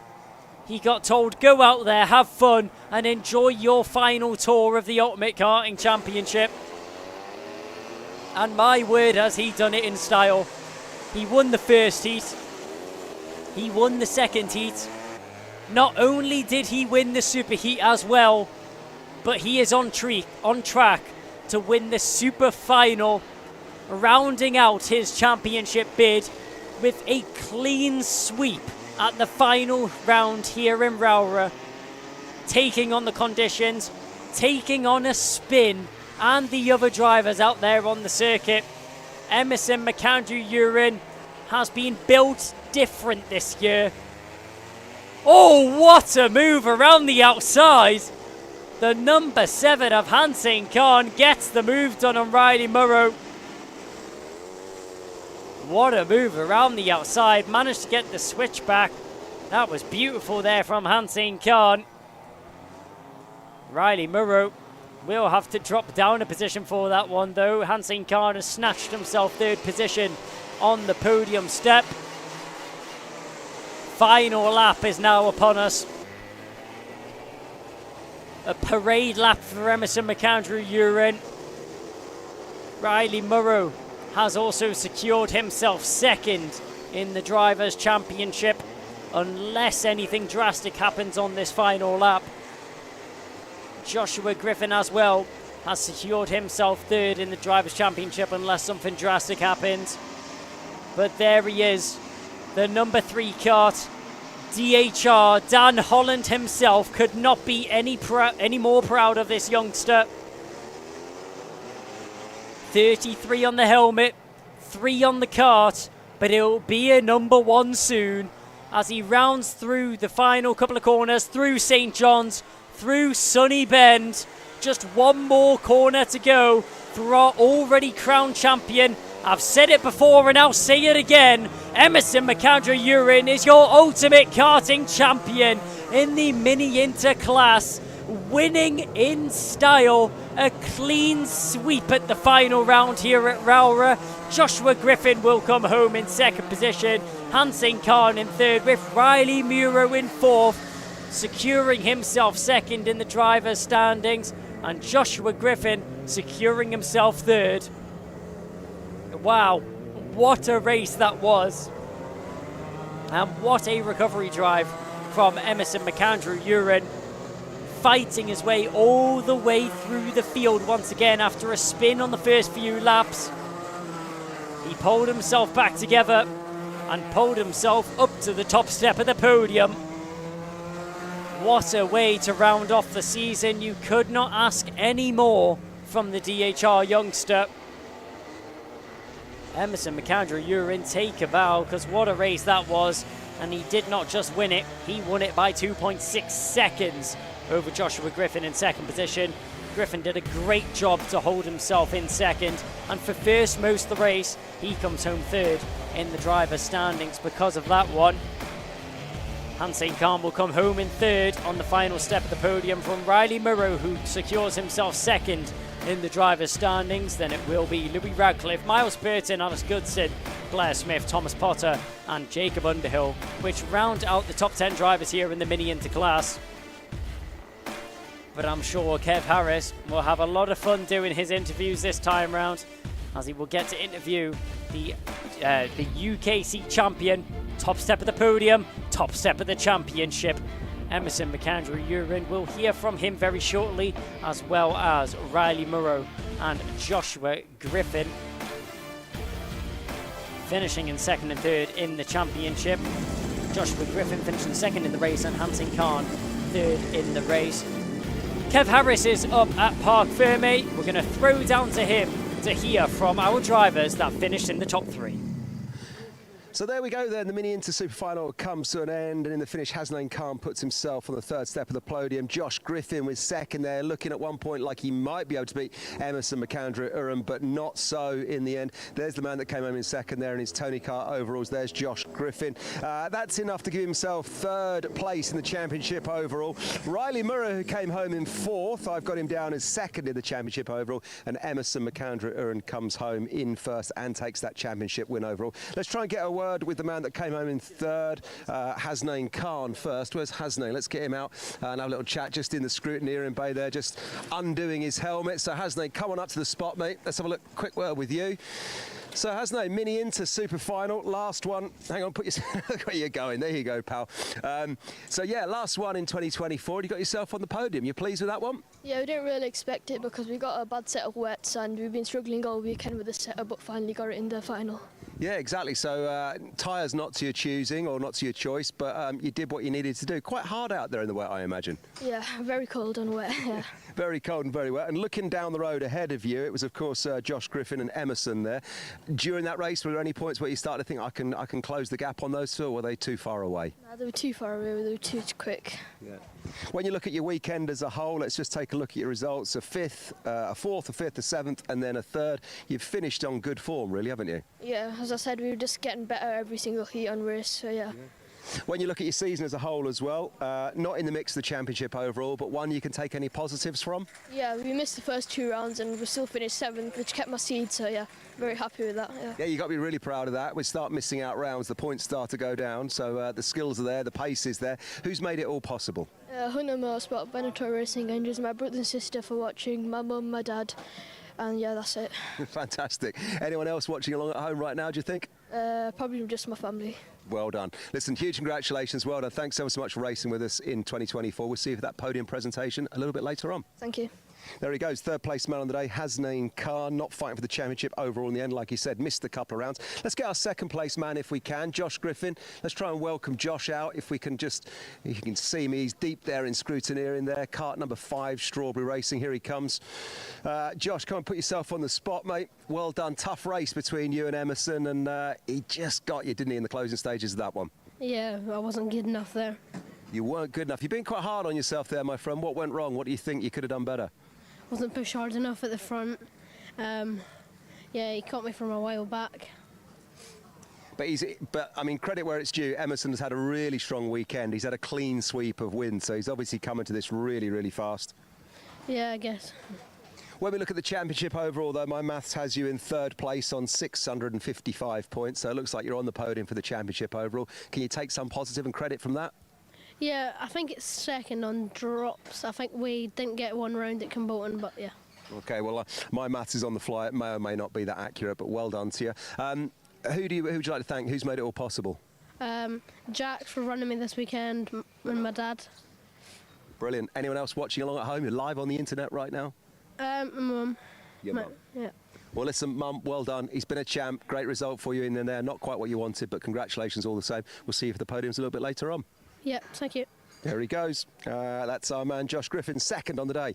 A second and a fourth in the heats, a third in the super heat, and then a second in the final. But this man should have the biggest smile on his face in town, because when I look at his results for the weekend, it's a clean sweep. You won everything this weekend. Yeah, we've had a great weekend with just everything, really. We didn't practice on Friday because we didn't have the time, but we've come here on Saturday and Sunday, done our best, and yeah, won it. Well done, and won the championship overall. I think the lead was perhaps out of reach of the others coming into the weekend, maybe, but nonetheless, you still had to do the business, and you've clean sweeped it. 752 points, taking the championship in 2024. You must be thrilled with that. What a season.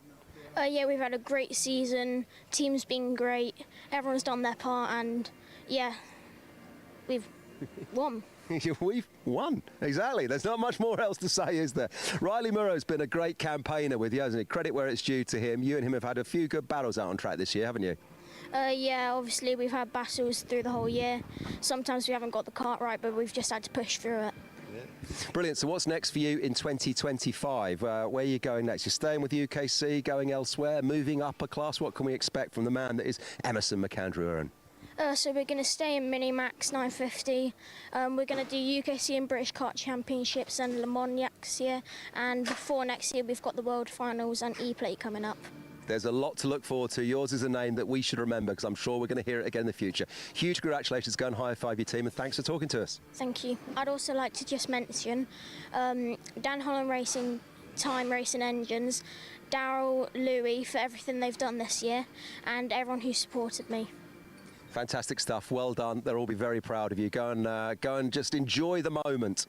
Thank you. There he goes. That's the man that should have the biggest smile in town because he's won everything this weekend and he's taken the championship overall. Kart number 33 from Dan Holland Racing, Emerson McAndrew-Uren. What a champ.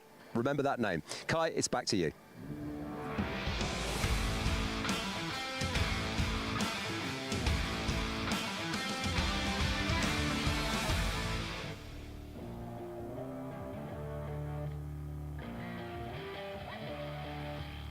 Thank you very much, Kev, as we get ourselves ready for the final two races of the day. And let's kick it off with one of the closest championship battles that you can ever imagine. It's Senior Road Tax. Let's get it underway. Gabe Fairbrother's going to be starting from pole position. And alongside him, it's going to be Archie Buttle. Then in third, we've got Angus Scrivener and Stephen Napier. Then Pearson Bullicata and Macaulay Bishop starting in sixth. Seventh is going to be Jack Lilly from Stephen Duncan. Then it's going to be Rhys Bailey, Alexander Cole, John Brown and Rachel Robertson. Starting on the seventh row of the grid, it will be Alex Duncan, Morgan Hudson-Brown, Aaron McKay, Callum Kinder, Kai Hunter in 17th and Jack Collins in 18th. So Ben Southgate will then start 19th, from 20th being Marcus King, then it'll be Mac McGilvray, Gemma Hyorns, Harry Lamond and Ewan Charman starting in 24th. 25th will be Harry Gilbert from Stephanie Hebecca, Daniel Whitfield, then it will be David Mitchell, Caitlin Seabrook and Louis Marika in 30th. Rounding out the grid, it will be Jay Pearson and Sam Kelbrick in 31st and 32nd. As the drivers make their way down towards the final corner, Hunter on 704, Bishop on 666. What's going to happen here? Down the home straight we go. Up into the top bend. Into the first chicane we go. Everybody just about keeping it in order. One driver going round in the background. Couldn't quite catch who that was though. As everybody still fights for their track position and their order. Up towards the first, second hairpin we go. Out in the lead, it was Gabe Fairbrother, but not for long. Fighting his way through. We'll see everybody battling for action. 38 points separating our top two in the championship. Everything can change here. Two drivers off. Two drivers off. That looks like that's going to be the 4-3-3. And couldn't quite catch who the other... Sorry, that was the 2-3-3. And didn't quite catch who the other driver was. So through the final bend we go, and onto the home straight. To get an update of standings, it's Angus Scrivener hitting the front, with Gabe Fairbrother in second from Archie Buttle, Stephen Napier. Then it's going to be Pearson Bullicata, Macaulay Bishop, Rhys Bailey, Jack Lillian, Stephen Duncan, Alexander Cole rounds out the top 10. Kai Hunter is currently all the way down in 16th position. No changes in championship just yet as everyone's going three wide nearly on the exit of the first hairpin there.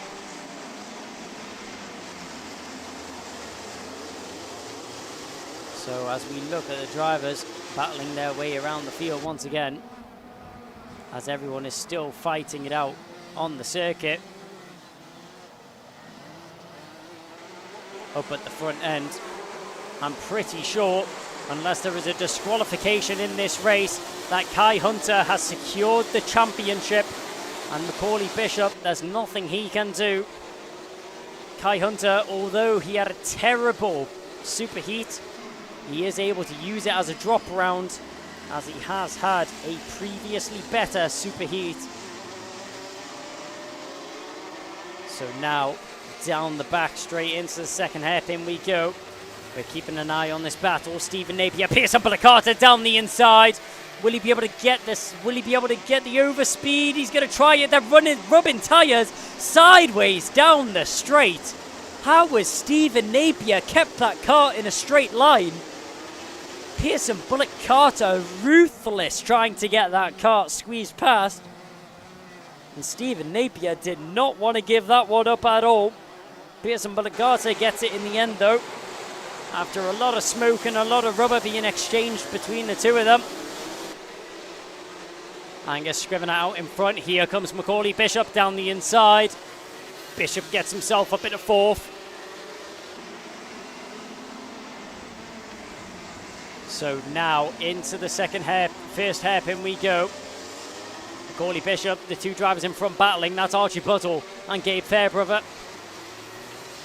Buttle parking it on the apex. Fairbrother trying to find a way through desperately. But in behind, Macaulay Bishop, number 1 plate on his car, recently crowned the British Karting Championship. Macaulay Bishop recently winning the British Champs. Will he be able to win the Ultimate Karting Championship? I don't think it's possible with the way that things stand in this race and in the championship standings. He's going to have to tag through with Gabe Fairbrother here if he wants to get himself up a position.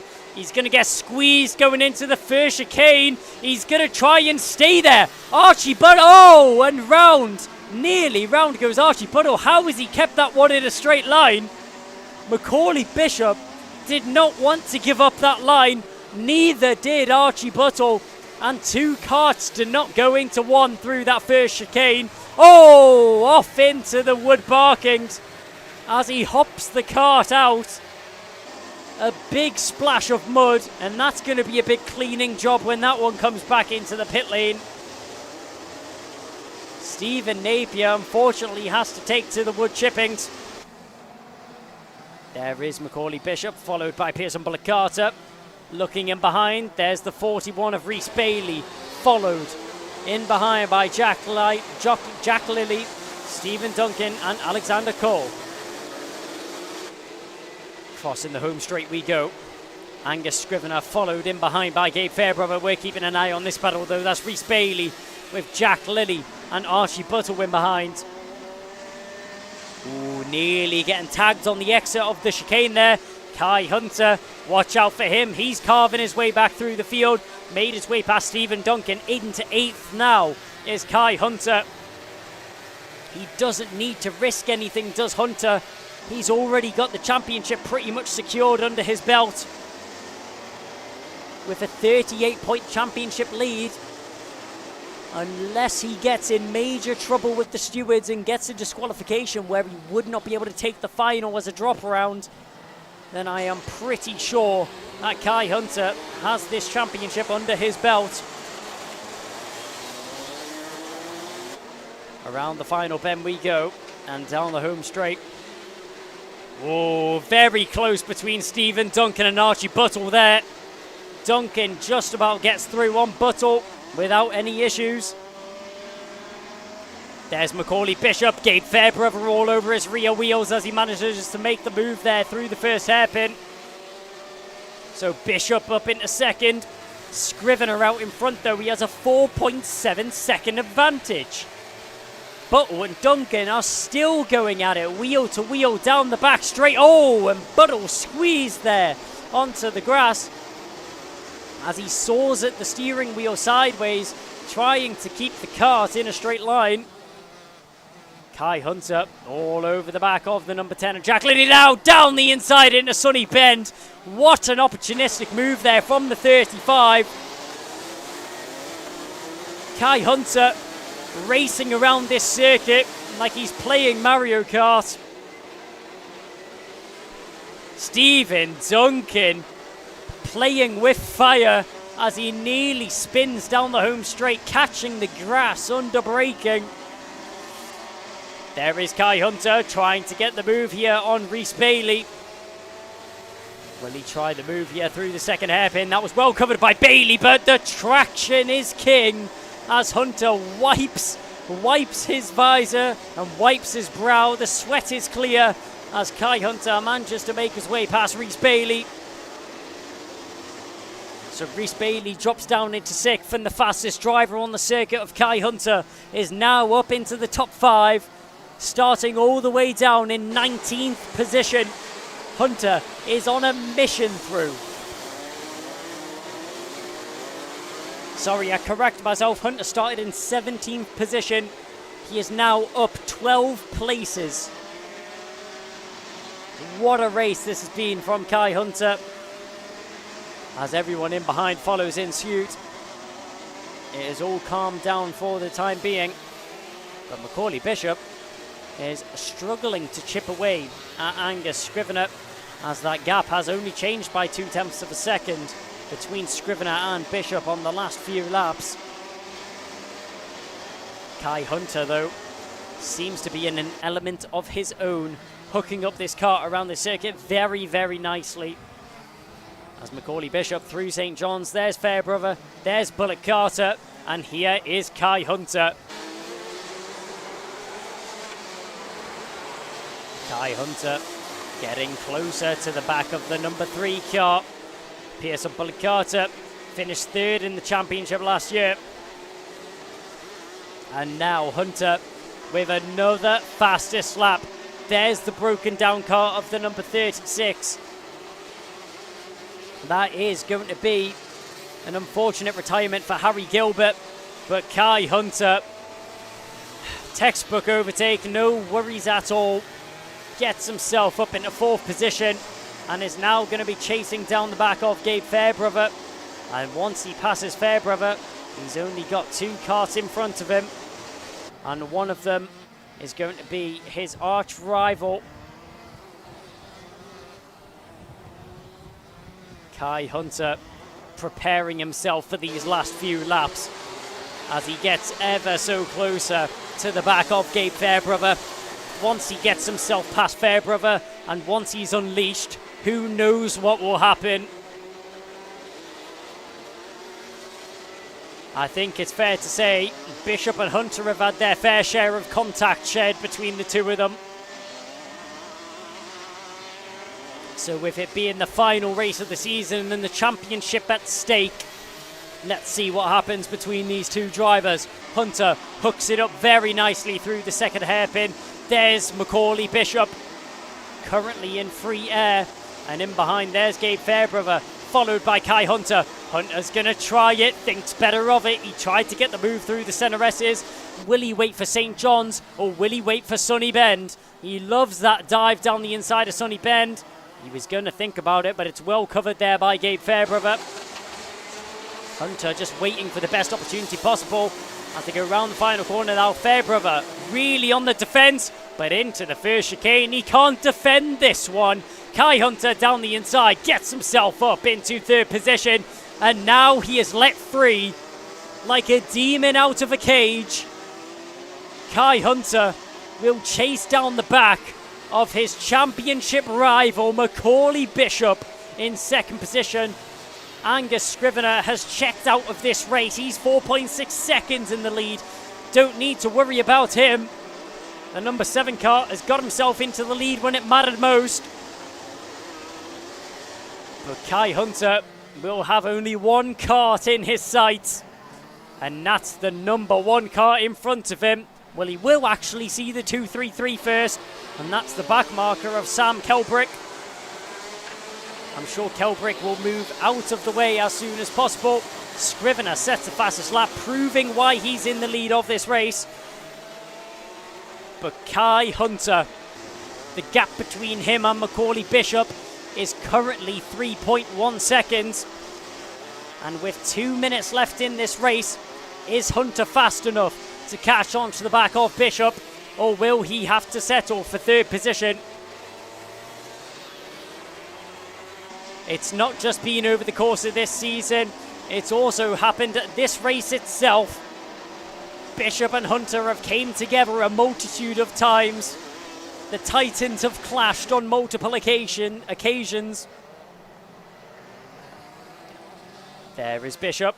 Wait a couple seconds, and there's Hunter. Through Sunny Bend we go.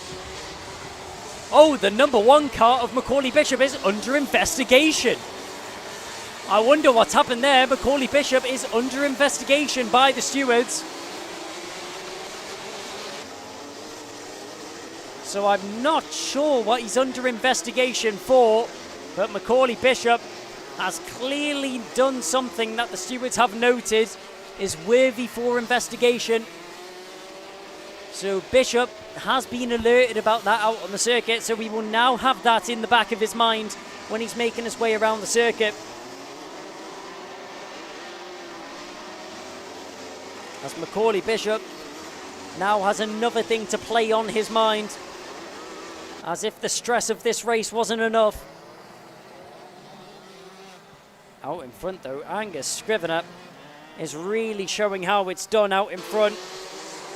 The number 7 plate has checked out from the rest of the field and is set to take victory here at the final round of the Ultimate Karting Championship. You cannot take the feet away from him.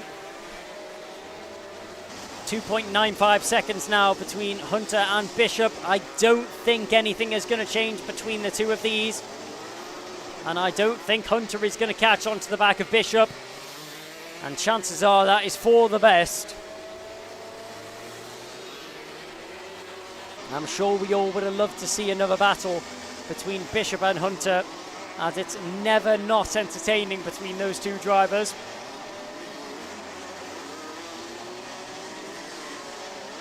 But with the clock now striking 0, Angus Scrivener, a land of his own, rounds the final corner. And he'll check over his shoulder down the home straight to see nobody in sight. The Scot makes his way through the first chicane and makes his way on for what is going to be a dominant victory at the final round of the Ultimate Karting Championship. The number 7 kart of Angus Scrivener. You couldn't have asked for anything more from him. It's been an outstanding display of pace and an outstanding race from him indeed. Angus Scrivener, he's not in contention anywhere high up in the standings of the championship, as he has not completed any other round apart from this. Angus Scrivener, he has not completed any other round of the Ultimate Karting Championship, but I'll tell you what, he turns up for the final round and he makes a statement in style. Round the final bend he goes and across the line to win the final round of the Ultimate Karting Championship. Angus Scrivener, hats off to you. Macaulay Bishop crosses the line to secure second, and Kai Hunter, his second track from home, will cross the line to take home for the 2nd year in a row the Ultimate Karting Championship. Oh, and one driver off on the final corner. Stephen Napier, if he hasn't had enough issues already, spins out on the final bend. He'll get himself going again and cross the line, but not in the position he would have been hoping for. Angus Scrivener with a dominant victory, 4.48 seconds between him and Macaulay Bishop. Bishop will finish second on track. He'll finish second in the championship as well. But Kai Hunter, our victor from last year, will come home and do it once again. The only driver in Ultimate Karting Championship history to win 2 championship titles back to back. Kai Hunter is well and truly the king of the senior Rotax class, as he will come home with the Ultimate Karting Championship title for the 2nd time in 2 years. Angus Scrivener comes home with the race win and sets a statement at this final round in Rowrah. Macaulay Bishop will come home in 2nd. Kai Hunter finishes in 3rd on the circuit. Gabe Fairbrother will come home in 4th, and 5th is going to go the way of Pearson Bullock Carter, from Jack Lilly, Reese Bailey, Archie Buttle, Alexander Cole and Alex Duncan, finishing in 10th position. Well, what a brilliant end to the Senior Rotax Championship final. Kai Hunter manages to secure himself the victory in the Ultimate Karting Championship. Macaulay Bishop provisionally finishes second on the circuit, as he is under investigation by the stewards as well. But we're going to very quickly throw down to Kev now, as he's ready to talk with our top 3 drivers about what happened in the race. So there we go then, the Senior Max Super Final, the last one in 2024, comes to an end. And what you didn't just see there, just off camera, I think it was a moment or ago, Kai Hunter of Hunter Motorsport fame there, just giving Angus Scrivener the hug and the high five. His teammate, first time we've seen Angus Scrivener in UKC in 2024, and he brings it home in third place. He's had a fantastic weekend. Macaulay Bishop getting second place in the final one in 2024, and that sees him take second in the championship overall. Once again, that man, Reese Hunter, there he is, high-fiving his teammate.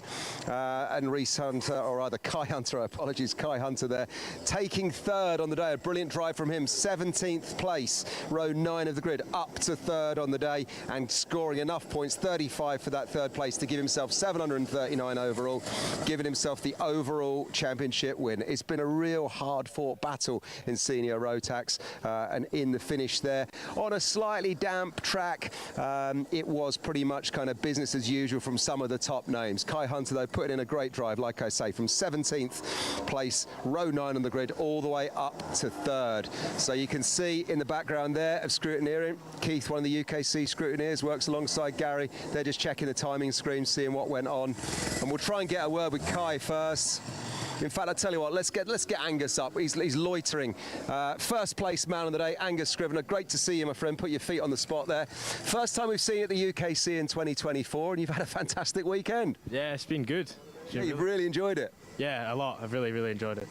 What else has been going on this year? Where else have you been racing? How come we haven't seen you? I've been doing the British Champs this year, and then I just decided to just have a one-off race in UKC, and this what's happened, so yeah, I'm really happy. Yeah, you should be. 13th in that first heat, bit of an anomaly there, but then a first, a second and a first. You obviously enjoyed the wet conditions. Yeah, I was kind of wanting it to be dry because of last year, but I'm happy with what happened, so you know. And really good as well to celebrate with your teammate and team principal, Kai Hunter there. Hunter Motorsport doing the business for you once again. Yeah, 100%. They've done an amazing job this weekend. Brilliant. Who would you like to thank? Who's made it all possible? I'd like to thank all of Hunter Motorsport, Venator Racing Engines, my dad on the spanners this weekend, and my sponsors, Colorado Construction, and everybody else that supports me. Brilliant. Who else is watching along at home, live on the internet right now? Anyone else who's not here or you think he might be watching? My grandma. Hi, Grandma. There you go. And also my mum. Fantastic stuff. Well done. What's for you in 2025? More British Championship stuff? Might we see you back in UKC? I think it's going to be a long think about it over the winter, but I'd definitely like to race in this championship next year. So. Brilliant. Well done. We'd love to have you, and congratulations. Great drive in the finish there. Thank you very much. There he goes. First place man, Angus Scrivener, wasn't fighting for the championship because it's the only round he's done. Let's get Macaulay Bishop up. Second place man on the day. Really strong weekend from Macaulay.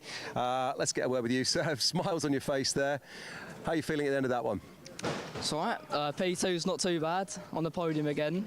Nice little bit of champagne, but yeah, I think it's getting a bit of a joke now. I think we need some Park Ferme tyres. People are picking up like 1 to 2 seconds like within the session, so I don't know what's going on there. Just Hunter boys just had a bit too much in my opinion. Yeah, they wasn't very good Friday and yesterday, and then all of a sudden they just turned up the heat a bit too much. Yeah. So yeah, P2's all right. I mean, yeah, considering what I'm racing against, I think that's pretty solid. Yeah, really solid. Look at the championship overall. You've taken second place in the championship overall. It's been a hard-fought battle all season long. Yeah, yeah, it's bad luck really. Like I said earlier, that just like hampered my chances of winning it. Yeah. But yeah, I think my form this year should have easily won it really. Yeah, I won the one that I needed to win, number 1 on my kart. That's why. Yeah, it's been a good year, first year in senior. See what we can do next year. Are we likely to see you back in UKC next year, or is it too early to tell? I'm sure you'll be in the British, but we'd love it if you could come race with us as well. I'm not sure what I'm doing next year, whether it's cars or someone else. So, yeah, it'll be a surprise, I guess. Well, listen, well done. Who would you like to thank? Who's made it all possible, the results that you have got? Yeah, all the DHR. The car was pretty good. Daryl, he set up really well. Time Racing Engines, and then my dad and brother from Mechanic and me. And my mum watching at home. Yeah, exactly. I was about to say, who's watching along at home? Mum watching along at home. Well done. Yeah, thank you. Right, there he goes, Macaulay Bishop, second place on the day and second place in the championship overall. Let's welcome in Kai Hunter, third place in the last super final for 2024, but taking the championship win. And Kai, I've got to say, that was a great drive, mate. Starting back in 17th place, row 9, made your way all the way up to third place. Good drive in the wet there. Yeah, it was pretty good. I think I'm all right in the wet, so I knew I was quite confident there. I didn't even care who was behind us or was in front of us, to be honest with you. All I needed to do was try and catch, obviously, Angus and that other guy. So, yeah, I just had to do my thing. I think this year's been really good because of that, so it's been good final.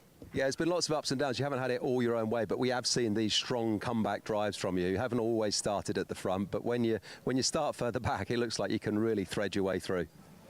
Yeah, but I shouldn't really be starting at the back. But yeah, you have to do what you've got to do. Getting back past everyone is obviously probably harder than leading. So yeah, just because obviously everyone does different lines, so getting past them in the wet definitely is even harder. And a great to see Angus Scrivener here this weekend as well. First time we've seen him, your teammate or one of your team, and he drove brilliantly this weekend. Yeah, Angus we tested around here at the start of the year, and he keeps saying he was faster than us, but I'm still yet to see it. But obviously really proud of him for doing that. 2 years on the belt now for him, so that's really good. Good for us, good for the team, good for him. So yeah, really happy. And all in all, team has done really well. You've enjoyed running Hunter Motorsport once again alongside your brother Reese. Yeah, I mean, it's stressful sometimes, but when I win, it's all worth it. Obviously, a lot harder than being just a sole driver last year. Obviously, build the engines, run the team. It's a lot at all mentally as well. So getting the win is, yeah, it's pretty good. It's great talking to the younger drivers like some Max Jolly, Jack Thompson, Dan Minto. They always praise how good you and your brother are, and they love racing for you. Yeah, I think we've got some really talented kids in the awning. I think they're building up to be something quite good. Obviously, every one of them have had a decent weekend. So, yeah, just trying to add a little bit of the good stuff we do and not the bad stuff, and try and make some good drivers. Well done, Kai. Huge congratulations. Go and high-five your team. We'll see you for podiums later on. Thank you very much. There he goes then, Kai Hunter, your 2024 championship winner in senior Rotax. Macaulay Bishop just coming home in second from Down Holland Racing. And in third place, just looking at my notes, if my maths is correct, I think it's Jack Lilly who's taken third overall come the end of the season. Another great one here at Rowrah, and the good news is there's one more still to go. Junior Rotax right after this.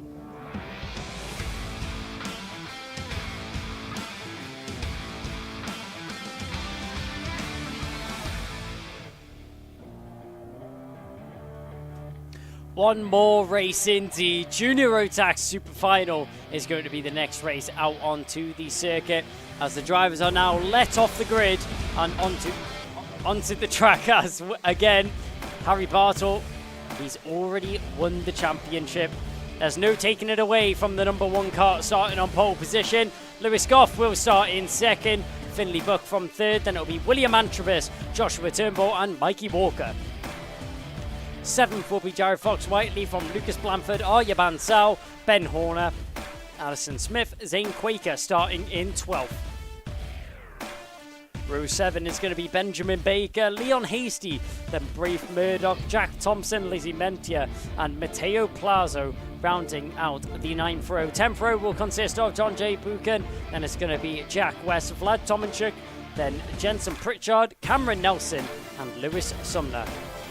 25th will be Henry Cameron, then it will be Shane Chandaria, Owen Wallace, then Zach Turner, Elliot Powell and Riley Morgan rounding out the 15th row of the grid. 16th row will be Alfie McBain from Daniel Kilpatrick, Charlie Benson and Ava Morris rounding out the 34 kart grid here for Junior Rotax Super Final.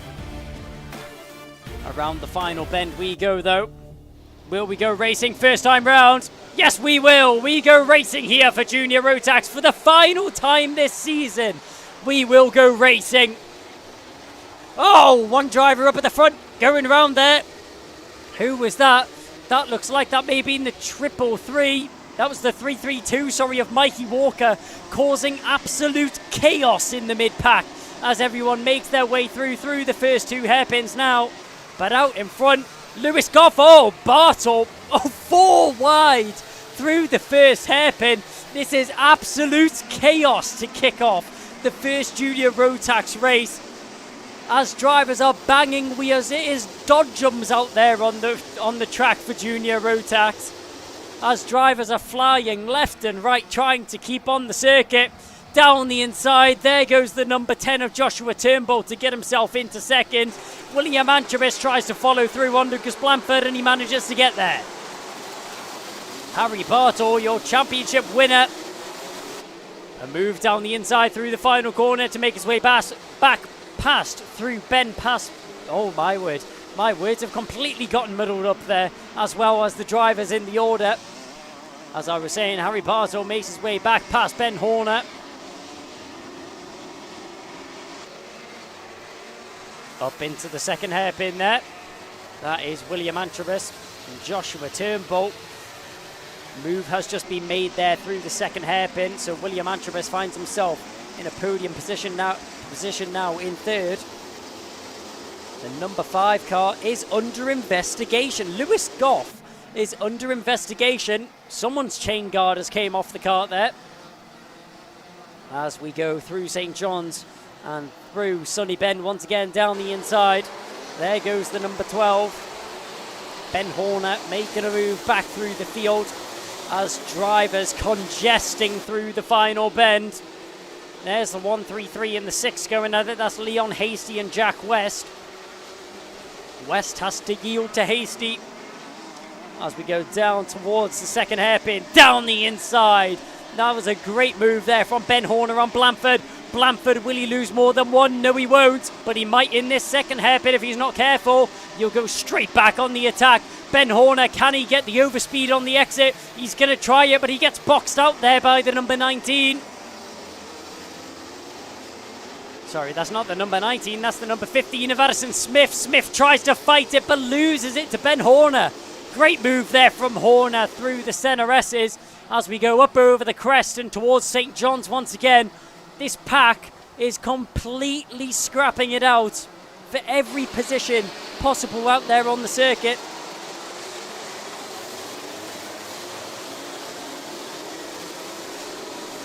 So down the home straight once again.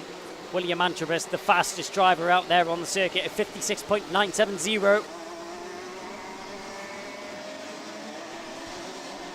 Lewis Goff out in front. He is the fastest driver, but he does have a under investigation for what I could only guess is the start proceedings. Down the inside, there's Ben Horner trying to follow through was Jack West. West wasn't able to get there though. So Ben Horner managed to make the move there on the 133 of Leon Hasty. Let's have a look at Finley Book. He's in second right now. William Antrobus is towering over him as they go through the final corner. Mechanical flag out to the number 65 of Jack Thompson, who I could only guess that's his chain guard that has came off the track. Out with the final, out with the first chicane now. William Antrobus still all over the back of Finley Book right now. The number 9 is not safe at all. 9th in the championship last year. But William Antrobus, the newly seeded number 2 driver in the British Kart Championships in Junior Rotax. As he's peering over the rear bumper, his mullet flicking out of the helmet there is William Antrobus. As he makes his way over the crest and towards St. John's once again. Black flag out to Jack Thompson there. That'll be for him not coming into the pit lane after being awarded the mechanical flag. So Jack Thompson will receive the black flag and he will have to come into the pit lane, or I'm sure there will be even more issues with the stewards. Oh, the number 48 came off the track there. Who is that which just went off? The number 48 that was retired from the race. That looks like that may have been Arya Bansal. So Arya Bansal will have to retire down at the first hairpin. William Antrobus, that's a brave move, but on the switchback trying to fight it back. Finley Book, can he get there? No, he can't. Well held there by William Antrobus as he managed to get the move done and secure it off as well. Black flag still out to Jack Thompson. Thompson is still not pulled into the pit lane. And the longer he stays out, the more trouble that he finds himself in. Harry Bartle all over the back of Finley Buck right now. The number one has made a great recovery after what was not the best of starts for the Strawberry Racing driver. Down the inside. Expected that, to say the least. Harry Bartle makes the move, tries to cover off on the exit. Finley Buck, he did get the switch back, but he finds himself on the outside there. And that's very well covered from Bartle, where you'll get the better exit coming out of the second hairpin. And he finds himself up into third position now. Finley Buck has dropped from second down into fourth. But Lewis Goff out in front has checked out.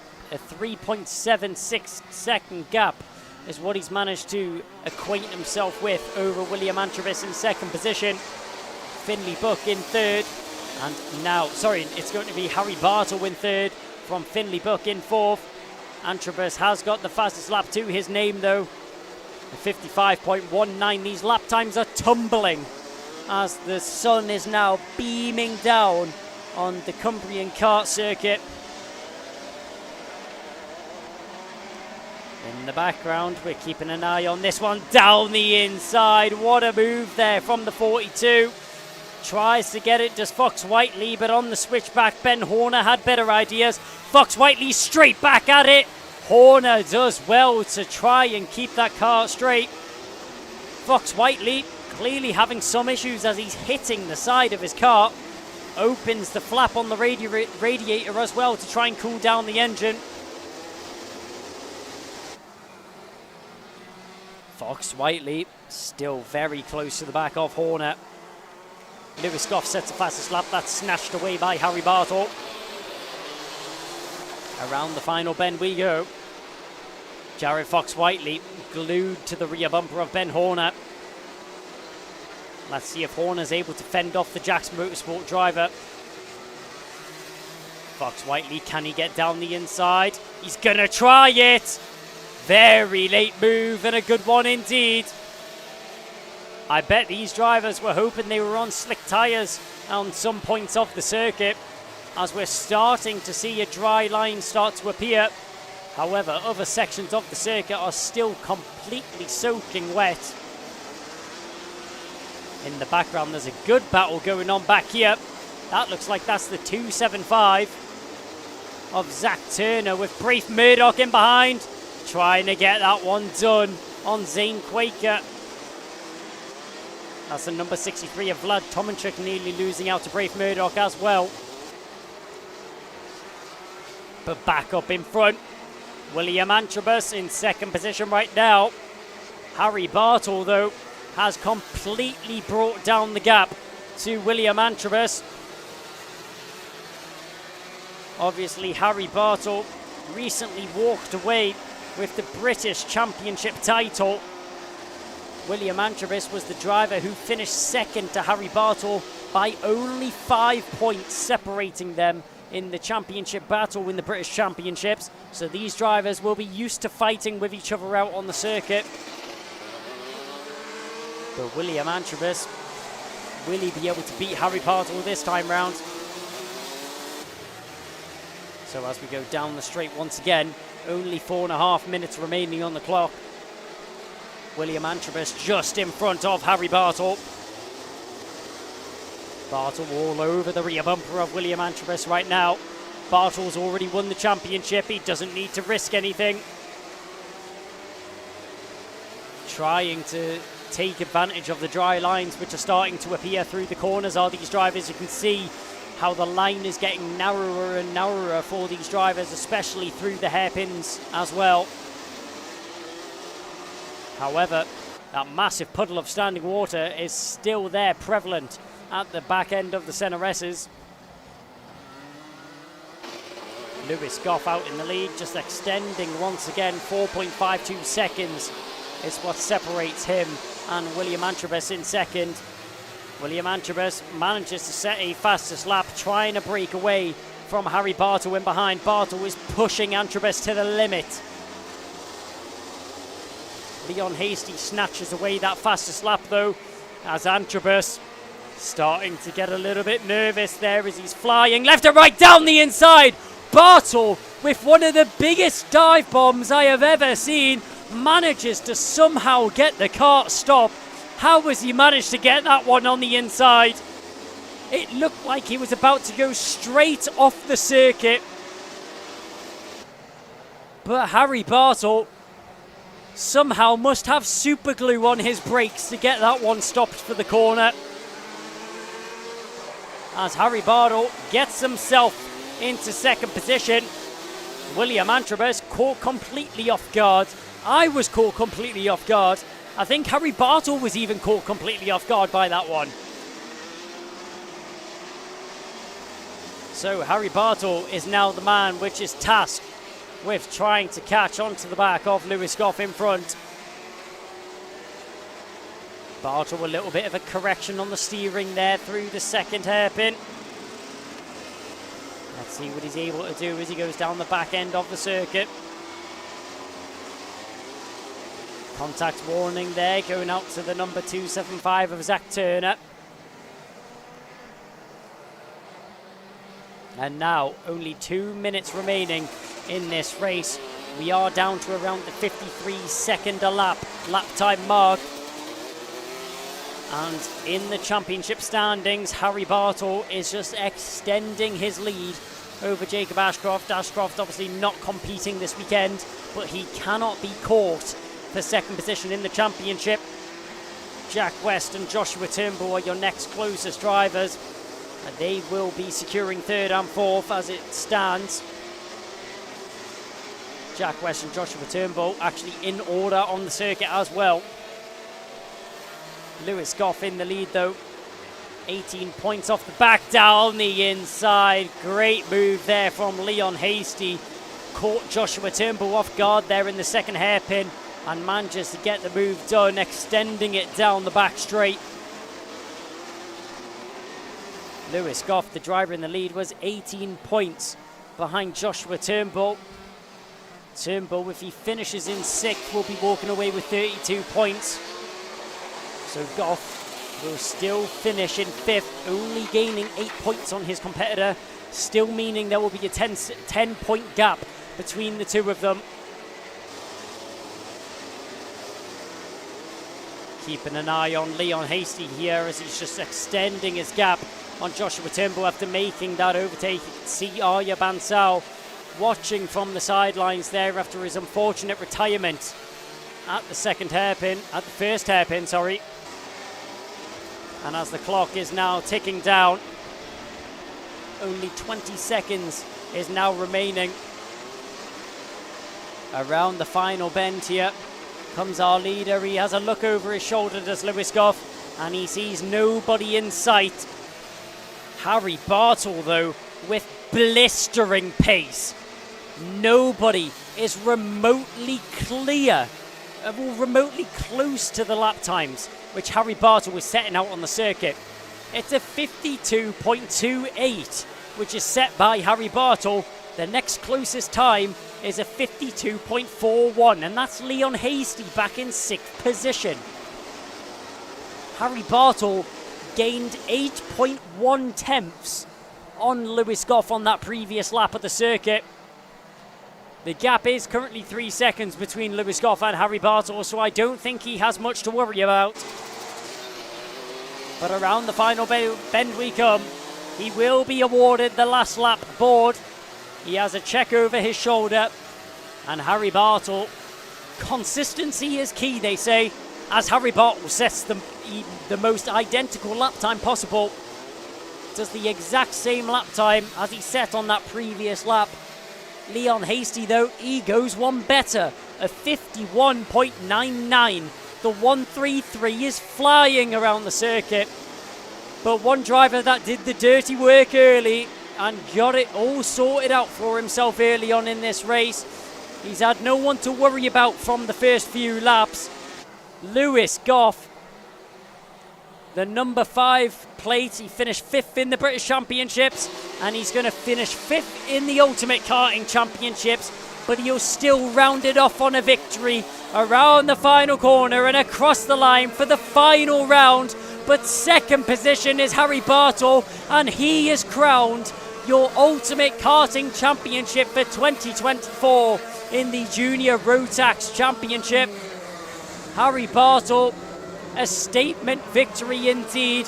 1.8 seconds was the gap to Lewis Goff in the lead, but it's such an extensive victory in the championship. 700 and what is going to be what looks like 765 points, 765 points at the end of a championship total, winning the championship by nearly 100 points over Jacob Ashcroft in second position. It's an outstanding feat from Harry Bartle, and the number one plate in the number one spot.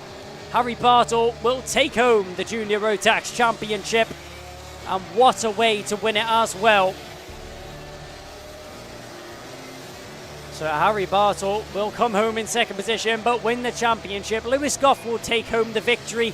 He finished 5th in the British Championships. He finishes 5th in the Ultimate Karting Championships. Harry Bartle finished 1st in the British Championships and finishes 1st in the Ultimate Karting Championships as well. William Antrobus, he will come home in 3rd, and then it will be Finley Buck in 4th from Jack West, Leon Hasty, Joshua Turnbull, Jared Fox-Whiteley, Ben Horner and Addison Smith rounding out the top 10 there for the Junior Rotax Super Final.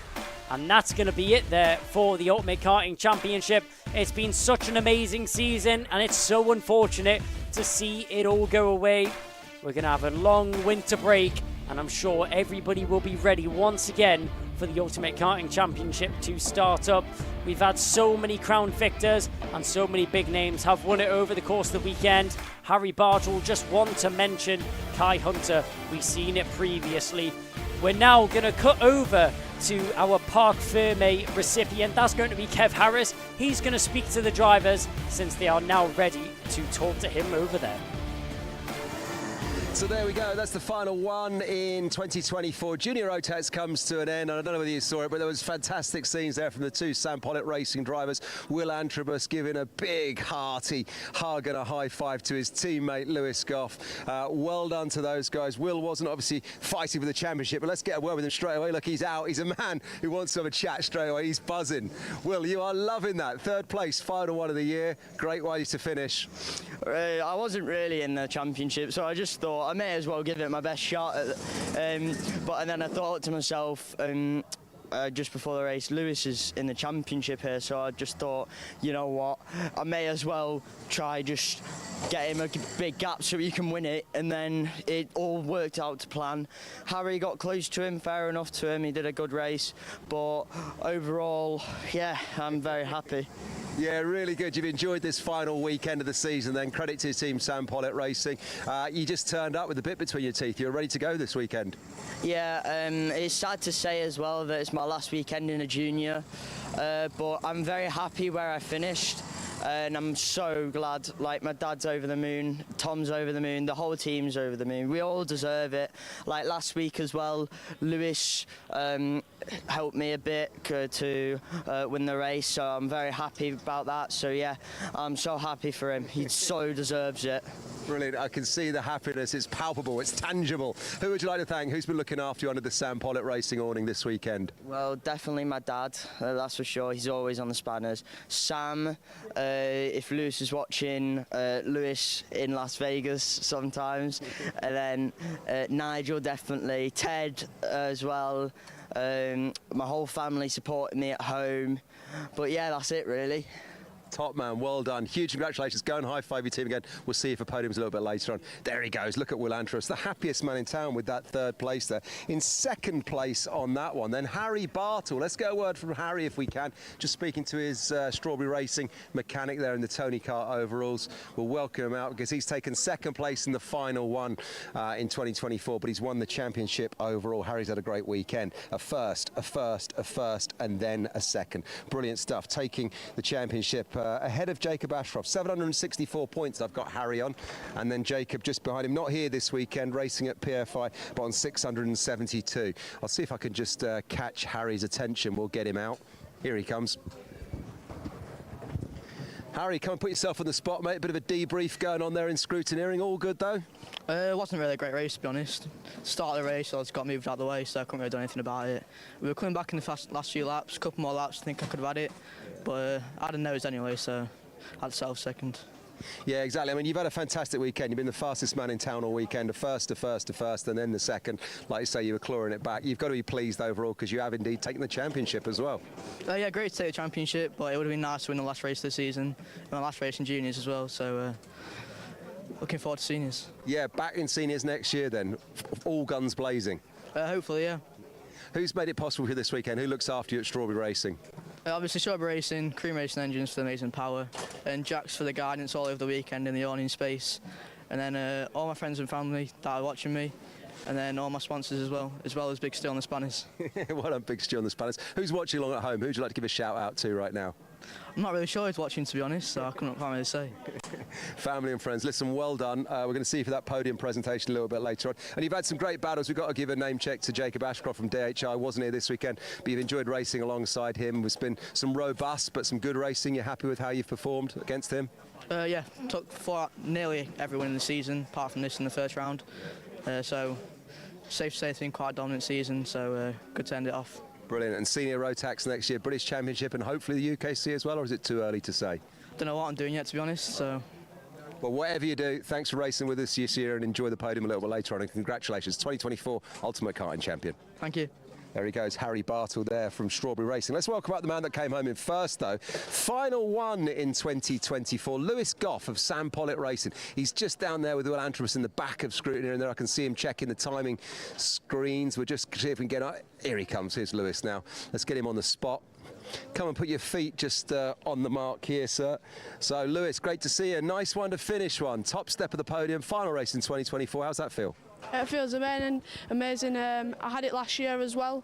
Won the pre-final slicks and won the final. And I think the final again won it on the wets this time. I think it was like a remake of last year. Yeah, a remake of last year, done really well. It's been a great weekend for you though. A third, a second, and then a first. So you obviously enjoyed the wet tyres. You obviously enjoyed Rowrah.